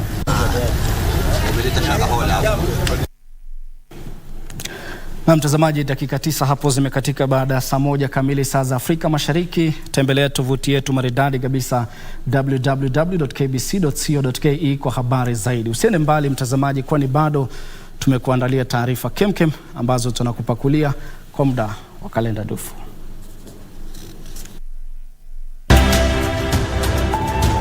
Tunafurahiwa sana kwa sababu rafiki wetu wengine wamekwisha kutuletea sisi donation, na kama Dr. Patel na bibi yake wanatuletea kitu iko ya nguvu sana na kitu ya bei nyingi sana, wanatuletea kwa hospitali yetu, na ni watu hospitali nyingine hata ile kubwa hapana kitu ya namna hii.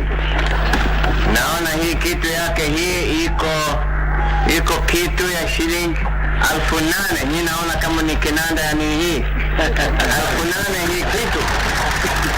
Hapana, ona iko pesa mingi.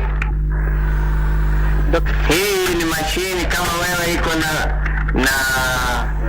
mgonjwa ya moyo, wewe nalete kwa mashini hii, naona moyo nafanya kazi namna gani.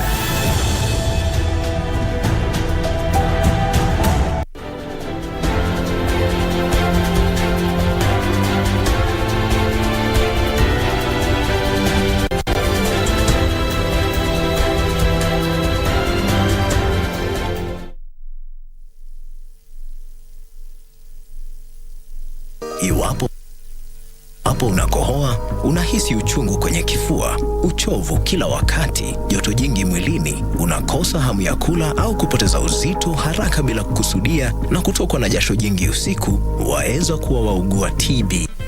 Settle down everyone. My name is Mr. Sanjay and I'm your new business teacher. And what do we say?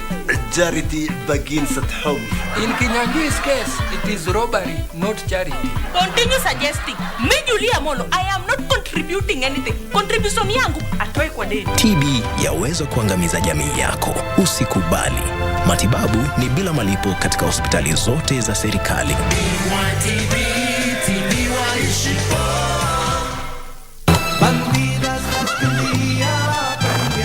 All that it takes so I can be with you. I want to be with you. Malena, what a surprise. You're here at this time? With a suitcase? I left. I abandoned Oligari. I think we shouldn't let it go to waste. Don't touch me. Hey, calm down, relax. Just try to touch me, even with a single finger, and you will see just how serious I was. Don't be a coward, Gaspar. Just tell me who did this to you. I cannot denounce anybody, no one. It's not that you don't like the veterinarian. The fact is that you don't like him to be with that woman. You like that lawyer.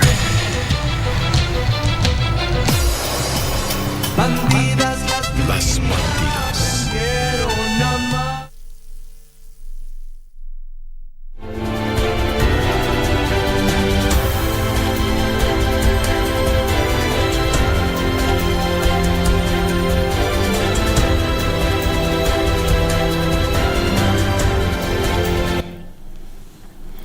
Karibu tena mtazamaji. Na serikali ya kitaifa imetoa wito kwa serikali za kaunti kuimarisha ukusanyaji mapato ili kuboresha hali yao ya kifedha. Waziri mwenye mamlaka ya juu Musalia Mudavadi amesema serikali za kaunti lazima zitie bidii katika ukusanyaji mapato ili ziweze kutekeleza majukumu yao ipasavyo. Mudavadi pia alitoa wito kwa Wakenya wanaostahili kulipa ushuru kufanya hivyo kwa hiari, akiongeza kwamba ni wajibu wao kulipa ushuru. How do you make your counties competitive? Taxation is elastic. You get to some place and it will snap. And indeed, the president has now made a statement to say, look, if this housing levy is such a controversial issue because it was pegged at 3%, let us listen to the message that is coming from the people. Why don't we lower it to 1.5%? I'm looking forward to initiative discussion on property tax, which is an important source of our own source revenue for county government, thus improving their financial capacity. Mtazamaji, tuelekee kaunti ya Kiambu ambapo spika wa bunge la kaunti ya Kiambu John Njue Njiru anachunguzwa kuhusiana na madai ya hongo na ufujaji. Njiru anadaiwa kudai hongo ya shilingi 1,130 kumwezesha mwanamke mmoja anayemiliki kipande cha ardhi huko Thika kupata idhini ya kukistawisha. Aidha, Njiru anasemekana kuitisha kipande cha ardhi bila malipo kutoka kwa ardhi hiyo ya shilingi milioni 15. Aliojiwa kwa saa kadhaa na maafisa wa tume ya kupambana na ufisadi kabla ya kuachiliwa kwa dhamana ya shilingi 100,000.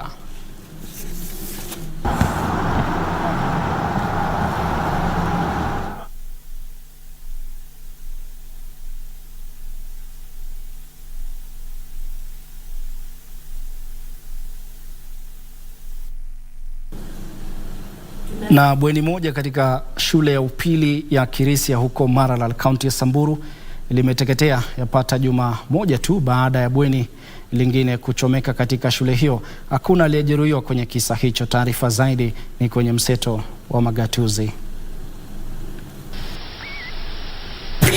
Wanafunzi wa shule ya upili ya Kirisia walikuwa wamerejea shuleni baada ya likizo ya wiki moja kufuatia mkasa wa kwanza wa moto. Usimamizi wa shule hiyo umesema uchunguzi unaendelea kubaini chanzo cha mikasa hiyo ya moto. Tunaomba serikali. Kwingineko, familia moja katika kijiji cha Amase, eneo bunge la Teso Kusini, kaunti ya Busia, inadai haki baada ya binti wao kudaiwa kunajisiwa na afisa wa polisi kutoka kambi ya Aterite. Kulingana na mwathiriwa huyo wa umri wa miaka 21, tukio hilo lilijiri baada ya maafisa wawili wa polisi kufika nyumbani kwao usiku kusaka pombe haramu. Nina shida na zile mikakati ambazo zinatumika katika hiyo operation. Askari si wanafaa kufanya operesheni mchana. Lakini Teso South yangu hii imekuwa kazi ya askari ni kuingilia wananchi usiku. Na katika sehemu ya Gatundu Kusini, kaunti ya Kiambu, wahudumu wa matatu wamelalamika kuhusu mashindano yasiyofaa kutoka kwa magari ya kubeba abiria 7 yanayohudumu kama matatu licha kutotimiza kanuni zilizowekwa na halmashauri ya kitaifa ya uchukuzi na usalama barabarani. We want a clear cut. Hiyo magari serikali itawatengea wapi iwe kibeba abiria pahali wanafaa kulingana na tax regulation, not matatu regulation. Wakati huo huo, serikali ya kaunti ya Kakamega imebuni kituo cha kukabiliana na mikasa katika sehemu ya Kaburengo ili kutoa huduma za dharura kufuatia msururu wa ajali za barabarani kwenye barabara kuu ya Eldoret Malaba. Na matatu yote yenye itachukua mtu kwa barabara wana instructions iwekwe kwa hapa kwa police station. Mwenyewe akuja aseme ni kwa nini anataka kuleta ajali Kaburengo ingine. Tukisalia kwenye suala la usalama barabarani, wakazi wa wadi ya Ngeo waliandaa maandamano ya amani kuwakumbuka waathiriwa 8 wa ajali kwenye barabara ya Ruiru Githunguri tarehe 2 mwezi Juni mwaka huu. Ajali hiyo iliyotokea karibu na sehemu ya Miguta, eneo la Nyaga, ilihusisha matatu na gari la kibinafsi. Hospitali ya chuo kikuu cha Aga Khan jijini Nairobi imefungua kliniki ya matibabu maalum mtaani Karen kama sehemu ya mpango wao wa kupanua huduma zake za matibabu maalum. Hatimaye, mwakilishi wa wanawake kaunti ya Narok Rebecca Tonkei ametoa wito wa amani miongoni mwa jamii za Uasin Gishu na Syria.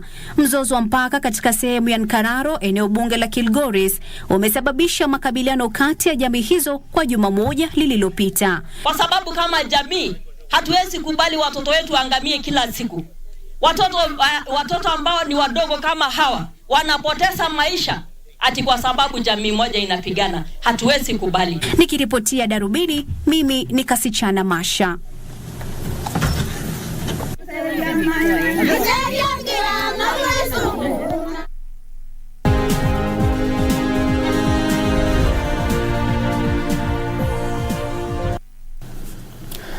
Haya, sasa tuangazie taarifa ya fulusi ambapo serikali itaajiri vijana 10,000 katika awamu ya pili ya mpango wa ajira dijitali.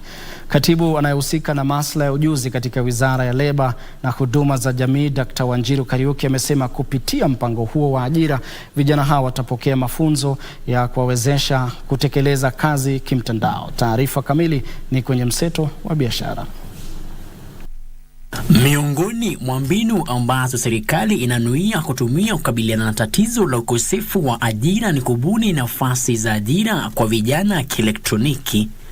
Wizara ya Leba na Huduma za Jamii inasema kuwa vijana 10,000 watapata ajira katika kipindi kijacho cha kifedha baada ya kuzindua awamu ya pili ya mpango wa ajira dijitali. The importance of this program is that once they gain the skills, they don't wait. They go straight into online employment.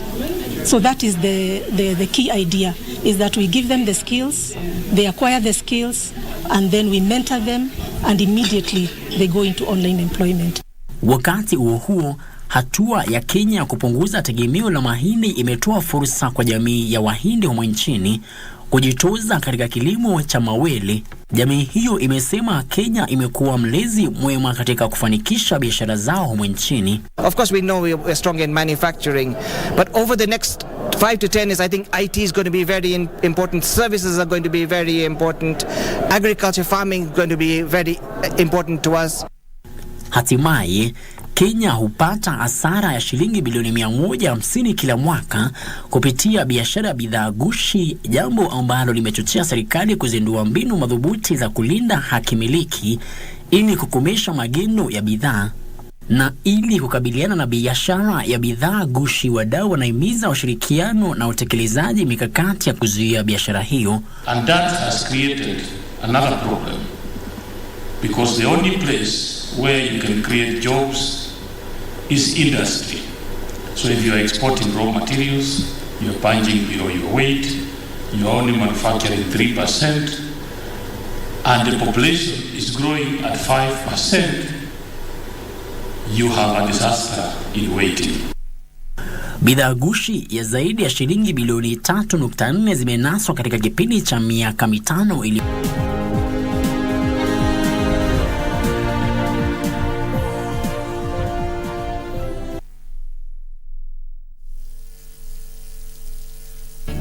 Cheza Loto Moto 1,100.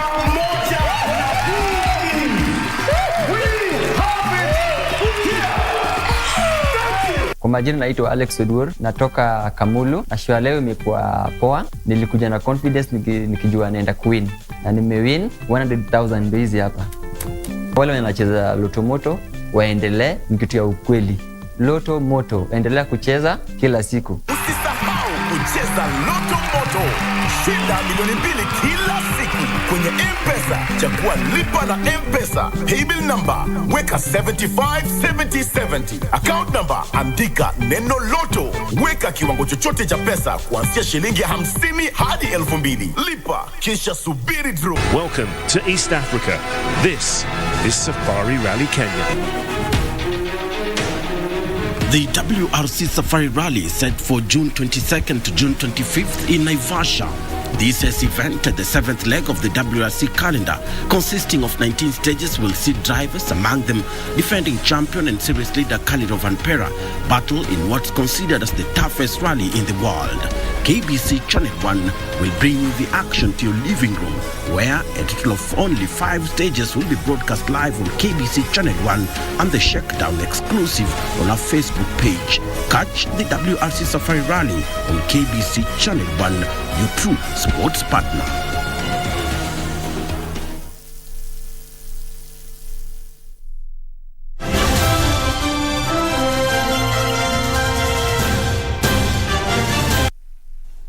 Mtazamaji, baada ya mwenzangu Chumba kuwajibika, karibu sasa tujitose nyugani.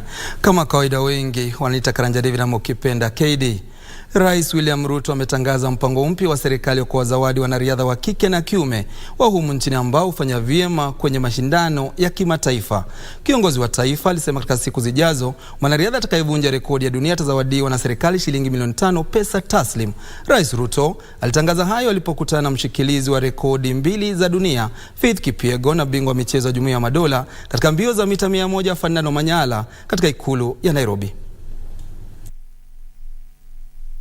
Akiongea alipokutana na mshikilizi wa rekodi 2 za dunia Faith Kipyegon pamoja na bingwa wa michezo ya Jumuiya ya Madola katika mbio za mita 100 Fernando Manyala katika ikulu ya Nairobi, Rais Ruto alisema wawili hao watakabidhiwa pasi za kidiplomasia za usafiri ili waweze kuwa mabalozi wa Kenya. We are going to look for alternative sources of resources to be able to do that, so that we can dedicate the Sports and Arts Fund to sports, to the creative economy and to arts, so that we can promote the young men and women in that space, because they are doing a wonderful job in profiling our country positively. Faith Kipyegon alizawadiwa nyumba ya dhamani ya shilingi milioni 6 pamoja na shilingi milioni 5 pesa taslimu baada ya kuvunja rekodi za dunia za mbio za mita 1500 na mita 5000 kwenye mashindano ya Diamond League huko Italia na Ufaransa. Our young men and women can be motivated because we already have the talent. We have the pool of talented resources in Kenya that can break any record. And going forward, we're going to work hand in hand with our athletes and support them.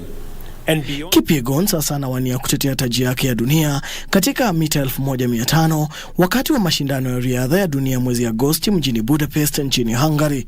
Thank you for the warm welcome and thank you to the Kenyans who really supported me and cheering me wherever I was. I was not expecting today, is the truth.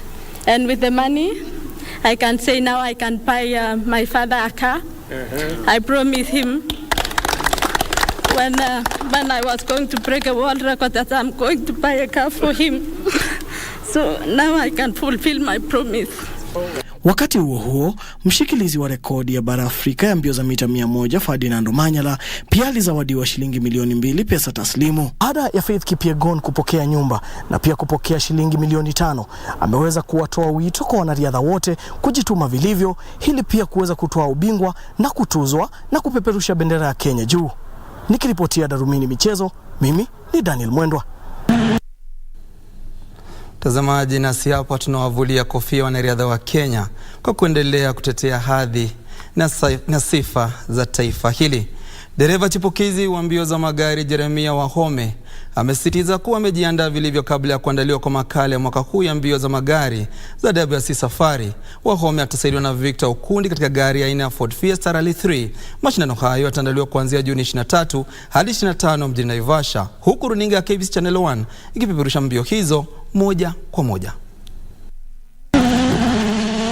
Huku zikiwa zimesalia siku chache kabla ya makala ya mwaka huu ya mbio za magari za WRC kuandaliwa mjini Naivasha, dereva chipukizi Jeremiah Wahome amesisitiza kuwa amejiandaa vilivyo.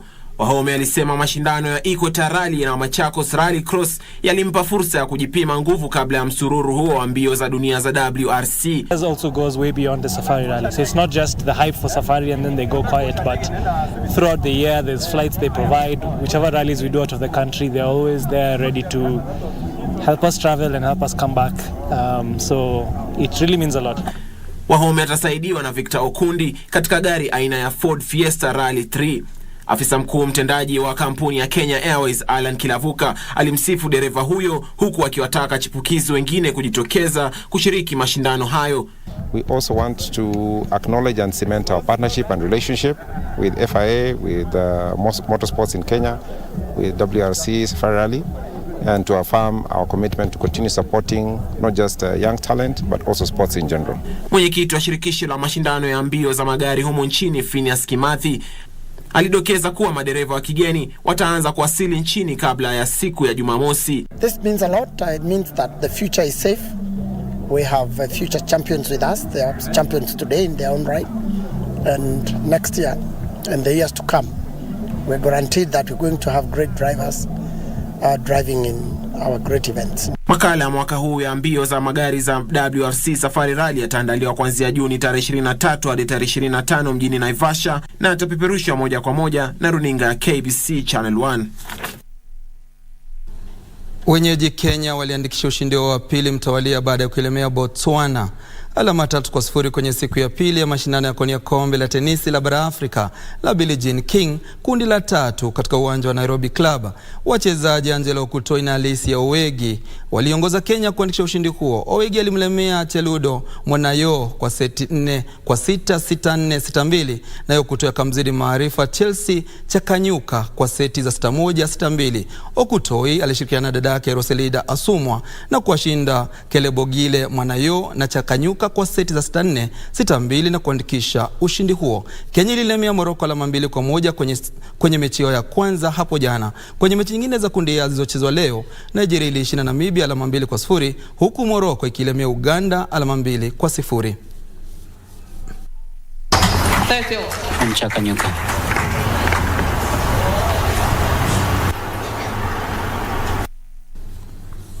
Mtazamaji, kwa taarifa ya tenisi na kamilisha darubini michezo. Kama kawaida KD na mpisha Ben Chumba akamilisha shughuli. Kwaheri. Wanasema kilicho na mwanzo lazima kiwe na mwisho, lakini kabla ya kukunja jamvi naomba nidurusu tu baadhi ya jumbe zenu. Alex Mauti ukiwa kaunti ya Kisii, tumepata ujumbe wako. Aaron Kigeni ukiwa Nakuru, Musa Manyasi ukiwa Nakuru, Silas Maio ukiwa kaunti ya Eldoret, alafu unajiita Ben Jokes ukiwa kaunti ya Kericho, unasema unatazama KBC. Sina la ziada mtazamaji hadi kufikia hapo. Kwa niaba ya wale wote waliofanikisha matangazo haya wakiwemo wanahabari na wahariri mahiri, mimi ni Ben Chumba. Kwaheri, uwe na heri, alamsiki.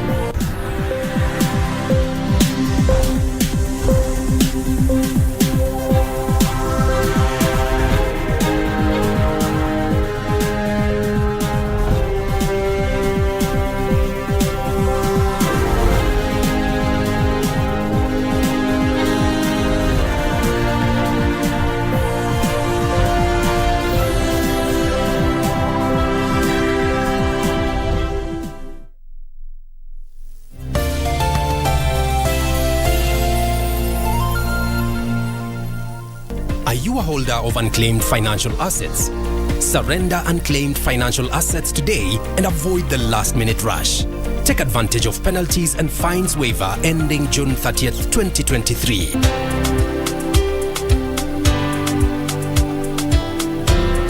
Do not wait for the June 30th, 2023 deadline. Unclaimed Financial Assets Authority. Receive, safeguard, reunite. The Mozart Bet Cup brings together teams from Kenya Premier League, the National Super League, and the FKF Division 1 side for a chance to represent the nation in the CAF Confederation. Catch all the action live and exclusive on KBC Channel 1 as we bring you all the matches of the Mozart Bet Cup with the grand finale set for the 24th of June 2023. Watch this momentous event live and exclusive on KBC Channel 1 from the comfort of your place. KBC Channel 1, your true sports partner.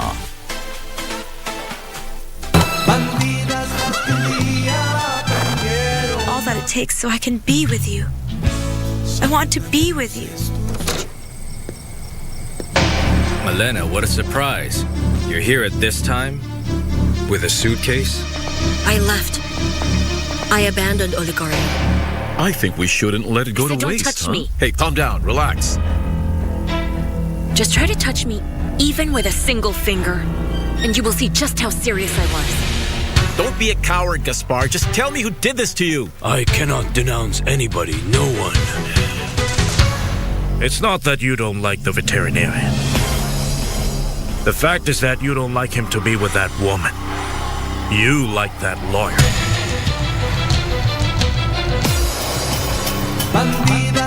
Las bandidas.